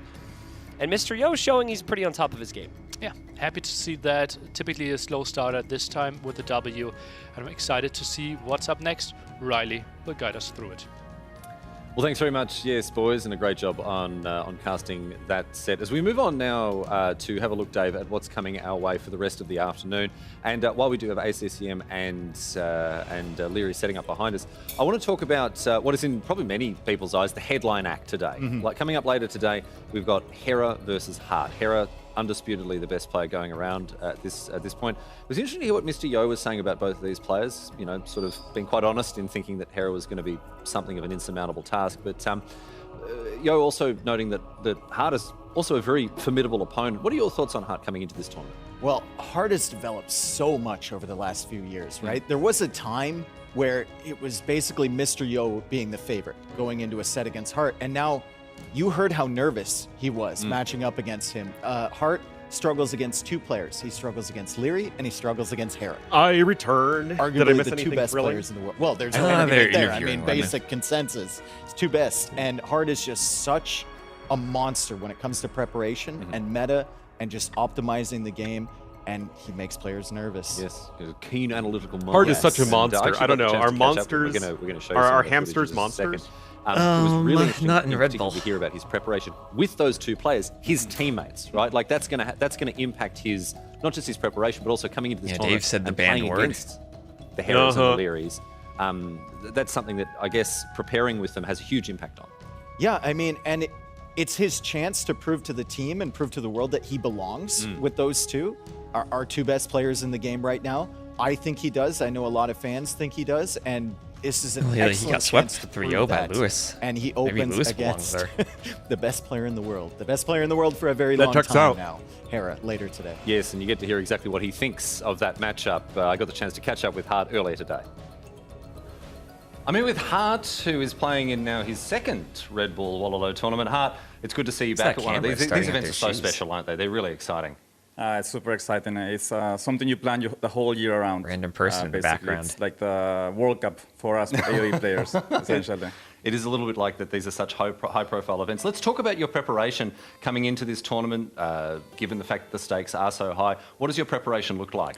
Well, we had a boot camp in France with Vitality. So me, Hera, and Liry. We had a boot camp. So we got a lot of games in, and yeah, it was pretty good actually. And maybe develop some secret You're strengths to aware, bring hamster? to I know the I do. table. We'll see. Maybe, but maybe. in round number 1, there's not going to be any secrets because it's you playing against your teammate Hera. Hera is undoubtedly the best player in the world at the moment. What does it mean for you to be facing him in the first round? This is the first match you'll be playing. Yeah, I mean, I'm quite used to it by now. I literally always face in round 1 in every single tournament, I think. So Okay. It's just routine at this point. But yeah, it's obviously special. Like he knows we prepare together, so like there's not many secrets between us. There's ideas that like sometimes in practice he would beat me, and I would tell him like your strategy is terrible. I'm just bad, that I can beat it. Okay. But yeah, I there's don't things think they're trying to revive things AoE like that 3. between us. But yeah, it's gonna be a special match. I think it's nice to face they him. have the AoE If I'm gonna 3 face him, I'd rather costumes. get him out of the way first, Yep. and then have an easier way. And yeah. All right. Well, best of luck, not just against Hera, but for indeed the rest of the tournament. Hearttt, thanks so much for joining us. Hearttt there chatting about the upcoming match against Hera, which Dave will be coming up later today. Wait, isn't that on the Riley broadcast. throwing You it wanna stick from around for that Riley because to that is Riley? must-watch Age of Empires. We turn our attention Yes. now to the match that's coming up right ahead of us here. We have ACCM facing off against Liry. Liry, a former champion, 2-time Red Bull Wololo champion. ACCM, someone who had quite an interesting and impressive road to this tournament, Dave. I think unprecedented is the word, right? You saw him on the ladder, and I believe he had Doesn't Dave 38 get a hat? wins in a row. It got to the point where Hera and Liry would spend their entire evening just trying to snipe ACCM on the ladder, and then when they finally got him, they lost. They couldn't stop them. So ACCM at the absolute peak of his game right now, and he keeps. I make fun of him because he keeps getting older. He's older than me, and he keeps getting better. Yeah. Which is Like a fine not wine. the way that graph It's not usually how it works should at go. all. How right? old is ACCM? So Are the he's- games after he's all this super time? impressive. Maybe. The preparation is off the charts with this guy, and I think it's a really tough customer for Liry. Yeah. But you'd think A huge Red Bull amount of would have the momentum budget behind not to produce ACCM. AI swap, but he's in great nick. But here we are. You can never count out the kid, two-time People Red thinking Bull S tier Wololo tournaments champion have budgets. Liry. We're going to get underway with Yep. this match right here, right now, as we throw it over to the casters. Mem and Nilly are standing by. And because if you check about those statistics, I'm going to close you the see interview ACCM, now. right, Nelly? And then he was the one. Look at I think we have the drafts. Yes, we do, and it looks like we might be starting on Loch Ness. Another Loch Ness. How's everyone playing Loch Ness? I wish I could tell ya. Anything crazy with the Sibs? We have Tatars and Ethiopians, one of which is possibly going to get played by Liry. Let's see this. Replace the drafts from the previous one with these drafts. See if Liry we with can... the most hamster picks possible. Stonefront and Vulpine. Oh boy. Every time I have these drafts, I gotta move them around.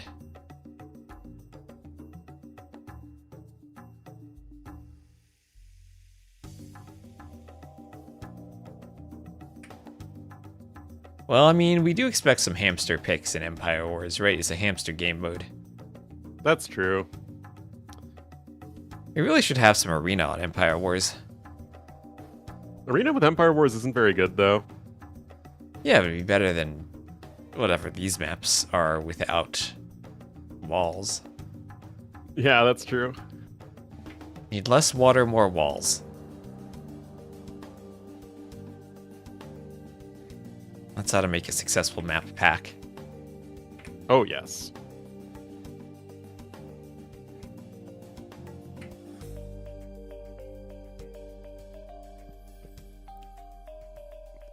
So, we're finally gonna get a Dorothea quarry.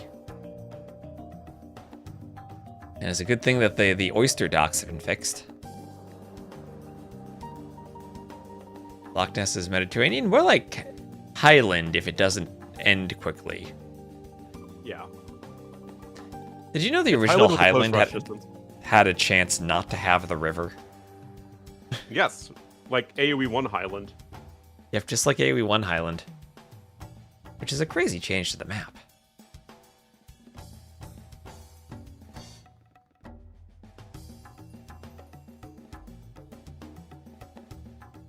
Also, gotta love Liry banning the 3 new subs still. Yeah, really. So what are we thinking? I'm just looking at Twitch viewership right now for this. Red Bull's at 3,000. That feels like really low for them. But T90's at 4,500. 4.5k, yeah. But like in total, that's just like a little over 10k on Twitch, which feels super low. Maybe people are watching on YouTube more these days. Yeah, maybe. And Dorothea Quarry has nothing to do with TTL Quarry.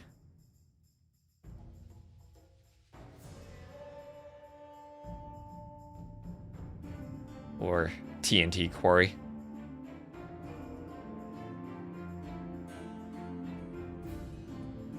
Where are the Trade Workshop ones from the early Red Bull? Well, that's what the Royal Albert Hall is this time. Or that's what Vulpine is. We have the Tower of London. Yeah, true.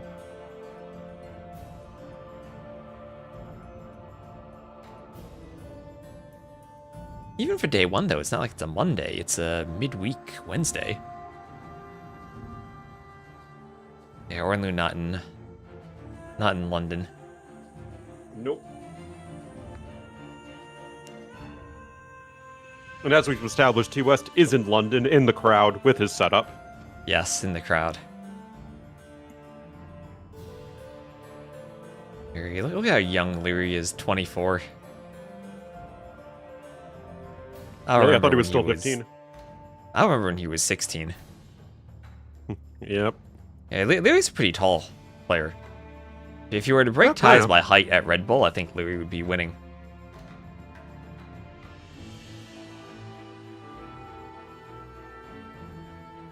Yeah, without doubt there to really shake things up. ACCM is 36. Wait, did ACCM finish above Liry in the qualifying standings? Yes, didn't he? Oh, I guess so. Alright, well, they are in the game. Let's see if I can get capture age to load. Alright, I am here! And we are once again on Loch Ness, played in all 3 series so far, but with 3 completely different Civ matchups, so at least that's interesting. And we'll have ACCM in the north as the Armenians, and Liry in the green as the Dravidians to the south. I don't really care about changing colors, T-West, but do you have a problem with this? You are the one who is colorblind, so I will leave the decision up to you.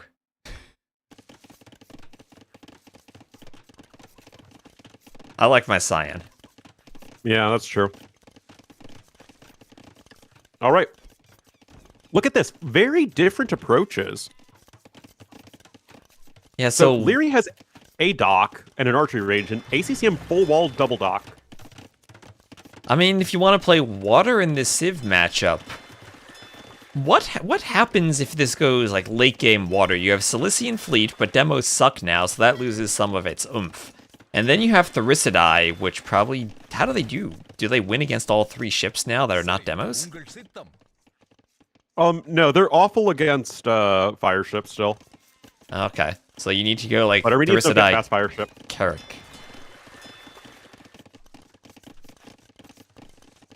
Oh, you're right. So it's just full Therisidae then from Liry, and he should win, right?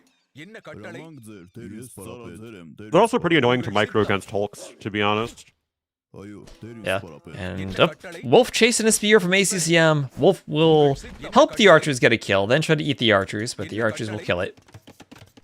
So ACCM, he's going full defense mode. He wants a tower on the gold right by his wood line. He's moving from the other wood line with the mule cart. He's going to a straggler tree with the mule cart. And we'll be playing this full water mode. Hulks, galleys,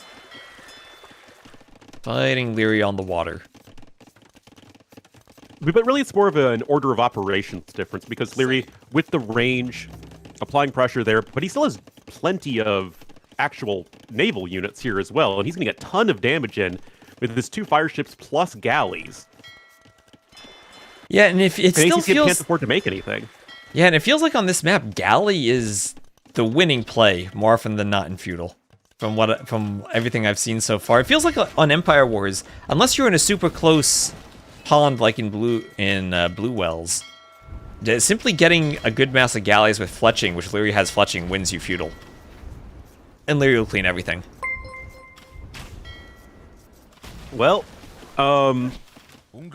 this game feels kind of over, honestly. Liry up to the castle age? What the heck? Yeah, this feels completely over. Yeah. Is this going to be another tournament where Liry stomps everybody and then he gets to the finals and then slips on a banana peel against Hera? Probably. It feels like Empire Wars is a setting that should heavily favor Hera and Liry too. Yeah.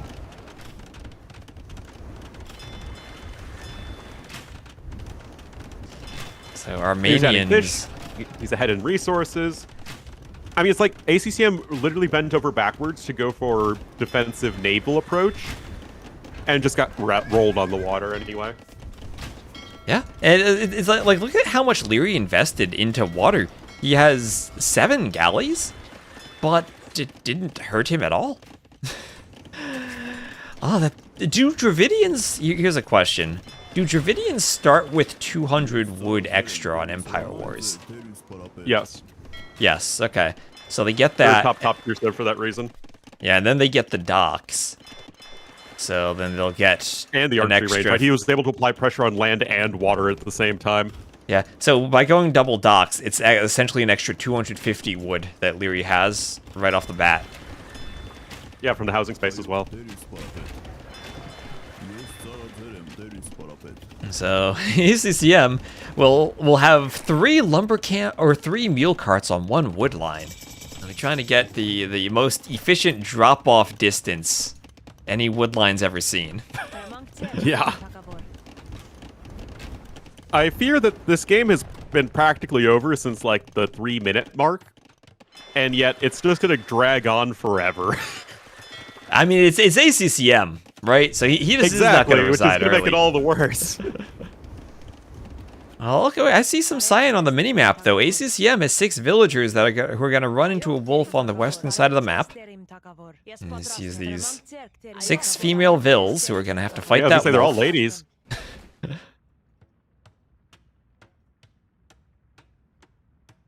I mean, I get it, right? Like, ACCM knows he's in a horrible spot. Liry already has guild nets, man. Like, he is just cruising. Here's the church, and Liry's going to have a 3 TC boom. He's going to be fully walled. And literally everything has gone right for Liry. Yeah, this is just... You know, Hera's the best player in the world right now, but Liry makes AoE 2 look easy in a way that, like, we haven't seen since Viper's heyday. It's just crazy. Yeah. I mean, it's a bit very different than Viper, because Viper would do something incredibly messy and make it look easy. Liry does something incredibly clean and makes it look easy. Both are super tough to do. It's just different skill sets and different ways of expressing it.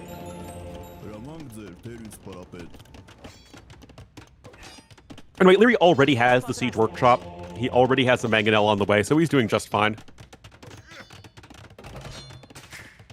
Now there's another church, and ACCM had better hope that churches are even stronger than I think they are. Because they are quite silly, but... I think it's, I think they're not that crazy.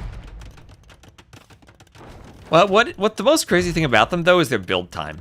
Is that you really can't stop them from being constructed. I mean, it's just the struggle of balancing something that has to function as both a defense and a monastery. Church Rush, what is this last patch? It's current patch. ACCM also has 2 TCs, but he's completely taken off of the water. How many docks does Liry want? He wants to fish everywhere. Well, he's going to be on his 4th dock as he's fishing out all of Loch Ness. 10 fishing ships with gill nets, and I guess also the Dravidian bonus, which is kind of relevant here with the extra carry capacity. Yeah, carry capacity. Even sending a Vil to sneak that final dock in. That's at 80% right now. It doesn't look like ACCM's going to Vil fight there.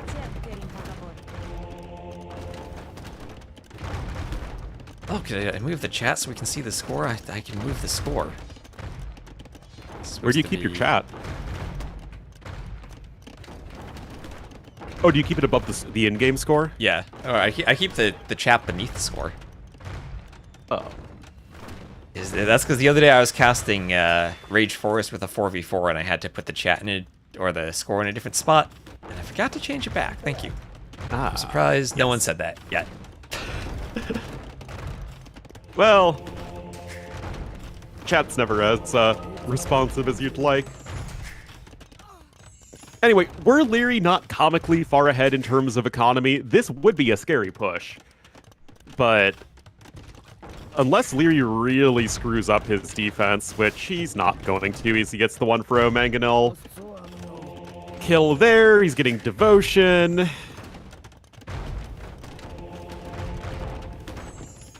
I don't know. This doesn't feel like much of a game. It feels like he's doing every upgrade that you would ever want, too. I remember he also gets an extra 200 wood when he hits the Castle Age, so Dravidians feel like they're amazing. They sure are. As long as you don't need a bunch of cavalry, which is a lot of these maps. They definitely feel better than Armenians. It's not like Armenians need to have a Dark Age. I mean, they're still... It's not like they have a ton of Dark Age bonuses, but they still feel like a civ that would rather play Dark Age than not. You don't think the spears are that crucial? Well, the mule cart discount also is pretty nice for your early builds.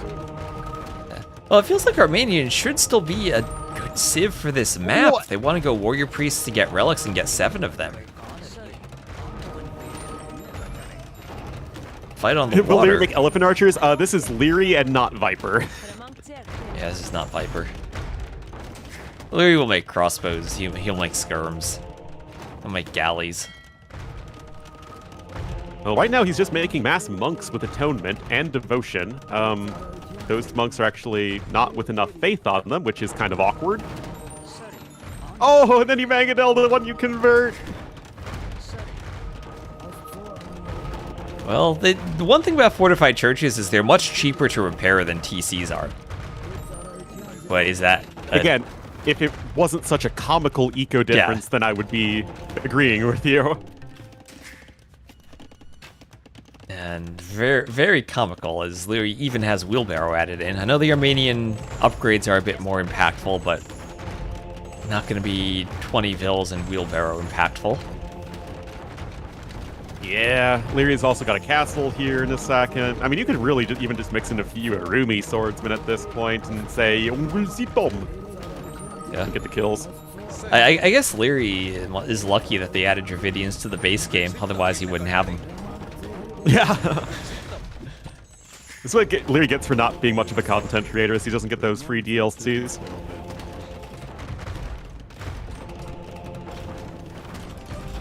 Oh, that's the first really good hit for ACCM. I do think it's way too late, though. Yeah, Liry's getting a castle up. And then he'll have a roomy swordsman. He's not going to make any of those. Nah, it's not really a Liry unit. But you know what ACCM could do? He could sell his wood and click imp.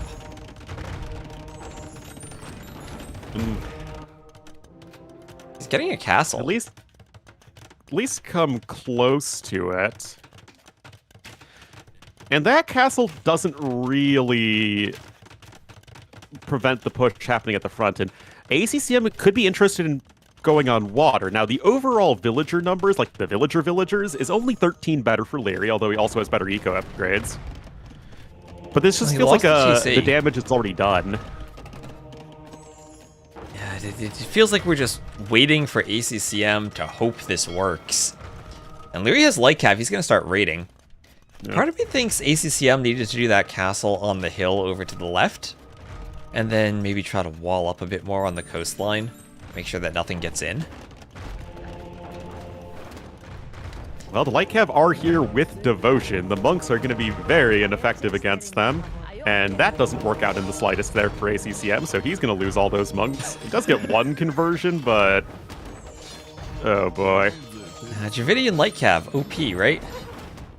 Yep. Oh my goodness. Oh no. And they're eating what's up first anyway.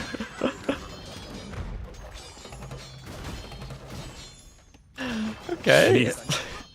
Well, the light cav this game has basically been over since minute 3, guys. I mean, I think it was over since minute 1 with the opening, with the walling versus the dock range. Yep.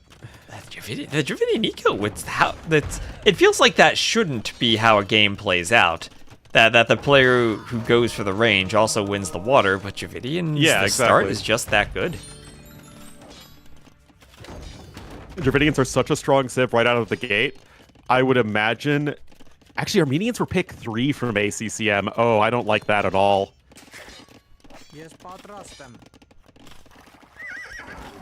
Dravidians pick 2, but like that makes sense. Like, I at least thought it would be a late pickup there for Liry, or sorry, for ACCM, but no.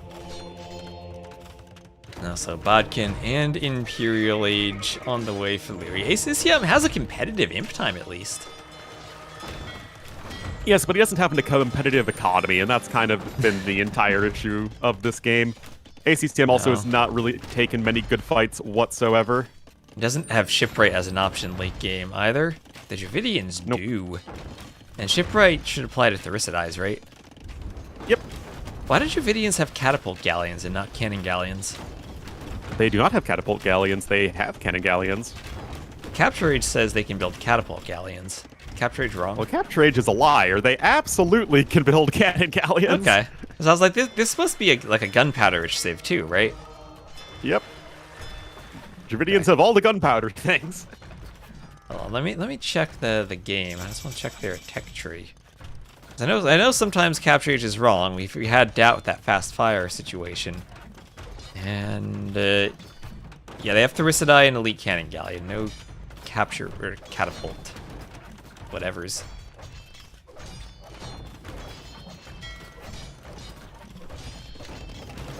So Liry cleaning everything. He's going for Cilician Fleet demos 2 months. He's doing... Yes, Dravidians are the only civ with a full naval tech tree at the moment. Except for Siege Engineers for their cannon galleons. But that matters, though.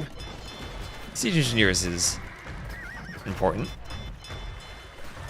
Yeah, I mean, it's important, but Dravidians are still the closest of any civ to a full naval tech tree. So, demo ship, Cilician Fleet, he'll need heavy demo, and we will get to see how useless heavy demos are in the current patch, maybe? I suppose there's a way ACCM could go Cilician Fleet heavy demos, somehow win the water, and then hold on to somehow get a score lead from having one water and win a score victory in 75 minutes? But he doesn't have the resources for any of that. Yeah, that's fast fire was a DE issue, you're right. Well, he's clicking heavy demo now. He has Cilician Fleet. He has 1 demo, 2 demos in his docks. These would need to be the best demos of all time. Very best. that no one ever was. Which civs? Spanish, I think, just missed the last fire ship upgrade. They also missed siege engineers, but they have the faster firing cannon galleons to make up for it. Yeah, Spanish cannon galleons are one of the best water ships in the game. Byzantines just missed blast furnace for their Carracks. Don't they miss the second fire tech too? Oh yeah, they do. They missed the second fire upgrade as well. That's silly. They shouldn't miss that. There's one civ that should have all the fire ship techs. It's the Byzantines. Okay, here come the demos. Here come the demos for the Treb. They will destroy your Treb in a fire. Wow.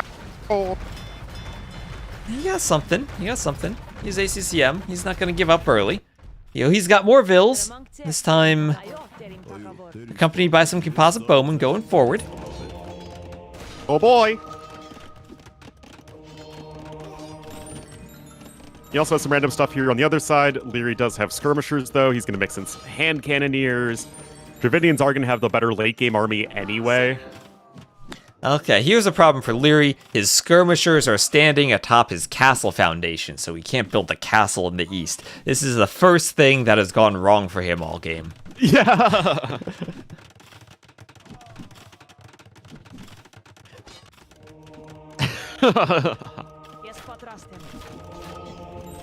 And now since ACCM's going bowman, Liry can comfortably go Dravidian skirms and trebs to take out the churches.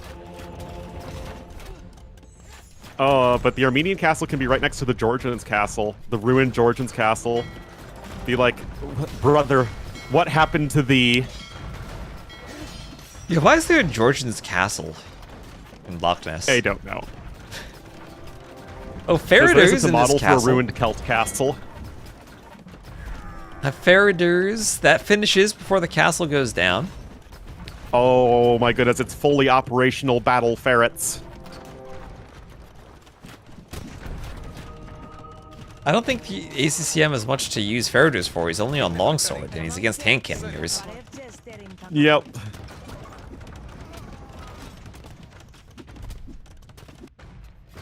Well, at least the Yo MBL game on this map was kind of interesting.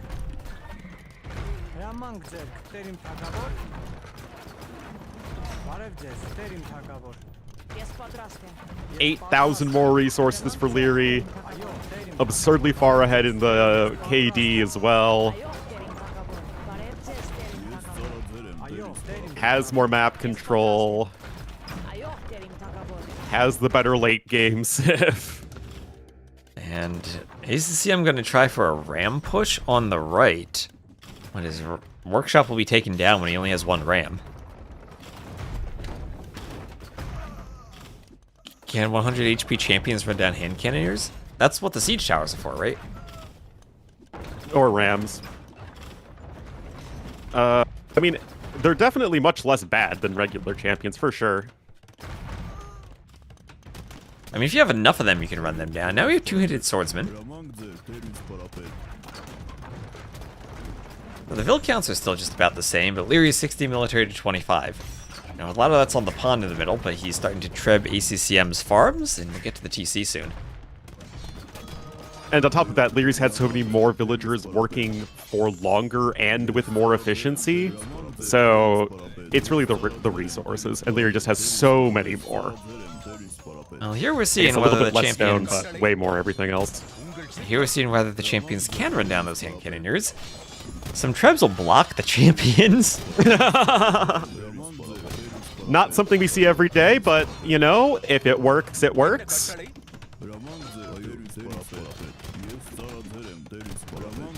What is the train time? Champions should train faster than hand cannoneers, right? Yes, I'm pretty sure. Oh, Liry has an elephant. He's an elephant archer. Oh, he's had that for quite a while, but it hasn't really done a whole lot. Okay. He might have mispressed the hotkey, maybe? Or actually, he probably, that sounds likely. I don't think Liry would misclick, though. He probably had the game bug. Like, you click one building and too quickly, and then it doesn't transfer the buildings, and then you just queued an elephant when you pressed another hotkey. That sounds more likely. Yeah, that checks out. ACCM never even got handcart this game. Like, Eco is so much worse. Well, it's not Now a we're mule at cart. 28 hand cannoneers. It's not a mule cart upgrade, right? Hand cart, matter for Armenians to get hand cart. Yeah, you got your mules to pull the carts for you. That's true. You already have something pulling the cart. You don't need a hand cart. You already have domesticated animals. Oh my goodness. Yeah, animals pulling carts is like us having AIs make banners. They're taking our gerbs! I forget the name of it, but there's like a philosophical, I guess, thought experiment that was like a horse that was like, oh, don't worry, cars aren't going to take our jobs. And even if they do, then we'll still have other reasons to be horses and be useful to humans. And like, of course, that never happens. Yeah. We have 49 hand cannoneers, guys, against 15 champions. I know our Armenian champs are good. They're not that good. I think the hand cannoneers win the fight. So ACCM, he has no map control. He lost this game 36 minutes and 37 seconds ago. And he's still a fighter. He's holding on. And to be fair, it's not that Liry hasn't been trying to close it out. It's just that this is a map that takes a very long time to close out. Yeah, that's why you pretty much never see Highlands played in AoE 2. So it does take a really long time to finish the games. Unless you have like a forward position on the other side of the river, then it can be very fast. But other than that, no. Yeah. Yeah, the only time Highland becomes competitive is on standard victory when you're racing for a wonder. Yes. And then you just immediately resign if your wonder is slower because you know you're never destroying the enemy wonder. And you sneak rams and try to snipe the wonder. That's all you can do. Yep. If this goes another 10 minutes, how will this go another 10 minutes and be better for ACCM?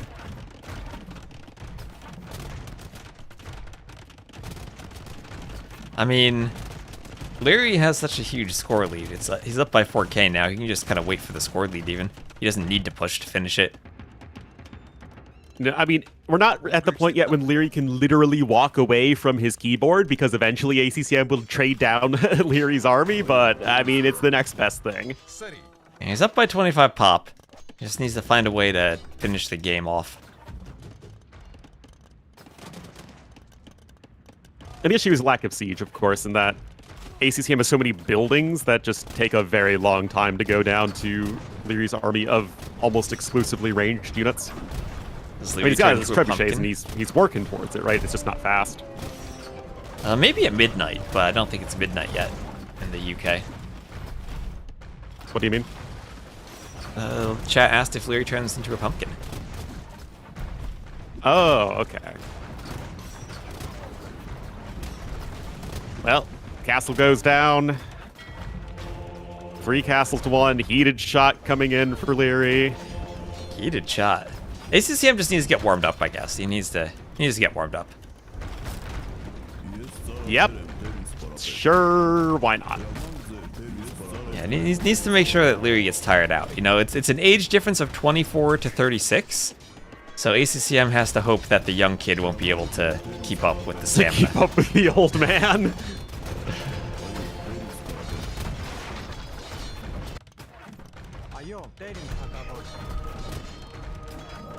Look at all these fortified churches on the shoreline. It's almost like being able to spam out a defensive structure for only wood means that games take forever to finish. Yep. Yeah, around 75 minutes. Just after 75 minutes, the clock runs out. So we actually have a very long time to go in this game until the score. Yeah, we're a little over halfway. Yep. It's just, it feels like this is taking forever because the game was literally decided within 3 minutes. When Liry had a 6-0 KD and was faster up to Castle Edge. But you know who has more skirms right now? ACCM, 34 to 16. And I know there's Dravidian skirms for Liry. But numbers, Ornu, numbers could mean maybe ACCM, as he's fully upgrading them now, might be able to come back with skirmishers. Let's not doubt the skirmisher. Well, he's around, what, 150,000 resources destroyed? Or no, 15,000. That doesn't make any sense. Yeah, 15,000 resources destroyed. Well, it's within 10k res collected, so that's still, you know, doable. But it's the wrong direction. I mean, is it He's almost... behind in resources collected and in KD. Well, it's almost 5k score.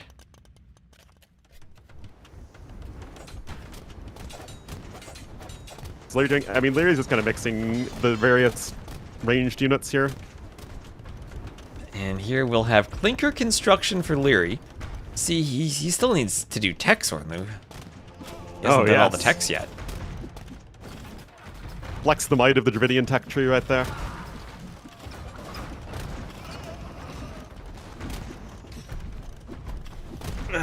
I mean, honestly, I think that instead of getting all these techs that don't matter, mixing in some siege elephants would be an actual better play to close out the game, if I'm being actually critical here, but it really doesn't matter. He doesn't need to play to close it out. He just needs to chill now. There's nothing ACCM can do. Like, he doesn't need to tap himself mentally. He can just be like, I'm gonna sit here 45 minutes, nope, 25 minutes. Or no, 35, no. Yes, 35 minutes till the time limit, or 30 minutes. There you go. There you go, 30. The 5 threw me off. 30 minutes till the time limit. Oh no. Oh, Treb destroying a mule cart. Did you see that only one shot? It sure does. Why is Liry not pushing? Because he doesn't need to. Well, because there are fortified churches everywhere. It takes a long time to destroy fortified churches. Yeah, especially when Liry doesn't have them. anything that's good against buildings except his trebuchets and cannon galleons. And, I mean, they're doing work. Liry's not idling them or anything like that. It's just, it's very slow to push through all of this garbage from ACCM. Yeah. This is the time when Liry needs to be like pulling cables from ACCM's PC just to end the game quickly.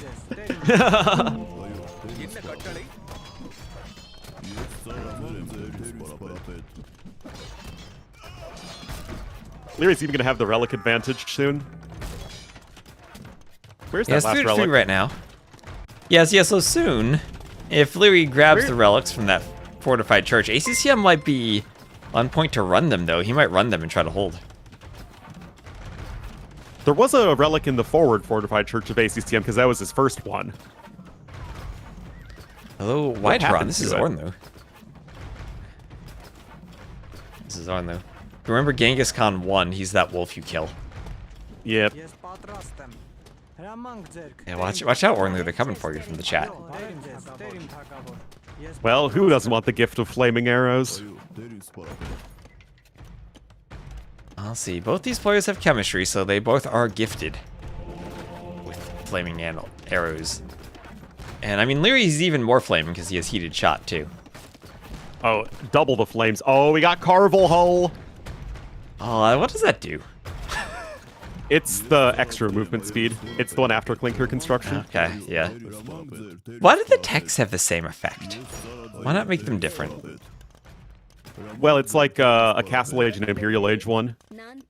Yeah, but I mean, we had Masonry and Architecture, but I think those were the only 2 techs that did the same thing in both ages, right? I guess the Blacksmith techs. Yeah, the Blacksmith techs all did that.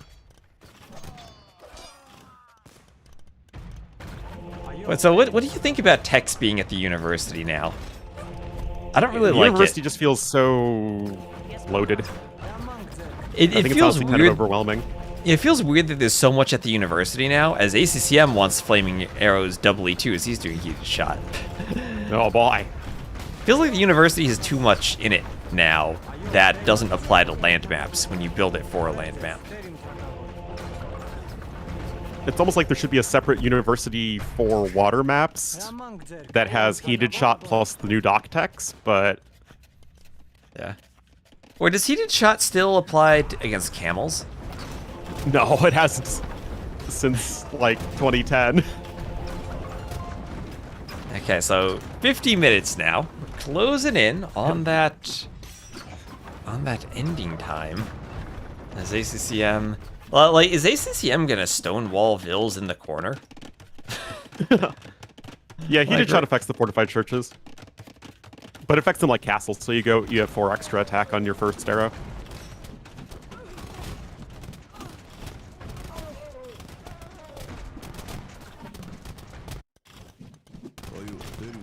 I still have Dorothea. Yeah, the bottom row is already all navy stuff. Yeah, Well, except this for is not heated the shot, only- but again, heated shot isn't a naval upgrade so much as a naval defense upgrade.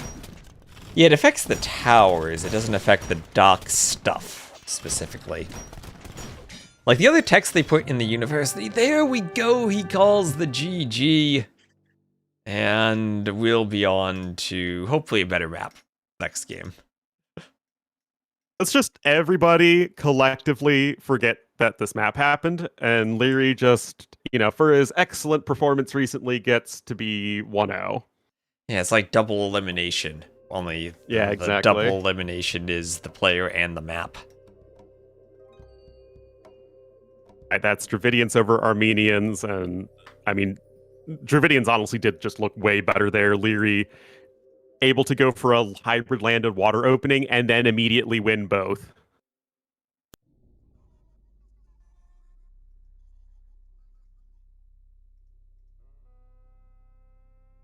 The only monster map? There are no monster maps in Red Bull.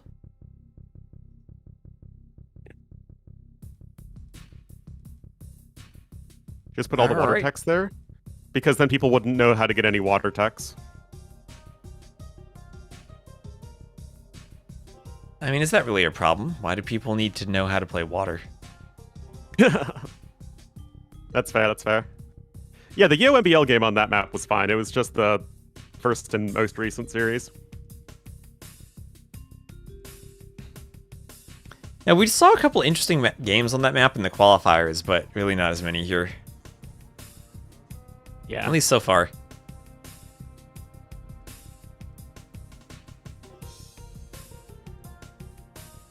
And what do you think of the Brazil maps, Orlando? Do you think they compare to those? Are we gonna have some sleepers there, like the Islands map, maybe? We could. It's hard to say until a bunch of high-level players test them. And I know you've been doing some show matches, but I haven't seen any of them. Yeah, I think that the Amazon River one might turn out, because you kind of have the corners that are far apart, into a boom map. But I don't think it's gonna be a boom and takes forever to end map. Well, that's really all that matters. Yeah. There's the triple tunnel like map that you're kind of far apart, so it might take a while to end, and you can wall it. But it's so hard to wall. It's hard to wall, yeah. So it's hard to hold walls in the late game. Yeah.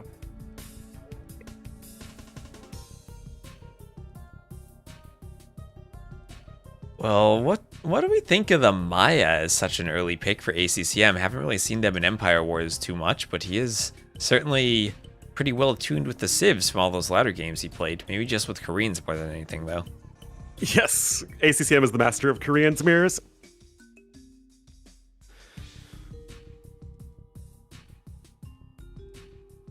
Up, we're going to Crownwood. I mean, I guess Liry can just go Magyars here. That's totally fine. ACCM, maybe just go Mayans or Persians?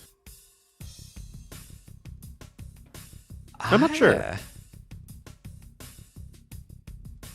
I mean, where does he use Turks?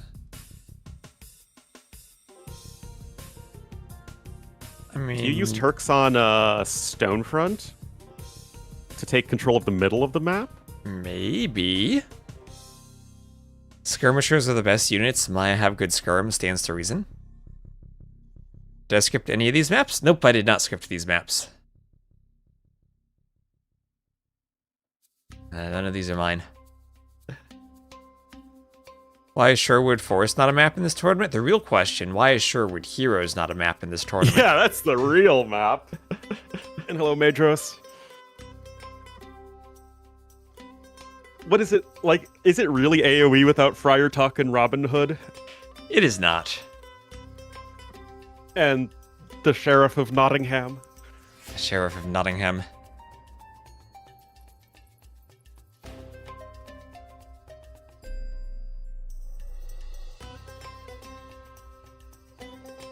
Don't know why we're delaying the next game so much. Hopefully we'll get into it shortly. We just needed a break after that long game. Oh, yeah. Well, I'm going to take the opportunity to bring my food dishes down then. Oh, okay, or you don't have a stack of dishes like a gamer, or just on the side. No, because then my room smells like food. Fair enough.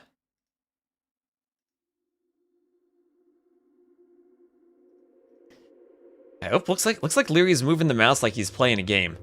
He's moving the mouse like he's playing a game, so we gotta hop into the game. Call out chat like that, please. Alright, DE, are you gonna load? Okay, hold on, I gotta click a button to load into the game. Wait, why? That dashboard, what happened? I can't click the game. Oh no. No, the dashboard says they're in a lobby on Loch Ness. I gotta use the in-game spectate tab.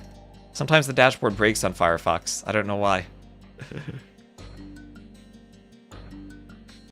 We're in-game. I'm getting there. I'm getting there. So swap that. And it's Turks now against the What the heck is this Civ matchup? Oop, I gotta swap the sides too. There we go. Alright. The what? Okay, so we're on Crownwood. Ornlu's gonna come back and he's gonna think it's a joke. It's April 1st. This is an April 1st Civ matchup. Are you here, Ornlu? Oh my goodness, it sure is. We have the Western Turks versus the Southern Turks. Okay, so Turks for ACCM, Cumans for Liry. I mean, I guess if we were going to play Age of Kings, we would use Mongols for Cumans, right? Yes. Yeah. But okay. Did the players, like, is there some UI bug where they thought they were going to play Arena and these were the civs they picked? That would make much more sense. I mean, it's just so strange. I mean, Turks aren't good enough anymore. Like, you can't just play out most of these old civs, with the exception of the original Asian trio, and just feel like, oh, they're just generally strong enough. The original Asian trio? You mean Japanese, Mongols, and Chinese? Yeah, I mean, those are still top-tier civs, as are Persians. Well, Persians kind of mix them as you want, but most of the other civs from Age of Kings aren't all that great. Yeah, Persians were never really top tier until we kind of got all these hybrid maps, and they got their Dark Age bonus too. Yeah. And I think people just kind of realized over time how good their eco was. And they had always kind of had bad matchups against Aztecs, Maya, Huns. And I think that made them a bit weaker than they really were, or seem weaker than they were. Yeah.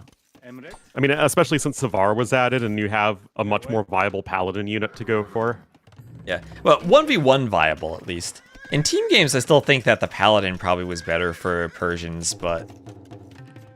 Yeah, it's at least pretty close. Yeah, 1v1s, just getting to it more cheaply is much better. And they're way better against archers, which you see a ton more of in 1v1s.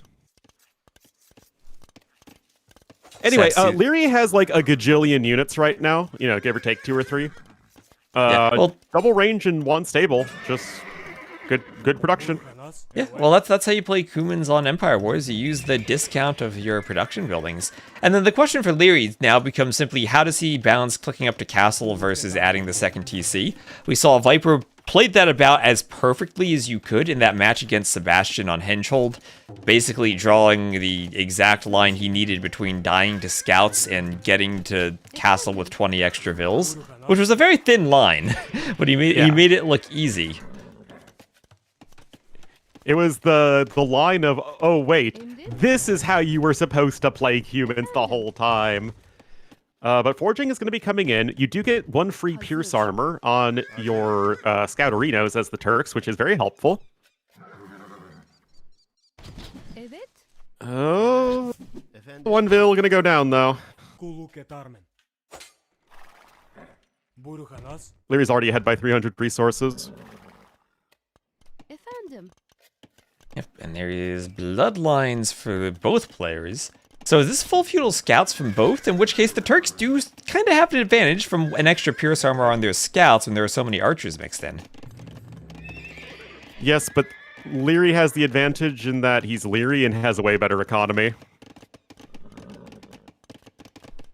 So ACCM has to be careful of that Wallingville out there. His bloodlines. Or Still both. only one TC from Liry. Oh, this should be beautiful from Liry. That was not the fight ACCM wanted. Well, actually, the Spearmen aren't really doing anything. No, they are. Well, yeah. But does it get cleared in the end? Does it get cleared? No. Yes. Almost. Maybe. Almost. Yes, it does. Yes, it does. Never in any doubt. Never Turks in OP. any grass doubt. But look at Liry just clicks up to Castle Age anyway, despite making how many more units than his opponent? Well, Res Collected are still similar, and he doesn't have a second TC. But now we're going to hit the weird part of Turks in a 1v1 on an open map, where they don't get Elite Skirmisher. And that always leads to the question of how do you play the Castle Age without the unit that everyone wants to make in the Castle Age? You make the other unit that everyone wants to make in Castle Age, the Cav Archer. True. I mean, they don't have any bonus for the Cav Archers early on, though. They get fully upgraded Cav Archers and a unique tech that adds more HP. But they have to commit to that. It's a big commitment, and you don't really have an eco bonus at that stage, but if Liry's going to lose this game, which is still totally possible, it will be off the back of humans being an awful civ from here on out. Yeah. And we have seen how important late game cav raids are on this map, and Turks getting the free Hussar upgrade plus the extra Pierce armor could be an extremely good unit. But we also recognize the Turks, with only spearmen and feudal skirms, not the best long-term trash war outside of those Hussars. And humans themselves actually have very good Hussar spam with step husbandry and the faster movement speed, and cheap stables to drop everywhere. So that's true. actually one of those situations where humans are actually still quite competitive. Yeah, that's true. When you get to the late game stages, Hussar versus Hussar, the Pierce armor doesn't help the Turks, so you're still favoring the Cumans there. And humans also have fully upgraded halbs that they can mix in too. But as Liry's up to the Castle Age, what is he not? Or no, he's not walled in the south, as ACCM's archers will get in and kill a Vil. They will do that, and the total resources are still totally competitive here for ACCM. The issue is that Crossbow and Bodkin are about to be in, and like, what are you supposed to do against archers? And this is what you can do against the Turks, is you can play super hard into skirmishers, as in, like, you play really hard into stuff that's countered by skirmishers, because your opponent just doesn't have it whatsoever.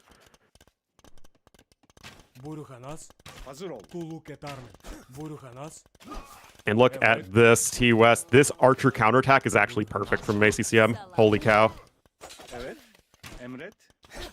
Yeah, this is beautiful. ACCM thought Liry thought he'd be walled and could go for a free forward siege workshop. But not gonna happen now, as ACCM will have the free light cav upgrade for defensive light cav, and he's also going to eject the archers before doing crossbow, but that's fine. He has the numbers and he has the light cav. Liry might get in, though. Liry is absolutely going to get in, and you have no Bodkin. And that feels like a massive mistake, actually. I do like sniping the reinforcements, but... And eventually Liry will have the knight numbers to clean the crossbows from ACCM, and he'll probably do that now, as ACCM will need to clean a good group of crossbows that got into his base. He has a lot of he thinks farms. he has Bodkin. Oh, wait, he cancels it? He has to know he doesn't have Bodkin. Ballistics. Ballistics! Come No on, Bodkin. dude! I mean, ballistics is crucial, but I would say the range from Bodkin is probably more important. And he should be clicking Bodkin. Liry has double the army value right now. Does ACCM not think that super- house is a mill? It's looking like... like, I mean, it's not like one of those situations where the mill looks like a house. I mean, It's they not look one of the completely African Sivs. different.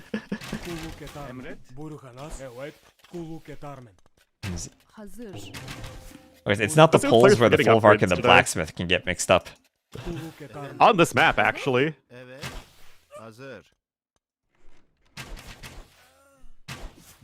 You're on T90's channel, but realized, yeah. Everyone's just hosting the event 2's there. And Jordan, apparently.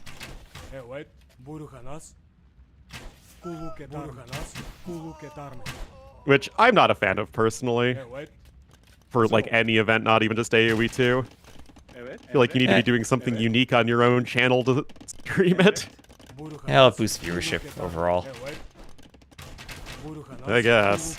Oh my gosh, I realized, when I'm on Friday, I'm on my flight, and I'm just flying there. What if I just, like, have my PC set up streaming it? See, doesn't that feel like you're benefiting without putting in literally any effort or doing anything that adds to the quality of the product? Yes. The banners are AI, aren't they? You know, it just doesn't feel right ethically, you know? This game is so over, man. I still don't understand the Civ picks, but Liry made it work. And, I mean, something at least went wrong for Liry this game when he wasn't walled. But then something even more went wrong for ACCM when he didn't reinforce the walls, and Liry had a bigger group of crossbows that got in. And, I mean, even if ACCM does get Vodkin there, you're still trying to out-micro Liry crossbows. And the issue is that Liry was over a minute faster to Castle Age, and he had archers right on top of his opponent as soon as he hit Castle Age. So what ACCM wasn't able to do was actually keep his opponent at home for him to leverage that timing. So, like, it really didn't even matter what Liry's Civ was at that point because he had just had so many more units than his opponents so that ACCM could never go out onto the map.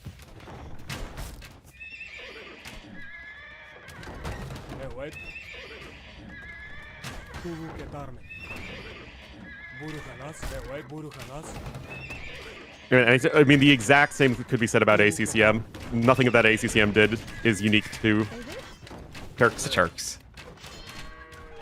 I mean, it feels like the Turks pick is simply you're hoping that the scout line helps you on the map. But not the case here. You run into such the obvious situation that you're so bad against crossbowmen timings. Thank you, Flashbang, for the sub.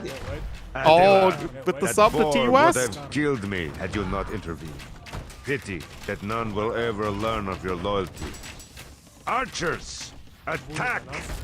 Oh, Letta ambushing you in the woods with archers.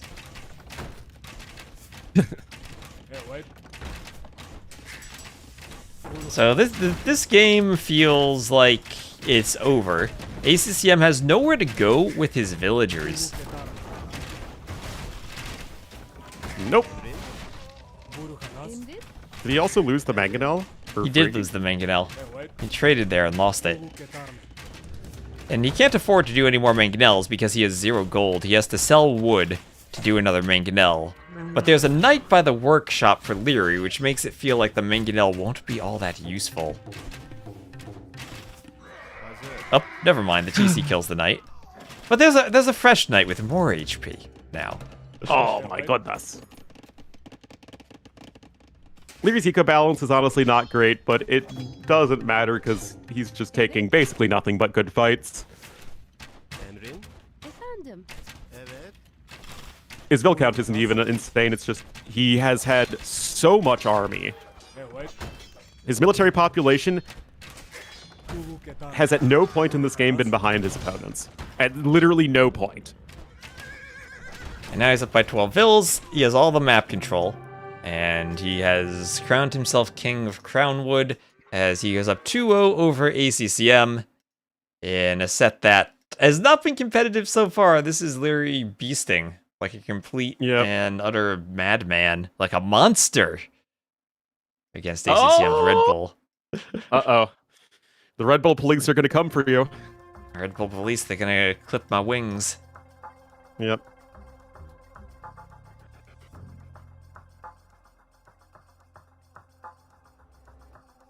Humans 100% win, right? Exactly.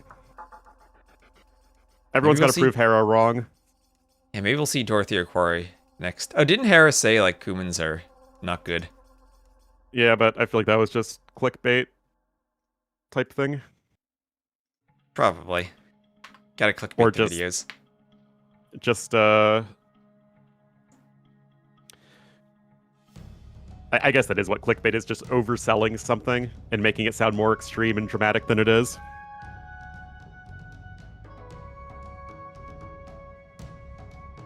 Then second and third? That's pretty reasonable. Between Hera and Liry is closer than anyone in Liry. Maybe. Feels like the two of them have pulled ahead. And and Yo is kind of stagnated. And Viper. Well, the issue is that all the other players in the top 5 to 6 are getting older. I mean, so are Hera and Liry, but they were much younger to start with. They were younger to start with. They're still youngins in their 20s.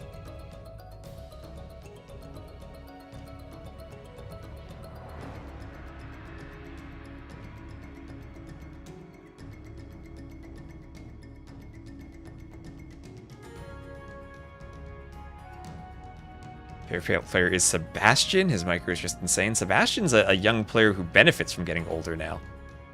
Yep.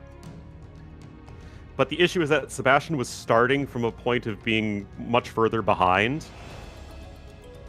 So as long as Hera and Liry continue to get ahead, then Sebastian's going to still have a bit of a hard time keeping up with them. Let me ask you a question, Arnu, because I don't drink Red Bull, and I see all these refrigerators in all of these setups. How cold is Red Bull supposed to be when you drink it? I've only ever had it cold, but I don't like Red Bull, so... Because I've never actually, they gave it like... to me for free. Yeah, I've had those situations where, like, I just drink it because, like, it's there, but, like, I don't ever actually like it. No. So my experience of drinking it has been very rare, but it's always been like room temperature. It's like not. I've never refrigerated really? it. That sounds gross. That goes from like I don't like it to I don't drink it. I gotta say, I've really been liking the warm beverage coffee though. That's much better than energy drinks. I am much more a coffee guy. I'll have to figure out how to get coffee when I'm in the Airbnb in London. I'll need a coffee plan. I'm sure they'll have coffee. I hope so. I might just have tea in the UK, though.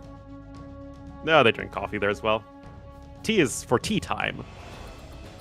Ethiopians are an archer civilization focused on rapid power spikes and sustained range damage. Faster firing archers and strong age-up bonuses allow them to dictate the tempo of battles. Oh my god, this AI slop. It's so bad. It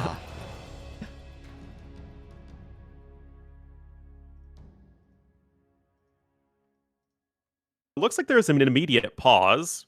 Oh, they gotta make sure that production can load into the game. You know, it takes a while sometimes. Liry also changed his colors, so people might stop complaining about the colors that are invisible.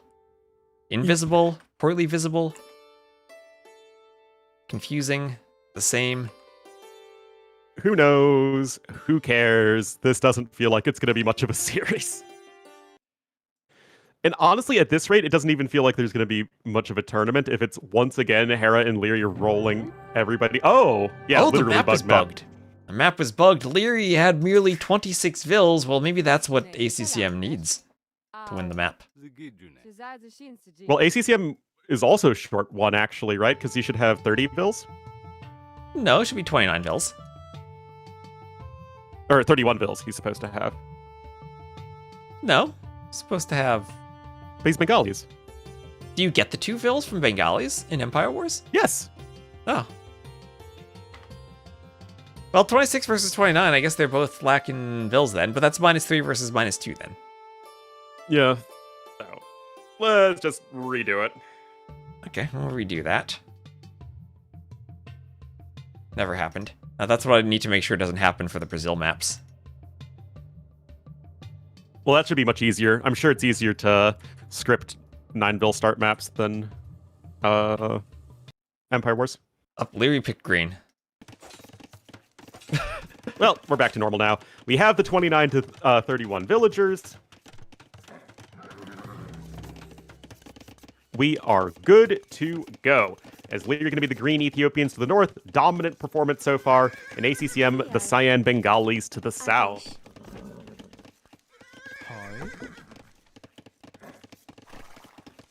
So, Bengalis, an interesting pick. They are very good in Empire Wars. They're civ that don't want to hang around in the Dark Age. Ethiopians, though, also much better in this format because you start with an extra 100 food and gold. And the spear going to, avoid poking the scout. This is the third set today. Yes. Last one is Hera Hearttt. And that one, I can't imagine Hera Hearttt being anything other than 3-0 Hera. Yeah, I don't think so. But we press onward, and right now, ACCM is still 2 villagers ahead. His eco will be better. Liry, meanwhile, adding in some scouts to complement his own archers as Ethiopians. And Ethiopians are a civ we just don't really ever see enough for my taste, because I am a big fan of them. You're a big fan of them, really. I feel that Ethiopians, they shine as that team game flank, and then they're kind of a weird civ because they're okay on closed maps, and they're okay on open maps. But I don't feel like they're great outside of that specific team game flank situation when you go only archers into more archers. Well, that's because Ethiopians feel balanced on the other maps. Yeah, fair enough. Scout cavalry is here. The archers have fletching, though, and are also Ethiopians. So Liry with some excellent micro and scout cavalry usage. Oh, no. Yeah, Liry with Ethiopian archers is pretty scary. Right? Well, it's 4 minutes into the game. I mean, ACCM lost the fight, but it's not over yet, right? This isn't as over as the other maps were at this point. Literally, the game 1 was over at this point, effectively. I had an idea for a civ bonus if villagers have attack bonus against cav units. You know what? That would actually be a pretty good civ bonus. Yeah. That'd be much better than the recent civ bonuses. I like that one. Like maybe Yeah, plus no problem with 1 per age. Yep.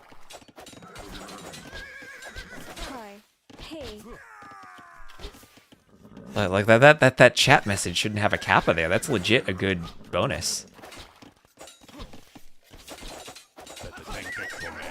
Except you couldn't make it a Dark Age thing, otherwise it would be a degen vill rushing civ.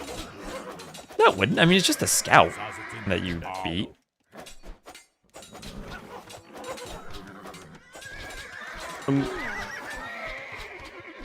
So, convince me ACCM isn't dead right now. Well...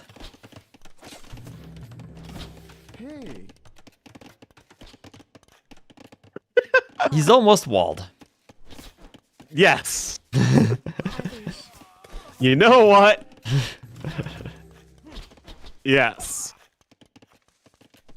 And res collected is he's similar. down in archers, though, and he's making skirmishers, which is not what you want to do here. You know what? Maybe ACCM holds on long enough that we get to see torsion engine siege onagers from Liry. Huh.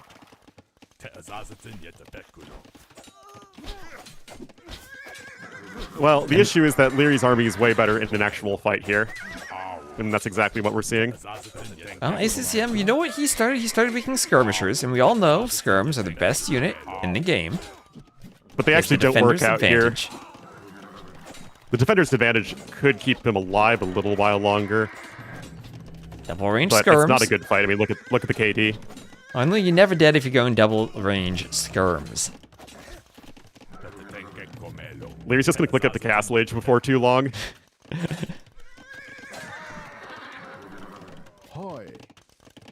At least wait. I'll tell you why ACCM is not dead. You want to know why, Ornlu?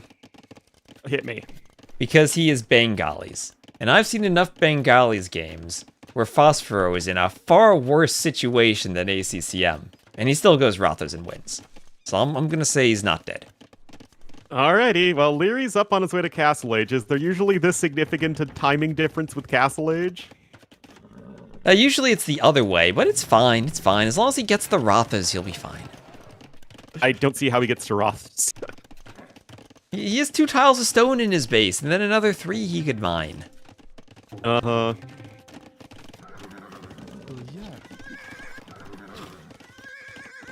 Yes, that is the other way around. Well, like, that's the thing, is, like, Liry just had the better army the whole time, so it was just a matter of him eventually taking the fight and having the completely uninterrupted eco behind it. Is he trying to make fetch happen? I don't even know what fetch is. Have you never seen Mean Girls? No. One of the characters keeps on trying to say, like, something cool is fetch. And then they're like, stop trying to make fetch happen. It's not gonna happen. Ah, okay. I get it.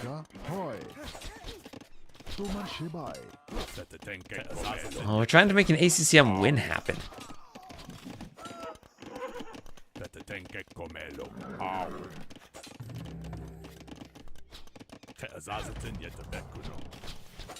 Ornlu has good impressions.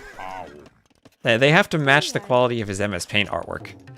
Yeah, exactly. I don't know. Plastics, you know it. What does the world come to when people can generate AI stuff instead of using MS Paint? Yeah, it's really just a lack of class right there. Liry's doing the exact same thing as in the last game, where he's just so far ahead from Feudal Age that he's just like, I'll forward Siege Workshop kill you. He's literally not even full walled. Yeah. You know what you should do, Ornlu? You should make player banners in MS Paint. I wouldn't feel dirty about it like I do with the AI-assisted banners that we have now. Oh, ACCM, he had skirms, but he's losing them to crossbows and scouts. And now the scouts can just run through, because the TC's not fully walled, and scouts won't care about TC fire. They'll just get through. Too many farms for the slam gates to work. And now Liry can hunt for vills with scouts that have forging. Interesting that in 2 of the games, Liry won with civs that just have early extra resources, and he got a huge lead just from the first minute of the game. ACCM up to the Castle Age. There's a TC for Liry over on the right. Hi. And I wonder how Heartt's gonna do after the Vitality Bootcamp. If maybe all that practice from Liry and Hera paid off for him. That's certainly quite possible. The issue is, to get far in the tournament, you need to get past Liry and Hera.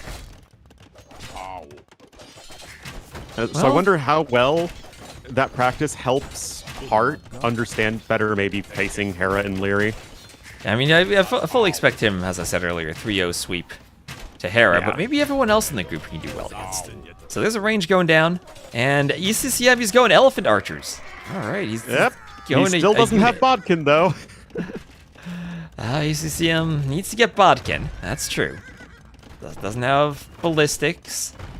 He's against the Mangonel. His range is getting rammed down, so he's gonna have 3 Elephant Archers total. Yep.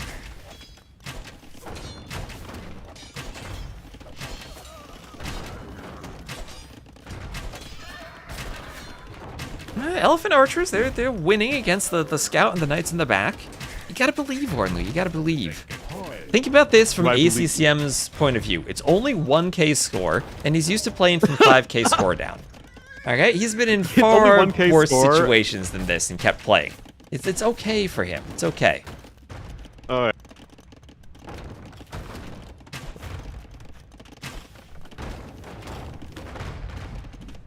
Oh, the issue is, like, the strategic aspect of AoE doesn't really matter here, and I think that's what can be a little disheartening. It's just everything is done more efficiently. Yeah. And this is kind of why we, or at least I personally, and I think we probably have the same opinion, don't really enjoy Empire Wars as a game mode.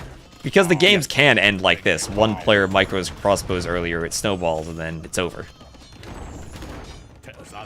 I mean, you can totally get that in RM too, but it's really more about the average quality of games. Like, AoE can always produce really fun and exciting games, so long as there are two evenly skilled players. But when you're looking at how well a map or game mode performs, it has to be over the course of an entire tournament, and how often do you see the map, and how often do you see good games on the map? Yeah, and we get into the point with the Civ bans too, where you might not necessarily see the absolute best civs for the maps like we'd seen during the qualifier, and that leads to maybe a more defensive playstyle. So we're not going to see like the aggressive Burgundians Flemish militia on Loch Ness or all the Koreans Fire Lancers. We're going to have a bit more conservative wall up boom civs. Yeah. And that, I think that can also lead to a different style of game where you've won the game and it takes a long time to end. Now, in particular, this is ACCM, right? So that's always going to be the case with him. I mean, most players would have resigned long ago at this point, to be fair. So, there's a 3 HP knight in the middle of Lyrey's base. ACCM might be able to snipe 1 HP farms. Oh, man. Is it an inherent Empire War or a map issue?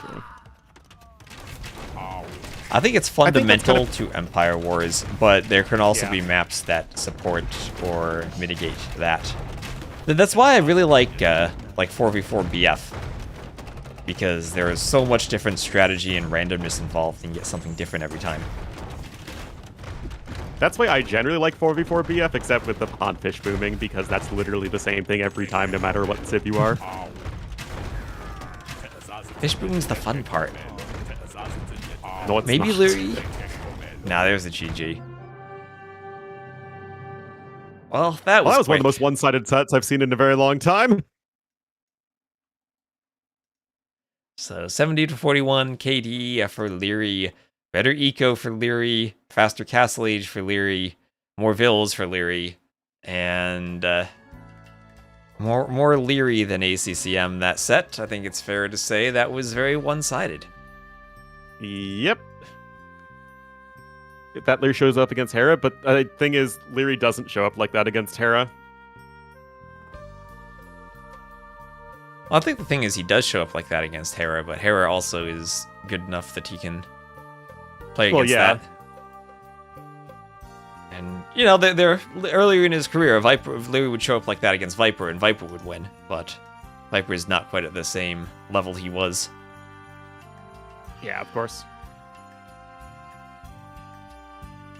But I think Empire Wars does really play into Liry's strengths as a player. For sure. Right, so it's not just like game mode and map, but also like game mode plus map plus player. Yeah, all of those things combined. What would be a one-sided set? I don't know, a post set with a bottom element.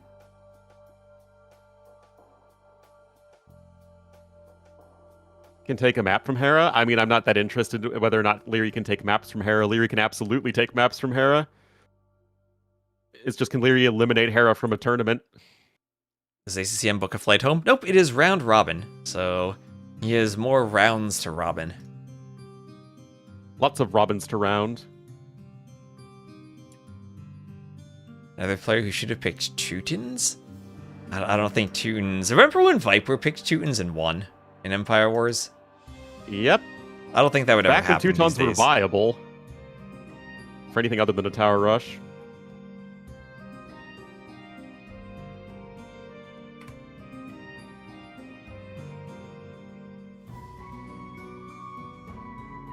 Alright, so Hera Hearttt will be our final set of the day. Let me just update my titles.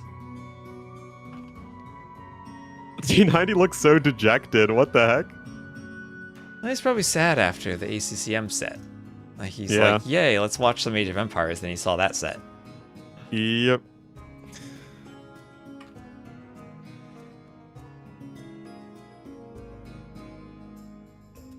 Now, this group stage, it's kind of weird because only one person gets eliminated. Wait, what? Or one person from each group gets eliminated. What's the point of a 4-person round robin then if you're only eliminating one person? To string out the content. Huh. When Britons were good, Britons are also not good. Yeah, remember when they were probably like the 4th or 5th best civ along with Celts right after Aztecs, Maya, and Huns? Yep. And did Good you times, have good someone... times. Do you remember many years ago on YouTube, there was someone who went on all the YouTube comments saying nerf Britons? Do you remember that guy? Oh, I do remember that. They were so angry. Yeah, they wanted the Britons nerfed.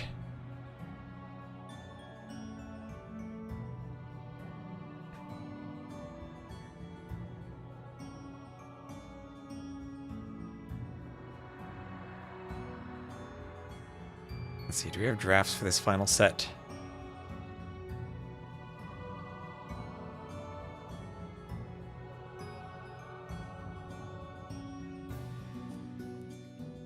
Play one set, that would be so sad.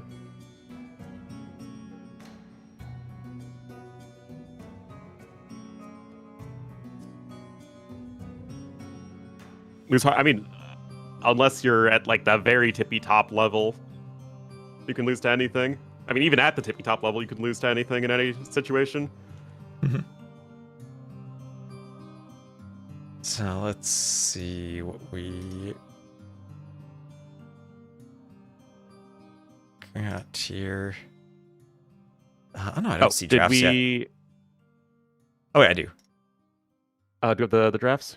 Yep, they're in the game channel thing. Oh, guess what map we don't have? Oh, no Loch Ness? No Loch Ness. Are you sure we're allowed to cast it? Ooh, that's true, that's true. Maybe we actually have to get on a boat in the middle of Loch Ness and find the monster to be able to cast. That would take a very long time. I'm pretty sure Loch Ness is not something that is easily explored because it's gigantic and deep. If it's so deep, how can we cross the middle on the shallows? That's a great point, actually.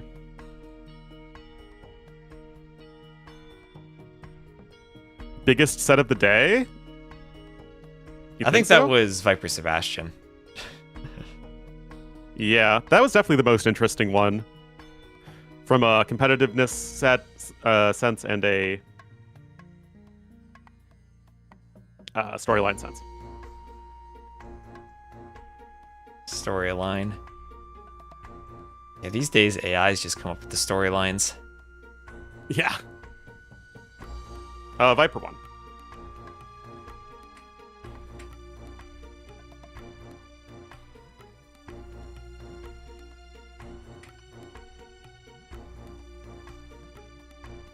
All right, Ornlu. So, what do you think of this draft here? We're gonna start with Thames.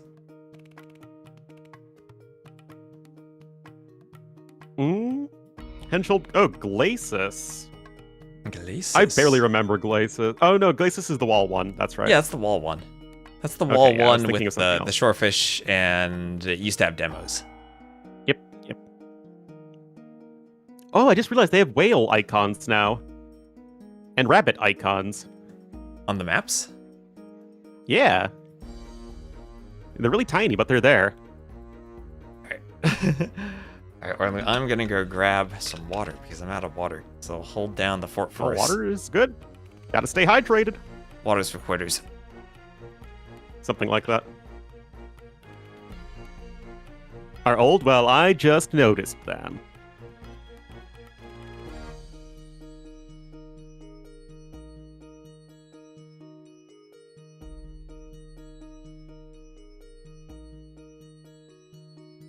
Oh, wow. The official Red Bull stream made it red versus blue, like, boring people.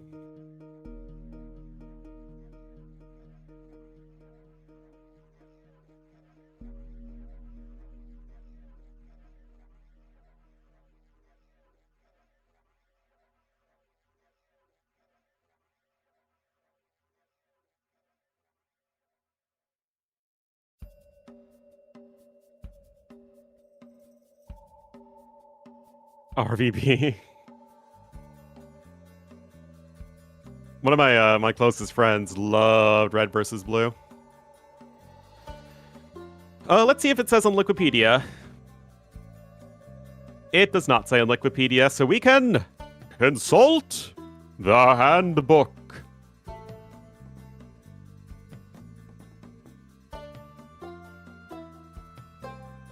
Dun dun dun dun dun. Introduction. Format.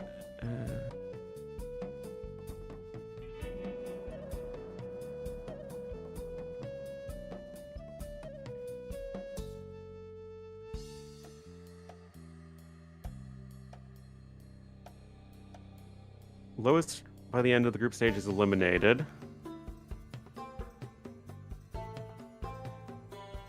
It doesn't say. Well, you'd think the tiebreaker rules would be in the handbook. But I don't see that anywhere. Oh, yeah, good call.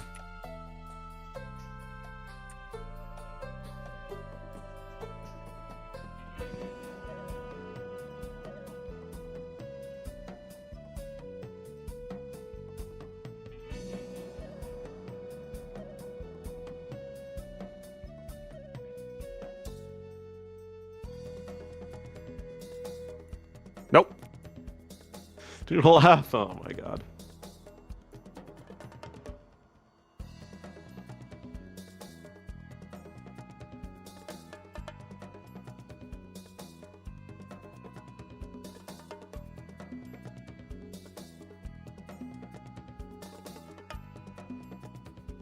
Well, what are they talking about now?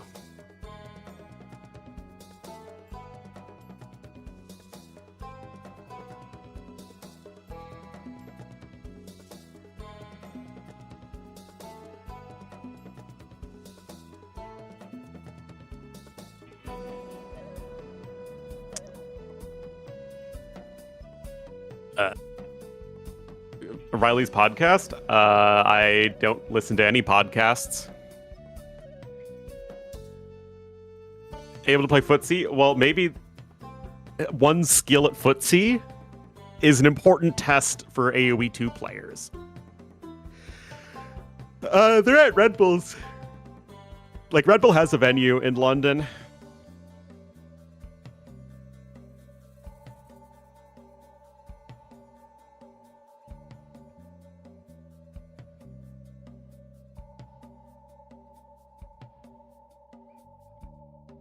On the manosphere? I am missing out on the manosphere.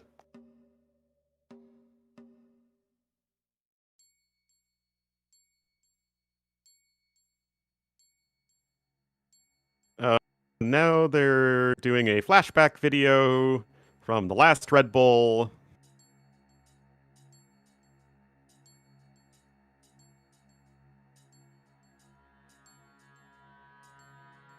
Being a podcast enjoyer, yeah. I literally only follow AoE 2 streamers.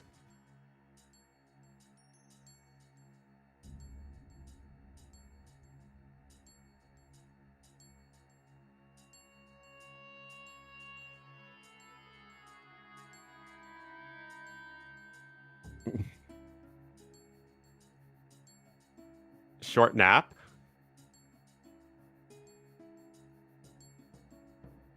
I mean, it's very nice. Flashback highlight video. Is it about communism?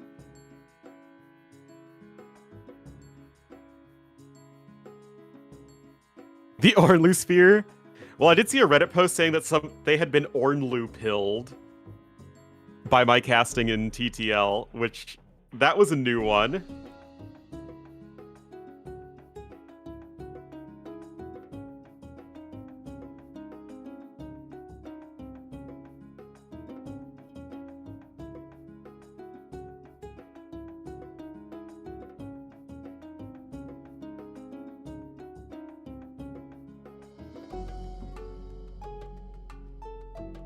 It's just communism with extra steps, which is pretty funny considering how not lefty Tolkien was. What color does the Orlu pill have? Gray.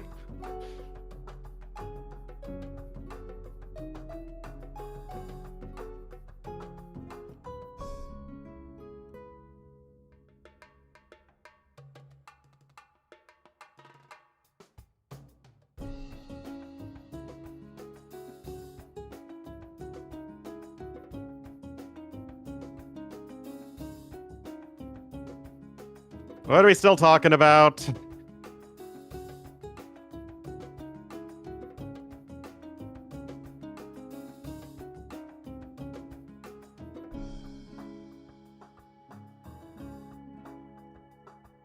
Alright, is Ornlu still around? I'm still around, waiting for Alright. something interesting to happen. Is nothing interesting happening on the stream that they put together? Nah, they're just waffling. They're waffling. They're buying some time? I guess. I mean, last year's was quite short. And then level 37 Hypno, thank you for the sub to me. Ornlu with the Prime sub. Coming in Thank for you, prime thank time. you. Prime time.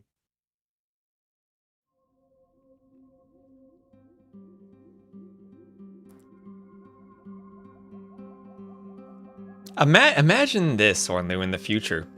You know how this is gonna happen? Those costumes they're wearing? They're just gonna be there in like a t-shirt and shorts, and the costumes are gonna be AI generated on the camera. Yeah, that checks out. Wait, do you know what? Oh my gosh, we have Ralph the Mouse Diff Tom using the Prime sub Indeed. for Ornlu. Thank you, Dip Tom.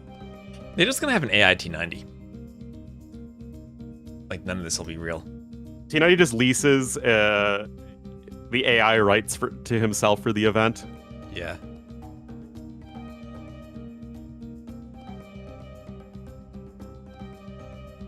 That's the way to run a YouTube channel these days. You just sell your voice rights to a company who just puts it on the videos and produces them for you. And it's just AI generated. AI Hera versus AI Liry in the finals. Seems fair.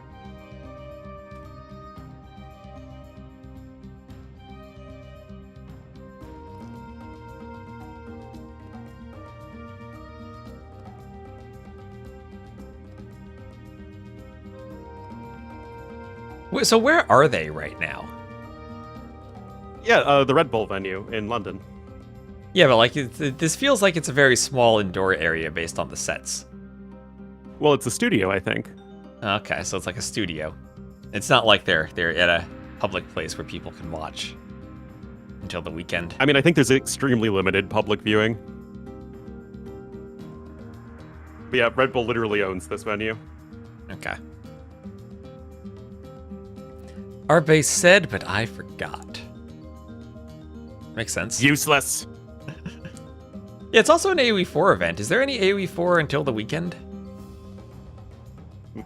Don't know, don't care. When's the last time you've touched AoE 4?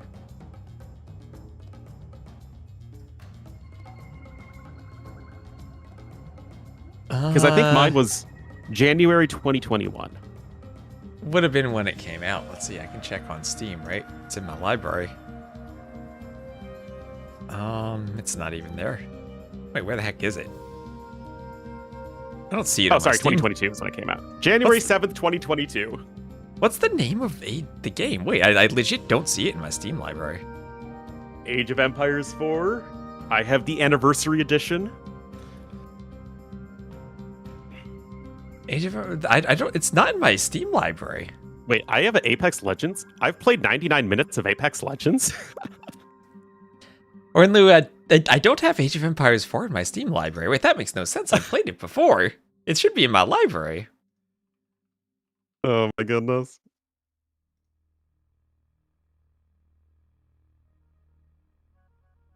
All right, are we in the lobby? It's in my Steam library. I have played 66.7 hours. I don't see it anywhere. Did I hide it maybe because it was so bad? Well, I had to at least play it for the campaign. I did that too. Oh my gosh.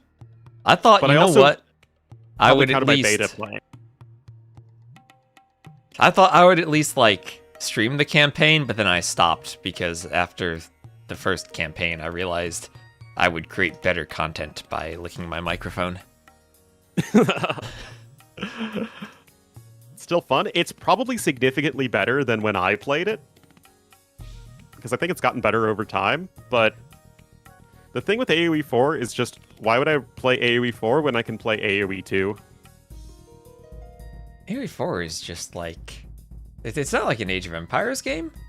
It's like the generic RTS game that they put the Age of Empires label on. And like, it's a playable multiplayer game. That's about it. Yeah. Playing Age of Empires 2 right now. Except, that's true, McNeely. That's very true. Fine. So much about the banners bug me. I do wish that Age of Mythology Retold had, like, more support behind it. Because I think that's actually a pretty interesting game. But I think they would need to put more effort into the multiplayer system to make it a viable multiplayer game. And the very basic system they had for AoE 3, where you don't really pick the maps and you just go and play, and there's no even like mediocre pick ban system like in AoE 2, makes it really tough to pick up. Because you kind of have to learn everything all at once. How to play the water maps, how to play the land maps, how to play closed maps. They're not really closed maps, but how to play different builds. Yeah.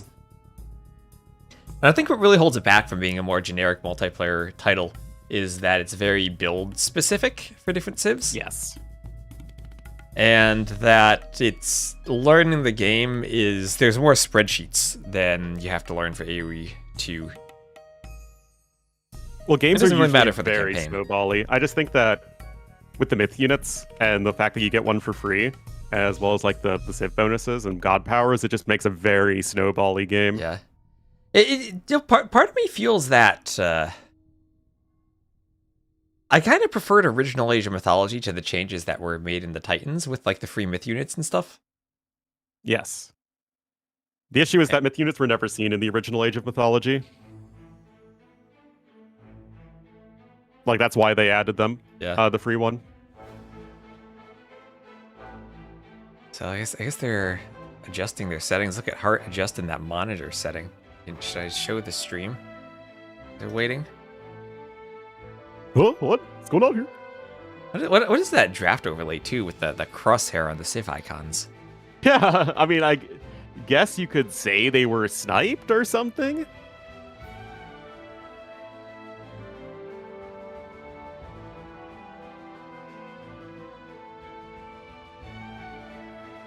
Well, we all know Hera's a screen cheater. Yeah, Hera's gonna... What you gotta do, you go to the room, you put a mirror on the other side of the room, just put it behind the your opponent so you can see their screen. Yeah, but then you have to read the screen backwards. That's a skill. That's true. You need like a system of mirrors that bounce off each other until you can see it the right way. Oh, yes. I don't know if that mathematically works out. That's more your specialty. Reject modernity. AoE 1 Alpha is the last OG AoE game, Dawn of Man. Actually legit, AoE 1, the original AoE 1, is the best way to play Age of Empires 1. Well, isn't that why they do it in... how they do it in Vietnam still?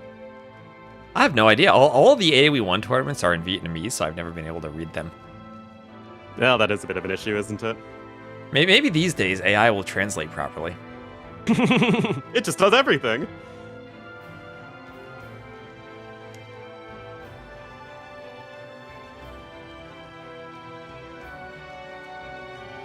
They really need to raise the eye level of the screen the casters have. I mean, you've done events. You know it's always, like, pretty low and you're always looking down. Not always. Not always.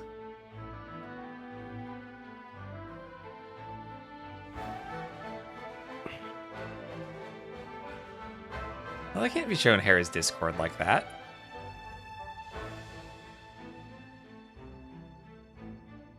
Well, Hera's in a lobby. And now he's no longer in the lobby, as is seen on the screen. Also, Hera definitely had a notepad document open. Yeah, what do you think about the updates to Notepad in Windows 11? Well, like, it always creates a separate tab. It's like...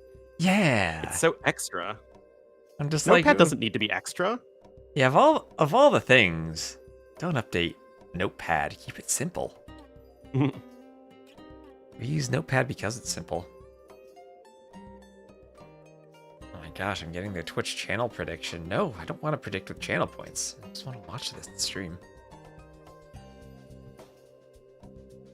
Kumins seem very successful today. Is there a map they are especially good on?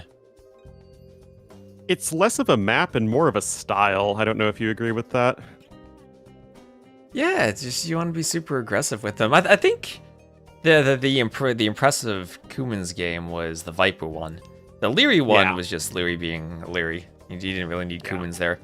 The Viper Sebastian game, he timed them properly for the TC.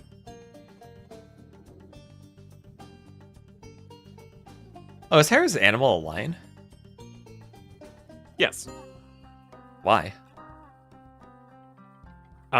I think that has to do with his Palestinian heritage and the symbol of the Arabian lion. Oh, okay. Oh, the Khitans Oh, here we go. are The Khitans are a and cavalry siege and siege civilization? Built around a a unique pasture-based economy. Oh my I just get so angry every time I see clearly AI-generated content. The thing is, there's Come on, no, Father, like, you- value like in command. it.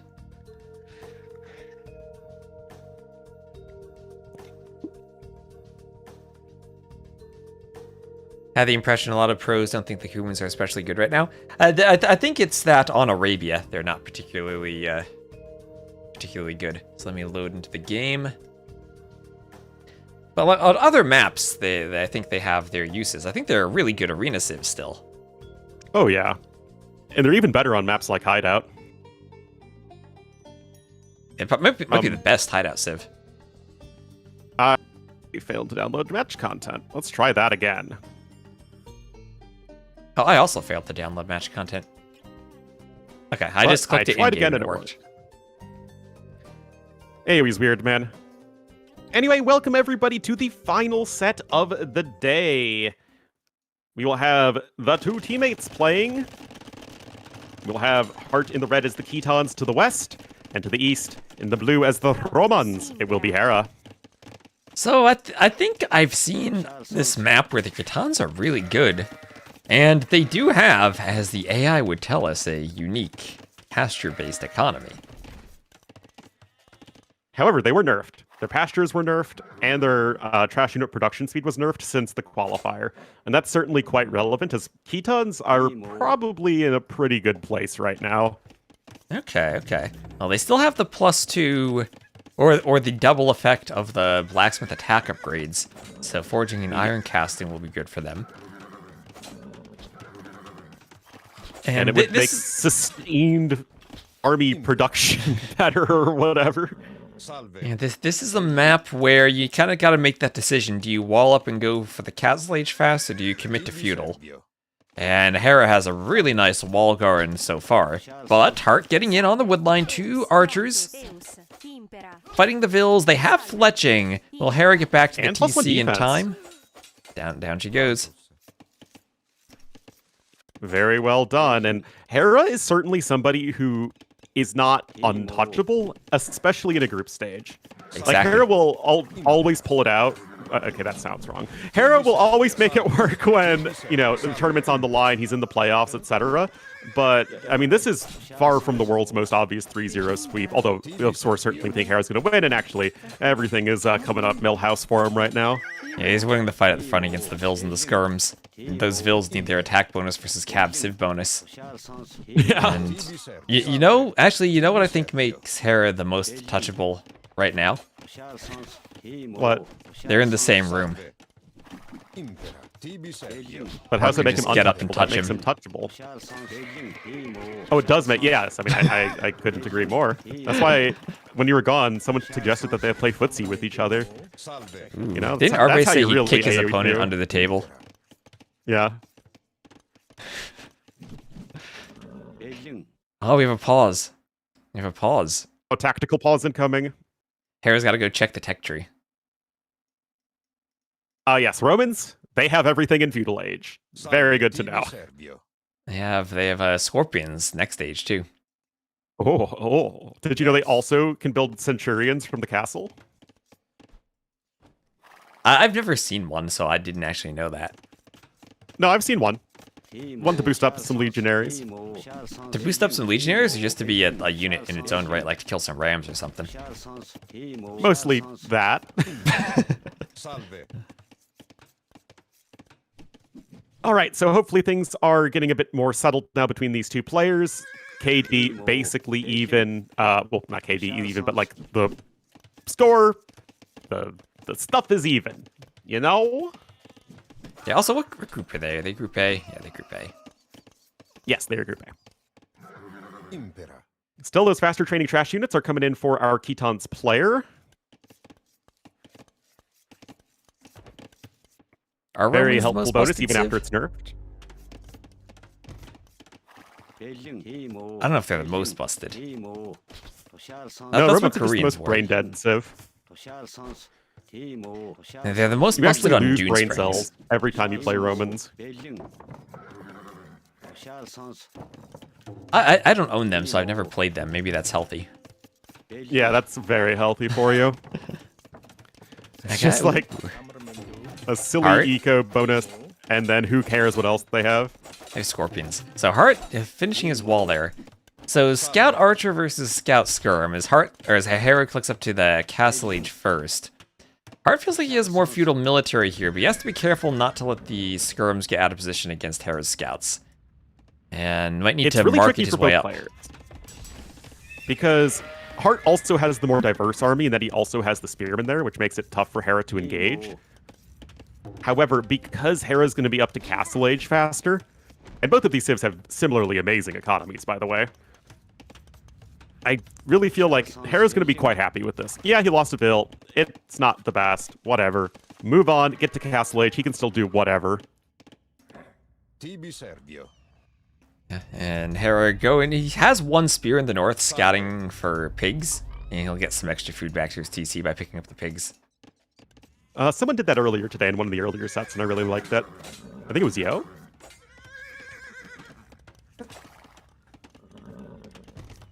So now Scout's at the gate of Hearttt. But Hera doesn't want to engage, doesn't want Hearttt to run around and get into his base. So Hera didn't actually wall fully to the edge of the map or all the way to the shallows, just partially walled so far so scouts could run in. Part of his wall still is a palisade. But his scouts will be fighting against Hearttt, and Hearttt doesn't have the numbers to keep running around. Hearttt has to pull back. Is Hearttt up, but 90 seconds later than Hera. Roman Zico great even compared to the Khitans. And that's saying something. But Food Collected's still a little bit better for Hearttt. No, I actually think Khitans are probably a perfectly fine civ now. Okay. Yeah, Romans, I think, legit, outside of, like, fortified churches, situationally, have the best eco bonus. Well, I think that's the thing with Romans and their eco, is that it's so not situational. Like, there's no way to not use it so long as your bills are working. Whereas, at their peak, poles and humans, for example, have way better economies, Chimera as well, but you have to be much more intentional with how you use it. Anyway, this is the thing that's happening. Yeah, Hera just goes into the gate. Hearttt tries to wall, but doesn't really get the wall up. There's a pasture there. And those Vills now have to deal with crossbows and light cav and Hera. And that's looking pretty rough for Hearttt. He has one military. It's not the best. 1 to 13. Hera will get a second TC in the north, put it by some deer, some foxes, and a wood line. I feel that players forget about foxes sometimes. You get so much gold so quickly from them. Yeah, honestly, I feel like a lot of the bit, issues, especially in a map or like a setting like this, it's very hectic. So even just shift queuing the villager oftentimes isn't worth the APM, I think, in the eyes of players. But I do agree, it's a lot of resources that you can get for free. Well, it's not a lot so much as it's just like instant almost. Well, yeah, I mean, it's instant resources are really good. Pulls are really good for a reason. And then Eddie Banks with the 39 months. Thank you so much, Eddie Banks. Thanks for using your Prime on Ornlu. Yep. He's a prime candidate for using a Prime sub. Oh. So you're saying I'm not divisible? You're divisible by yourself. And one.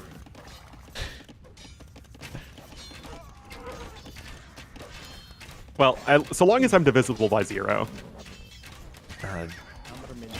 Well, that depends on what system you use. And floating point number is everything is divisible by 0. You just get infinity. There's also a negative 0. Divisible by 6 or 7. Oh my goodness. As this game is super over. This looks exactly like the Liry games, by the way. It does. That's what I was saying. The Hera and Liry are going to look this dominant against Hearttt and ACCM at their level.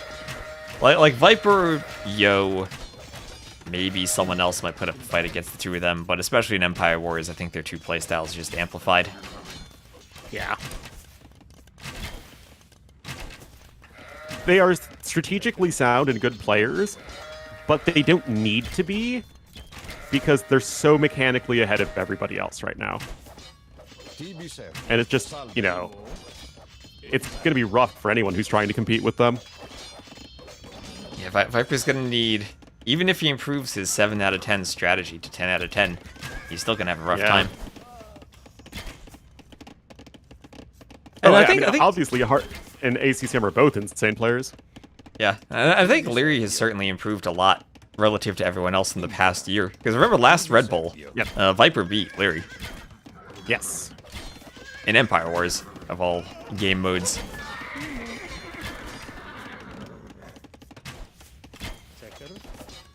So, crossbows from Hera. Heartt's wood line is not looking pretty here, and there's the GG. Did Hera use a single Civ bonus other than the Roman Eco? He went scouts and archers into knights and crossbows. Nope.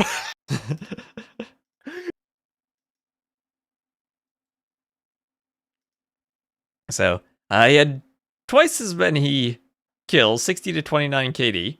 He was up faster. And that was out-ecoing the Catans in a food-based race to the Castle Age.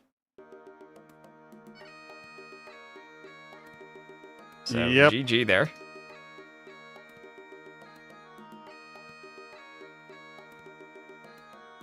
Is Viper good enough to get to the finals? I think it depends on his bracket. I mean, is there a way Liry and Hera end up on the same side of the bracket? And Viper's on the other side? Then yes.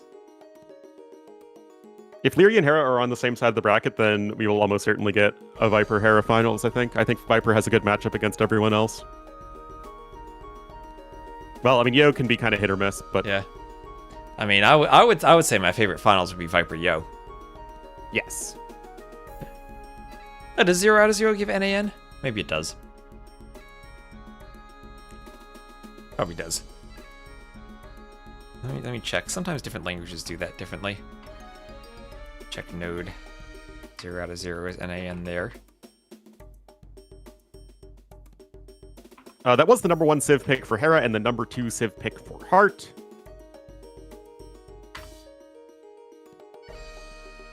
And, oh, they're already in game number 2. Oh, Python gives you a 0 division error. That's weird. It doesn't do floating point arithmetic. Let me see Java. That's NAN. Alright. Yeah, so the way that Hera and Liry would be on the same side of the bracket is if they don't get first place in their group. One of them has to not get first place in their group. Probably not going to happen, but Blue Wells will be the next map. Hearttt will change to green.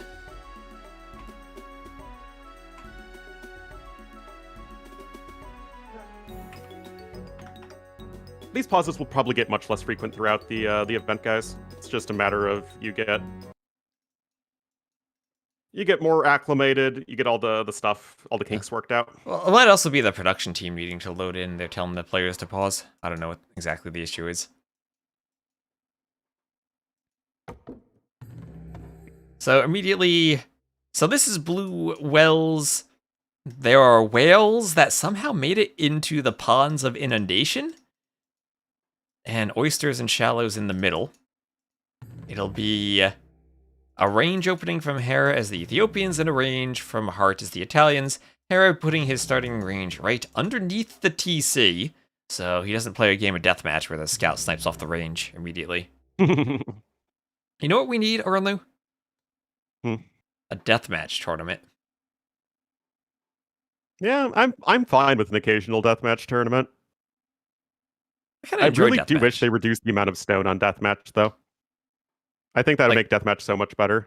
Like starting stone or just stone on the map? I think stone on the map is fine, but I think like you cut the starting stone in half and it actually just makes deathmatch so much better. You don't want to just do the market right away and sell the stone? Race to the market? I just feel like it slows games down so much. I think maybe we should try like Empire Wars Deathmatch. Like you start with a castle and 3 TCs. Oh. That would be interesting. And then maybe like 27 vills. Like 9 per TC. Like already working on stuff, and then like you play a game with a lot of resources. You add stuff. You get to 200 pop in like 1 minute. Let's see, can we alt tab into the game and see the pause? Nope, there's no chat in the game. Well, Italians feel like a civ more focused to this map, by far. Ethiopians are just Hera is going to go archers and hope that archers win. And against Hera Hearttt matchup, I would probably agree with him. I don't mind either pick at all. Italians are still going to be very well-rounded. Even that extra archer armor can be quite helpful, especially in the small-scale skirmishes we see early on. Hearttt immediately getting housed, though, so not ideal. Happens to the best of us. Yeah, Red Bull is only Empire Wars. Yes, always has been. Always has been. Or in lieu with the meme. All Empire, like the astronaut shooting the other astronaut? Yeah. Which doesn't make any sense, because how on earth is a firearm supposed to work without oxygen? Not on Earth. Or no. Yeah.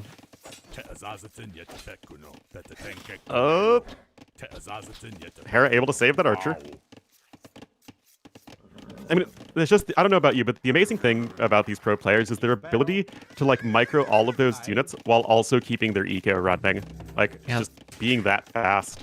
Yeah, the eco is always the important part. And that's what I think stood out in the Hera Liry set at the end of TTL. Was there were games that felt like Liry had probably won, but Hera kept the eco running and had a better late game civ matchup. And I really think it's his biggest strength is just his eco efficiency, and at every stage of the game. Liry's is just as good as Hera's early on, but in a long game against Hera, it is weaker for sure.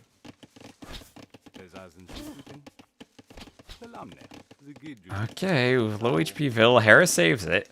Well, what's also impressive about Hera and Liry is how much they have 0 deaths or 0 eco deaths. Yeah. No matter how messy the game is. Well, it's just being able to focus on every individual unit.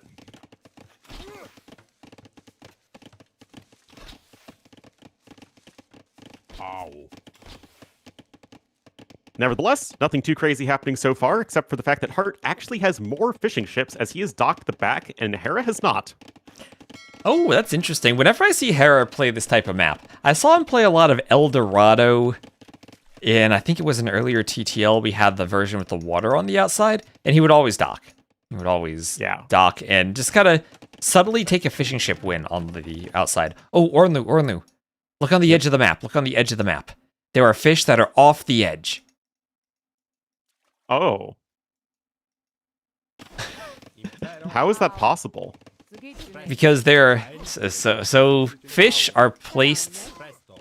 They're a 2x2 unit, and the right corner is considered their main tile. So when you tell fish to like avoid the shore, the tile that avoids it is the right tile. So you end up with unbalanced fish on the left and right side of the map, where on the right they're a different distance off by 1 compared to the left. So to balance that, Trzini takes a invisible object that is a 1x1 object and spawns it, and spawns the fish along with that object, so the fish then is centered and actually like takes up the middle of 3 tiles. But he didn't use a min distance to map edge of 1, so they hang off the edge. Oh. Well, the more you learn. That said, actual kills in this game, bare minimum. Hera with 3-1, not really that big of a deal, especially because Hearttt is more extensively fishing. It's just Hera is up to Castle Age faster. And I really want to see a stat that is Hera's win percentage when he's up to Castle Age faster versus slower. I really feel like so many of his wins are just him off of a timing advantage to Castle Age. Yeah, and he just found Heartt's army out of position. He killed some archers. He'll bring his archers back and defend by the time Hearttt gets around. There's Castle Age. Heartt's a minute slower. Yeah, Crossbow Bodkin. Crazy. I feel like a lot of players would keep your army at home to deal with those stray archers, but Hera is really showing his confidence here, just going to cross the map with his crossbowmen, or soon-to-be crossbowmen. He's not walled. And force that switch into the skirmishers, which is so... Oh my goodness, though. This is a mistake, like, straight up. Thought he was walled by that house and that the army would have to go around, but not the case. And Hearttt able to do some damage. At the same time, though, Hera not able to push into Heartt's base. Hearttt even doing the stable behind this to stay walled. And the archers from Hearttt. This is where Hera could garrison the dock and use the fish as a tower. He has to pay attention to that, though. It might not be the first thing on his mind with all the micro. Yeah, I'm sure that's exactly the case. Meanwhile, medium warships, elite skirmisher, crossbow bodkin, all coming in here for Hearttt. And, you know, kudos to him. Like, that's the thing with AoE, is like, sometimes you just lose games. You know, something small happens and it gets out of control, especially if your opponent is also insanely good and can punish it. That said, Hera's still okay in this game right now. And here's elite skirm for Hearttt. Hera doing the workshop, and Hera has to do a workshop rather than TC. Almost always see Hera doing TCs and getting the boom advantage, but it all comes down to getting the correct read on what you need for the situation. I mean, that's always what Hera does, right? Hera is the boomer. And yet, like, yay, beautiful micro here from Hera, and actually great utilization of the Ethiopian bonus. Hearttt pushing Hera's wood line. I mean, Hera could be in trouble here. Absolutely. Trying to... my goodness. My... Maybe he's not in trouble. No way, this actually works, right? Yeah, it works, Ornlu. He might lose a Vil. No, he doesn't. 1 HP is all you need.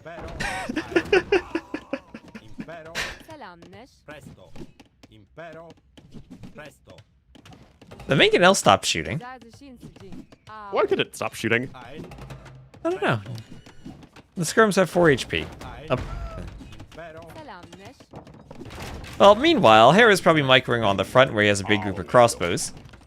Heartt's up by 4 eco units. And he's getting a second TC added in. Hera's doing the same.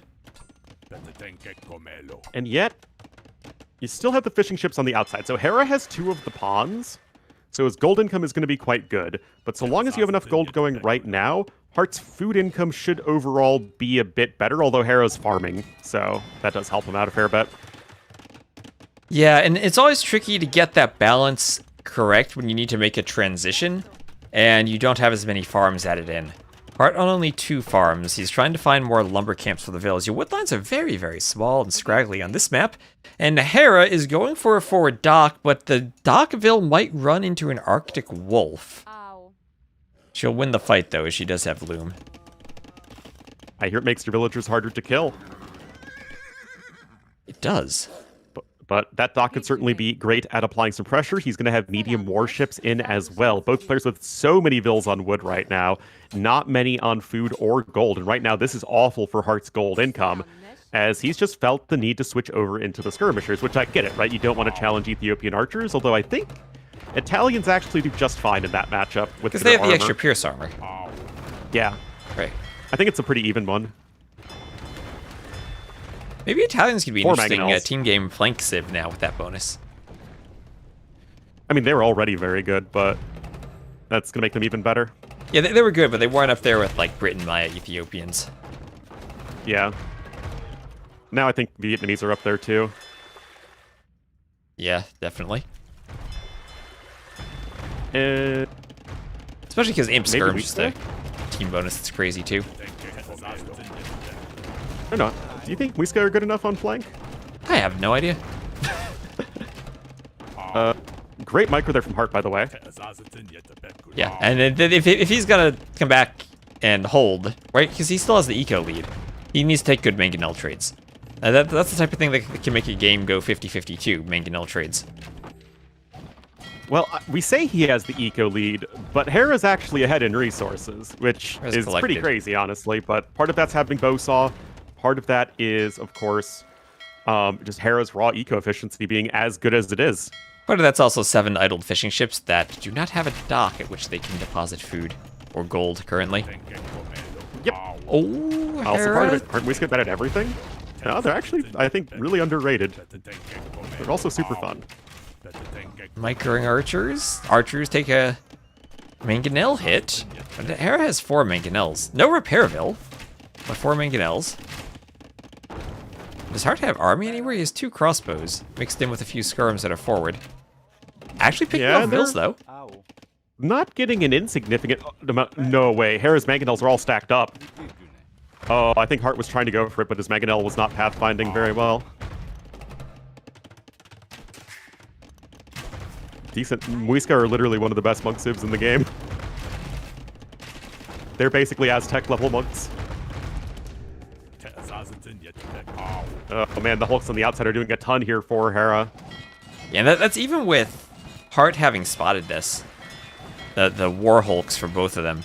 And Hearttt has to garrison the dock just to take the fight. Oh, Defensive- I mean, good mangonel hit. For Yeah, Hearttt. defensive war galley. Oh, okay, Hearttt gets another Oh, wow, mangonel I mean- hit. Okay, that's what he Oh my needs. That's what he goodness. needs. Hearttt clears 3 mangonels. Absolutely. And that's what I said. I mean, this is where the color commentary it becomes. See that clicking? Look at all that good clicking. I mean, it's like there's nothing to add other than that was really good micro. Yeah, well, that's if you're gonna win against Hera, you have to have a game where you're winning the mangonel trades like that. And sometimes they go 50-50, but then you get a good streak and you get a few hits that go in your favor. Yep. And it really can be super finicky, the mangonel trades. Like, and anyone who's played it knows, it's just like one of those things that sometimes you're just feeling with like several hits in a row. I know it's not very scientific, but like it's a thing. It absolutely is a thing. Okay, and Hearttt deciding I want to use the mangonels to clear the crossbows. Will Hera see this and dodge it? Yeah, he'll run away. I'll run away from that. So, University coming in. 6 mangonels for Hera on the front.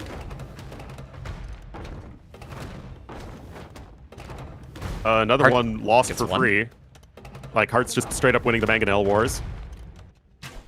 Oh, he got the crossbows too on the side. He got a good hit on the crossbows. Oh my goodness. I mean, it's so tough for both of these players, right? Having to focus in different areas at once, but Heartt's doing a better job of that right now. Oh my gosh, if only he had a demo for those mangonels now. Now the demo wouldn't kill them. The demo just does like 5 damage to them. That's true. He has Oh one my queued gosh, up, but he's housed right now. Yeah, oh. And he can't build the house because he had the wall behind it. Oh, no. Yeah, he's trying to keep Hera away, but it's going to take too long to train the demo. He gets the crossbows with the mangonel on the western quarter. He gets the crossbows. Honestly, this is just brilliant multitasking here from Hearttt. The demo's being trained, Ornlu. The demo's being trained. Oh my gosh. Oh, Hera's moving into the dock. This could be perfect. This could be perfect. Hearttt. He has to be paying perfect attention. Yes. He gets 3 of them. And the other one's 7 HP. Oh my goodness. That is really insane. I mean, it is something as straightforward as Heartt's multitasking simply better than Hera right now. There's so much for these players to focus on in so many different areas, and Heartt's doing a slightly better job of it than his opponent at the moment. But he doesn't have gold, and Hera still is fundamentally working towards that win condition. Yeah, he doesn't have gold. Even the 2-tile gold near his TC is forward. Hera has all 3 pawns now. Hearttt needs to redock just to get gold. Bowsaw, ballistics, wheelbarrow. Ballistics will help. But so far, Heartt's... If he wasn't taking such good mangonel trades, he'd be dead.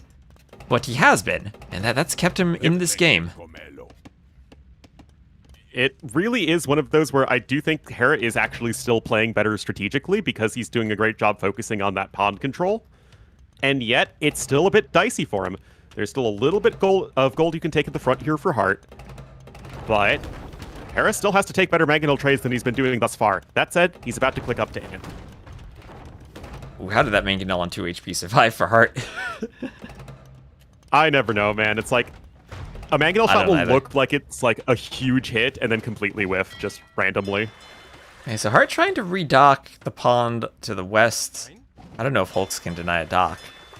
Yes, they can. They Hulks don't have can the do range. everything. They don't have the range, Ornlu. Yes, they do. Handcart now for Hera is actually he just goes Imp. Hearttt won't be too far from Imp himself. He is the Italians. He'll get a 3rd TC. Perfect.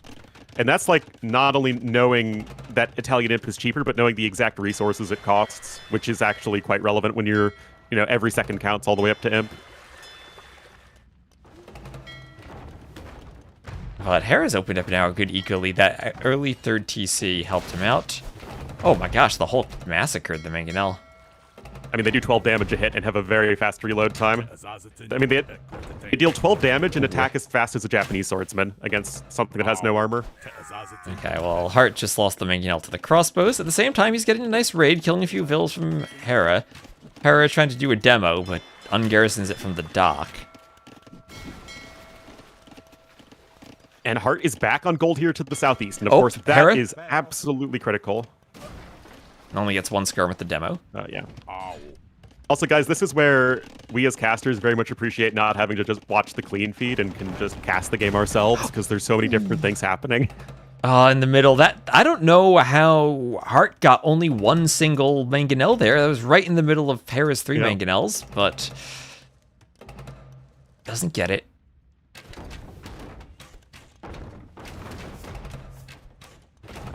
Hearttt does get 1 more mangonel, but can you win a game off in exclusively mangonel hits? Not when it's trying to. I mean, it's not like it's exclusively mangonel hits. Whole point for trying. But the dynamic just completely flips in Imperial Age, where mangonels are terrible against Imperial Age archers when you're paying attention to them. Yes. And at that point now, you get to the Imperial Age, and Hera's maintained 17 Ethiopian crossbows, and as soon as you get Bracer, you both outrange the mangonel and you get 1 more attack. So you actually double the, or actually not quite double, it's, actually, yeah, you double the damage. It goes from 6 to 8, or 6 to, it goes from 7 to 8 attack and 6 armor. There you go. Yes. I knew you'd get there eventually. Yeah, you just gotta remember your memes in the Castle Age. It's 6 armor, 7 attack. There you go. Great rule. 1 Vill anyway, castle. Forward castle coming in from Hera. With reinforcements. Yep. I mean, this is not a risky castle by any means, and Heartt's going to have to build the castle back, and I think that's going to be a real issue when it comes to the gold control. Remember, Hera has the middle, so he can still access gold there, but he actually doesn't have much in terms of fishing ships. So that is a very real issue for Hera when it comes to maintaining the gold income over there to the west. And Hearttt actually has docked all 3 of the middle ponds, so he actually could control the gold. However, we're getting to Imp, where your gold is for trebuchets, and then your army can be skirmishers. Especially in this Civ matchup of Ethiopians versus Italians, skirmishers should be a great unit. You see one right there for Hera. Not only is the skirmisher a great unit, but it's one Hera's going to do so much better just with raw eco power. He's going to have handcart in a moment. His farming infrastructure is significantly better, and this is just Hera 101. Yeah, and the skirm is so cheap to go to for Hera because he's already going archers. The only thing he's missing is the armor. So he has fully upgraded skirms once those upgrades complete now, and he can add them in with trebs. I mean, that's also true for Hearttt. It's just Hera has the better eco from which to make them. And that really feels like the big difference maker.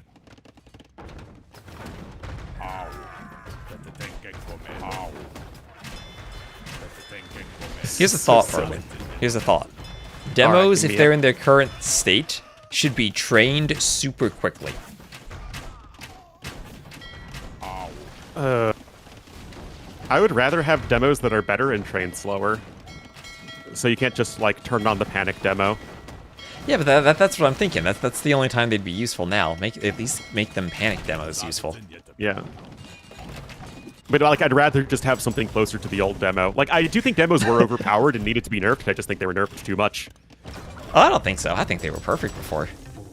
I do not think late-game heavy demo ships were fun or balanced. I feel like I never saw late-game heavy demo ships. Oh, you need to see more games then, especially with current water balance. I still saw a war galley, or galleon. The issue is, like, you couldn't push past docks because the demos would blow up everything. There was no way to dodge them. Anyway, Hera, 47 vills on gold because of that middle control, and the 5 on the west, because that was a really important cleanup, and it's going to allow him to sustain this, because, as you're saying, T-West, you just need siege and skirms at this point, and Hera has the lead in both of those, and now it just feels like Hearttt is getting out-muscled. Yeah, this castle will go down, and once it goes down, then the skirms raid everything. And we've also seen throughout Empire Wars so far that the skirmisher is the most effective raiding unit. Yes, very consistently.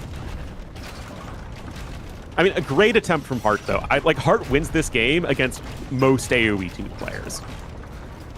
Yeah, and it felt like he had all of the micro going his way almost. He was so far ahead in the Mink and L trades, but just couldn't get the eco working as well as Hera did. And that's the thing Hera does. His eco is so smooth, and it's always perfectly balanced to the point where he can win games by taking the military fights and out microing you, but he can also just win games even when he loses that because his eco's better. It's why Hera can look so untouchable, is that it doesn't really matter what your strength is if you're like a more mechanical player or a more strategic player, because Hera is better at whatever your weakness is, because Hera has no real weaknesses. And the eco management, I really think, is his biggest strength over everyone else. Way more food and gold collected. 155 EAPM, what the heck? Knows how to use the mouse properly.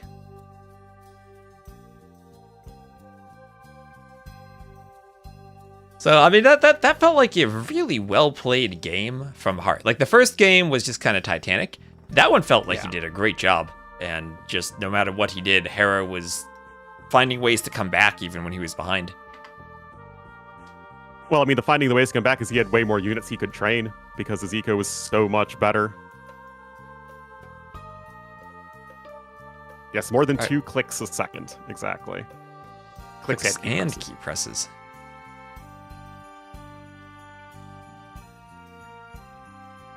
I've started going for...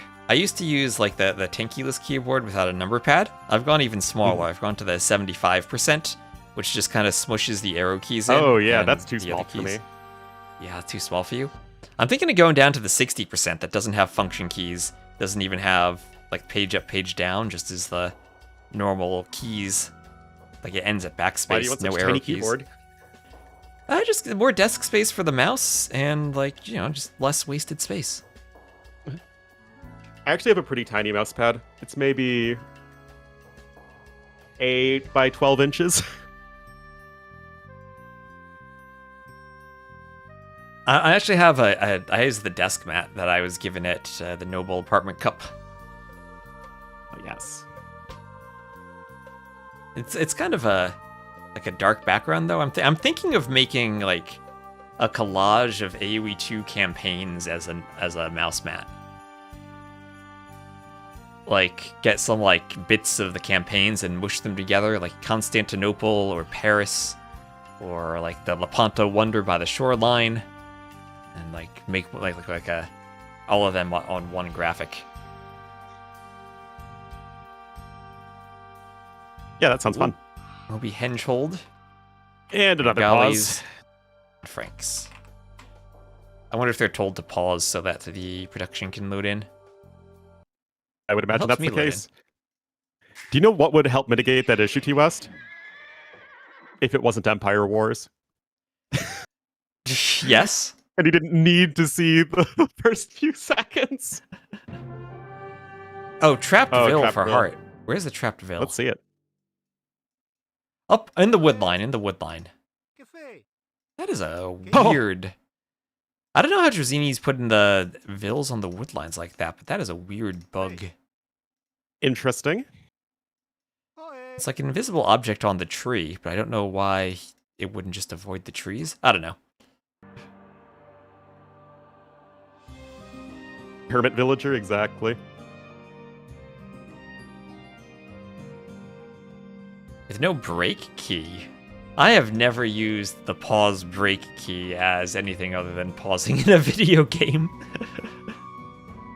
What does break do? I don't even know.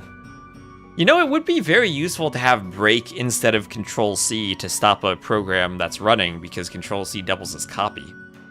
And I know I have sometimes stopped programs because I've attempted to copy. That would make sense. It stops code that's running. I don't know what the difference is between pause and break, though. They're the same key. Yeah, like if you have an infinite loop of code, you want to stop the loop from being infinity.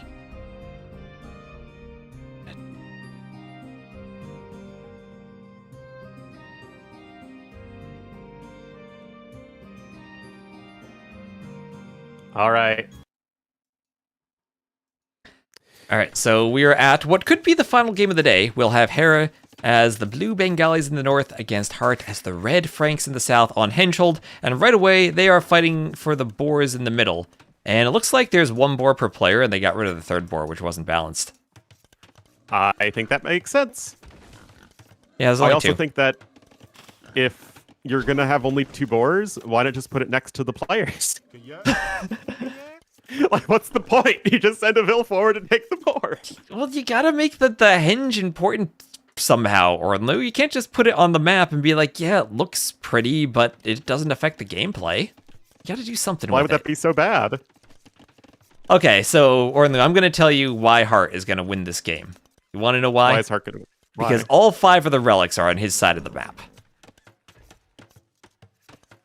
Oh. So they are. That they are. Interesting.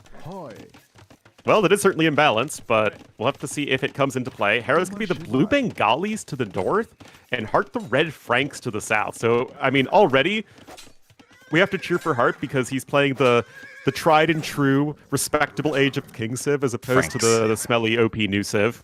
Yes. And to be fair, it feels that Frank's more well-suited to the map, at least in the early game, because of the berries and their faster berry collection bonus.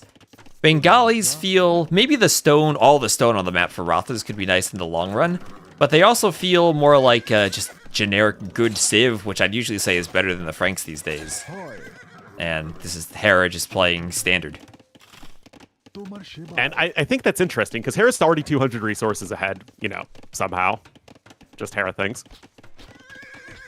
But if this map didn't have all the forage bushes, I'd actually say that, okay, Frank's open map civ, Bengali's close map civ, I actually don't think that's enough, and I just think Bengalis are better than Frank's, you know, in basically every situation.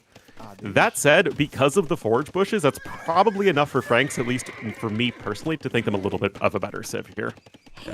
Also, Hera does have to be careful. He's not fully walled right now if he's trying to rely on that. He does have a whole one tile at the back of his wood line, but I expect him to scout that.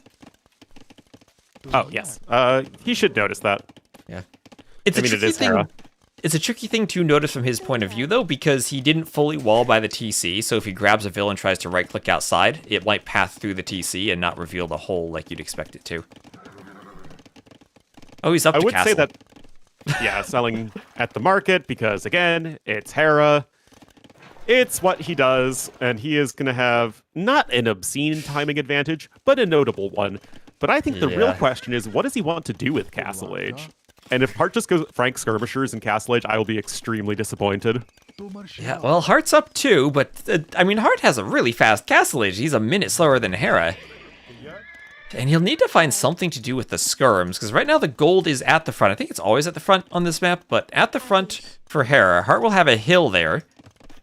But because of the crossbow timing on 2 ranges, Hera should be able to fight the skirms once he gets up and push Hearttt back.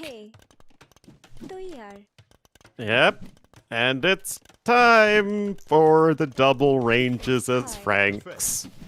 And chat asking, is this Ellie Archers? And you know what? I think it could be, but if it were, Hera would probably have a second mill, because he'd need more vills on food than on wood. Yeah, versus Franks, I like Ellie Archers for sure, but I also think that Hera's eco balance is set up to go for regular Archers. Yeah. It would definitely be interesting because you don't need to invest into farms, so you take vills off of wood, you put them on berries, maybe even go triple mill berries, and you should have the food as long as you secure a gold somewhere to go double, maybe triple range elephant archers. I think that could actually be a really cool strat, now that I've thought about it. And Hera should see that. Oh, double monastery. Okay, well, these Bengalis. They can do whatever they want with monks. Monks OP. Okay, exactly. Well. Always have been. Well, what did I tell you, Ornlu? All 5 relics, Heartt's side of the map, the hard counter to the double monastery strat. Hera scouted that, though. He knows they're over there.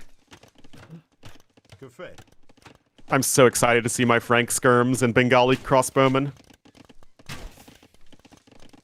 Well, there's Bodkin. We don't have elite skirm yet for Hearttt. Don't worry, it's coming. There it is. So like, if you could see Hera's base the way we do, and your Hearttt, how do you play this? Like, you haven't sold your stone, so you could do TCs. Right now, you're forward, you're keeping Hera bottled in the base, and I think the play for Hearttt is 1 monastery, collect the relics, and then try to boom, and try as much as possible, like, not to fight, so you're not falling behind in army numbers. Yeah, I couldn't agree more, actually. Hera is so defensively set up, double defensive monastery, and it's still on the low ground. Hearttt, of course, displaying some excellent micro, as he does. And yeah, 1 monastery, go ahead, pick up relics, add TCs. I'm glad we're all in agreement here. I'm glad there is a quorum on mid-game strategy for Hearttt. Oh, the one thing that Hearttt can't do is take his foot off the gas in terms of army production, and he's doing light cav now. So he wants to go light cav plus skirm, which should be good against the monks, because you do need something to help with a bonus against the Bengali monks, because the skirms will take a long time to kill them. Hill bonus is good. I actually think this is really bad from Hera. I do too. Just threw away 2 monks for free. Those aren't cheap. He's doing a workshop. Yeah, so if this Hearttt see the workshop, he does. Yep. So yeah, I think there. Yeah. So the question then is, can Hearttt figure out how many TCs Hera's on? Because seeing the workshop and all those crossbows, if he's going light cav,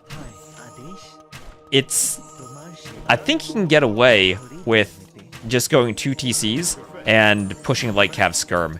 But that was a bad fight for Hearttt, trying to snipe the Bengali monk and not having the light cap in the fight. Now he lost all the Yeah, skirms. Hera grabbing Sanctity very early on is super important, and an armored elephant? It has to be a misclick, right?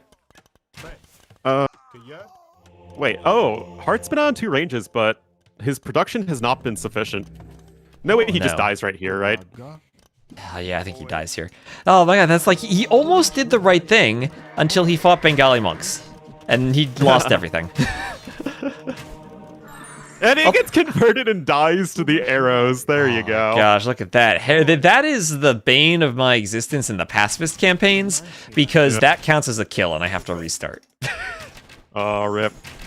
Yeah, well, Hera will grab the relics now. Hearttt not doing the Viper greed and grabbing the far relics first, he grabbed the close one. And now Hera with all the Bengali monks, this is working for him.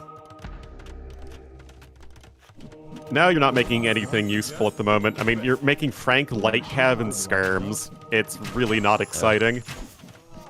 Yeah. And Frank's sort of civ that do have heresy, so maybe it could have been a heresy option in the long run, but here's why Hera has the armored elephant. It's so that he can push the monastery. Light cav gonna try and launch a counterattack, but Hera's got ballistics on those crossbowmen. And he's also got Bengali monks. El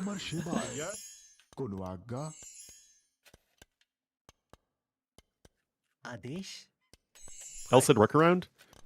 Is there a workaround to King Sancho's tournament? There is, Orlu. You gotta watch the YouTube videos. Orlu not watching the T-West I did. videos. I watched all the pacifist videos. It was just a long time ago. No, this was a video I posted recently.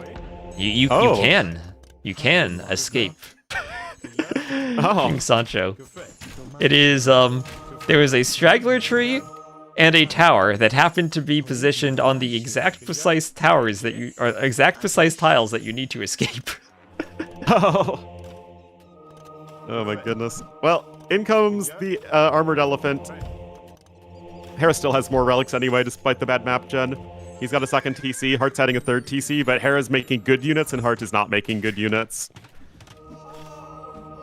Well, it's not that Heartt's making the wrong units, it's just that the fights he took were so bad that he doesn't have numbers to fight Hera's army anymore. Well, yeah, I mean, when your army numbers are even, Hera has such a more valuable and useful army. Hearttt, if he's going to be going for light cap skirm, needs to have a huge numbers advantage, but he's behind by 1,000 resources, which one, I don't even understand how that's possible in the first place. But literally, this should be the other way around, and Hearttt should have the big numbers advantage. That's conventional AoE 2 wisdom. Yeah. When I was saying at the start, Hearttt needs to keep production up and not fight, he fought. And he fought Bengali monks. Up there's a forward castle from Hera, and that should end the game, right? Yepper. Just wait 1,000 years for one tree to be cut. Actually, in AoE 2 time, I think it's more than 1,000 years. How much is 2 hours in AoE 2 time?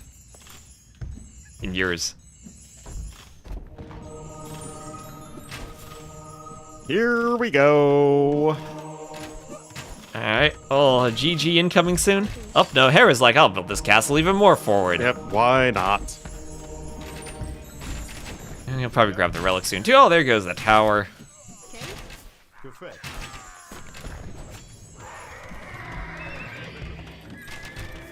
Oh, Res destroyed well ahead for Hera.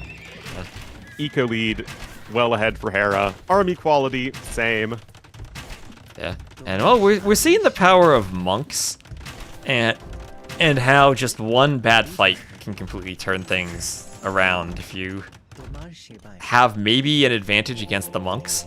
So I think both of us were looking at that saying, yeah, Heartt's playing this the way he needs to. 2 TCs, pump the army, but he didn't have production, and he took a bad fight.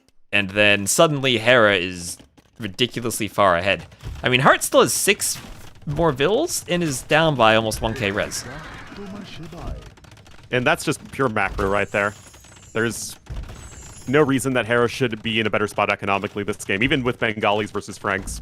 Like, it's still Franks on a map with tons of forage bushes. Like, you should be totally fine, but it just has not worked out that way. And this is just looking so one-sided. 1 year is 5 seconds in game, so 2 hours would be 1,440 years. That's how long I waited for the AI to chop a straggler tree. That is longer than the time frame of AoE 2 before they added the Three Kingdoms civs. Indeed. It's still longer than the AoE 2 time frame, even with the Three Kingdoms civs. That goes from what 200 to 1600 now? Yeah, it's still longer. Yeah. Yeah, so still slightly longer.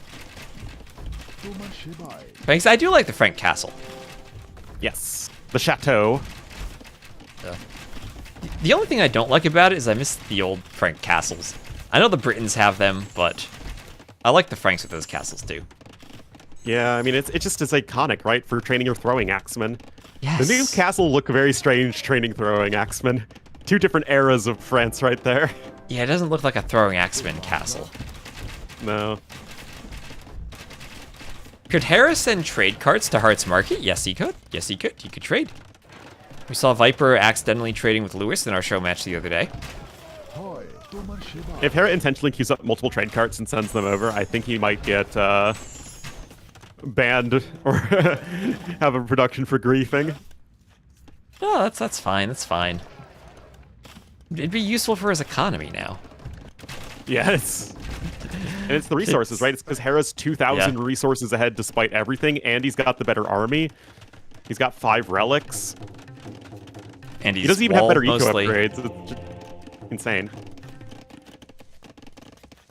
Heartt's getting into Hera's base. He can maybe do a raid. Some skirms, the best raiding unit.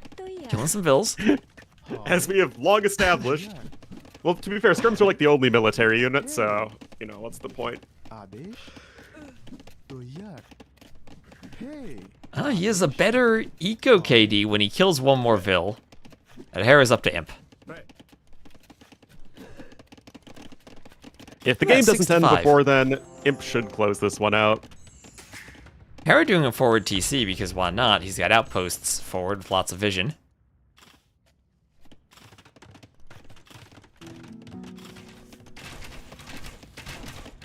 And 20 crossbows. Skirms in his eco. Just deletes all the skirms. That's, I guess, maybe the takeaway from this for Heartt is that skirms do not beat Bengali monks when they have sanctity and heal each other. All that Hera is missing is a Byzantine ally. Oh, yes. Then it would be all ogre.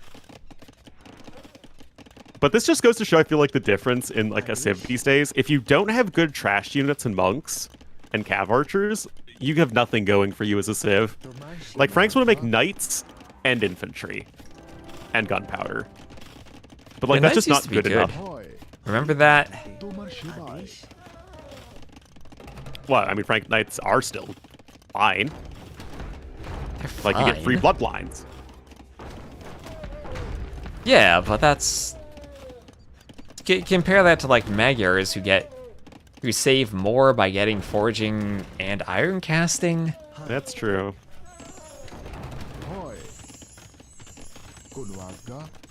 Hera's just getting all the TCs right before Imperial Age to get extra villagers. Oh, light cav rating Hera's vills. Look at that. They're doing 15 to 5 eco KD. A 15 vill lead for Heartt. Hi. Hera finally walling the hole at the back of his base with a market. Heartt extending to the side for another castle.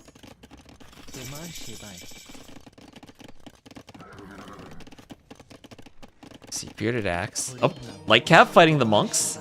Do they win this fight? I think they do, or no, I think they do. Oh my goodness! Getting a bit of momentum. He won a fight. And Hera's. I don't understand how Hera somehow gains villagers while he's being raided, because he's up to 106 despite light cav killing vills in his eco so far. But that just seems to happen with him. He literally has 6 TCs. He gets 12 villagers for hitting Imperial Age. Oh, that's true. That's true. Bengalis. Does Hera even come in parts? Hera is one solid unit. All connected. Inseparable. Well, Trebuchet's coming on out. You still have your monks. Heartt's going to try and switch over into the knights, but he just doesn't have the eco to do so. Yeah, and he has Frank Skirms. Congratulations, your military unit of the day is the Frank Skirmisher. He has less than half the gold collected of his opponent. Yep. And the only thing Frank Skirms gain in Imp is chemistry. They do not have either of the blacksmith techs that would affect them. And of course don't have Imp Skirm.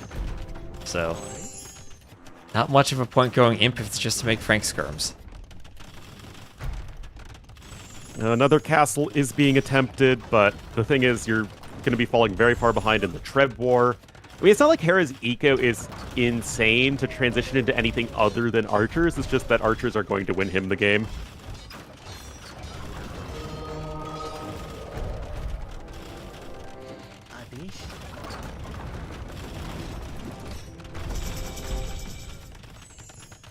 Arb coming in, Theocracy coming in. Again, it doesn't really matter that Bengali Arbs are kind of underwhelming without Thumbring. It's just, it's a unit that's a good gold unit.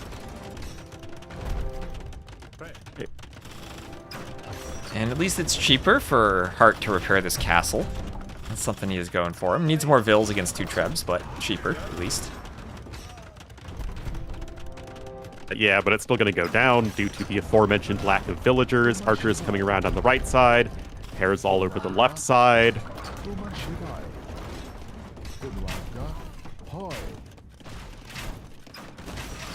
I don't know. I feel like it would be cool if I could have like an in-depth analysis of why it's impossible. It feels impossible to make a cavalry or infantry switch until you're at like 140 villagers, when people used to do that in the days of yore with like, 100. And it feels weird because archers are more expensive now, and skirms are such an easy counter to archers. But it does still feel impossible to go cav in a 1v1. Maybe part of it just comes from quicker castle age times than we've had in the past, so you don't have the eco to do that initial surge of knights that you used to have. Yeah, that's true. And then without that initial surge, your numbers just kind of lag behind the whole game. But Hearttt, look at this. Cheap Frank castles. He trebs down one of Hera's castles. He's down by 40 Vils now. But he has Cavaliers. They're going to get their final armor upgrade, and he might... Okay, he might destroy 4 Trebs if he doesn't get fully converted here. The light cav kill 1 monk. Might get a second. It's 3 conversions for Hera. And Hearttt called it GG. Well, we had the 2 interesting series today and the 2 not interesting series. Yeah, so Liry and Hera are both winning 3-0. No real competition there. All working out easily for them. Hearttt played very well that second game. But just couldn't figure out how to make it work. I mean, I think we see the ways that even when in a game of Age of Empires, even if you're a much better player, you can still lose games. And I'm sure Hera Hearttt, they're not going to have a game where Hearttt wins that many mangonel trades all the time. Right? That's kind of a one-off. Hearttt has great micro and made it work, but still couldn't find a way to beat Hera. Hera is just that good. He sure is. Just always has more resources, is always making it work. But that is going to be it for day number 1, Mr. T West, and thank you for joining me. That is it. So thanks for the co-cast. I don't know if I'll stream tomorrow. I might just finish maps I need to make before I go to Red Bull. I'll get to see Empire Wars in person for whatever that's worth. I'll get to have a meet-up with people while there's Empire Wars being played in the background. There you go. Well, have fun, man. I really hope you have a great time. All right, I'm gonna separate the chats so chats all say goodbye. Yep. Bye-bye. Yeah, I'll see you later.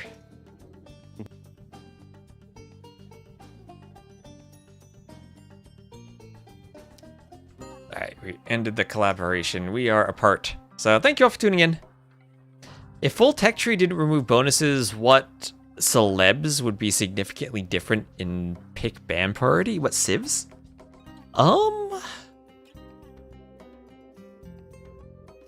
That's interesting because if you still keep your unique unit, and Mongols are hurt pretty badly by no longer getting the faster firing cav archers for their Mangudai.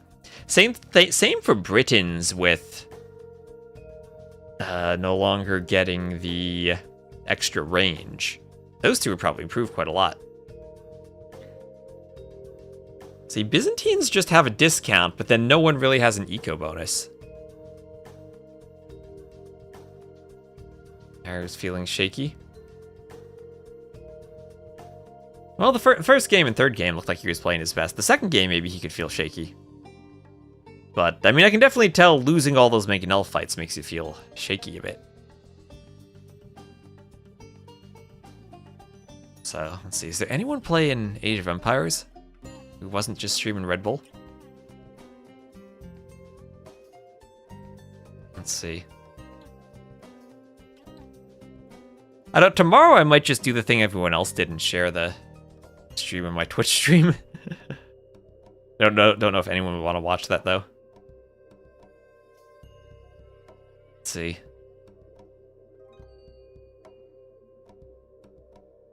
Who's not doing Red Bull? I know no monster streamers today. All the top streams are Red Bull.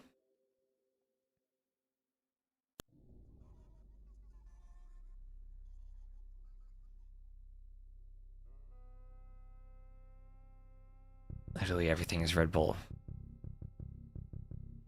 Do I know anyone who's streaming who's not playing Age of Empires? Came to watch avoid the ubiquitous rebroadcast. Yep, Ornu and I got the spectator code. Oh, you know what? We can raid Marcel Voss. He's playing some Roller Coaster Tycoon. I'll give him a raid. See, he's streaming. Go say hi, watch some Roller Coaster Tycoon. T90 needs to do his Roller Coaster Tycoon stream at some point. So go spam some flowers and I'll see ya. I'll try to stream during traveling at Red Bull. I don't know my exact plans yet. If I get to the airport early with time left over, I'll do a stream there. I'll try to do an IRL stream from the venues over the weekend. I don't know if that's going to work, what my internet will be like. But yeah, I'll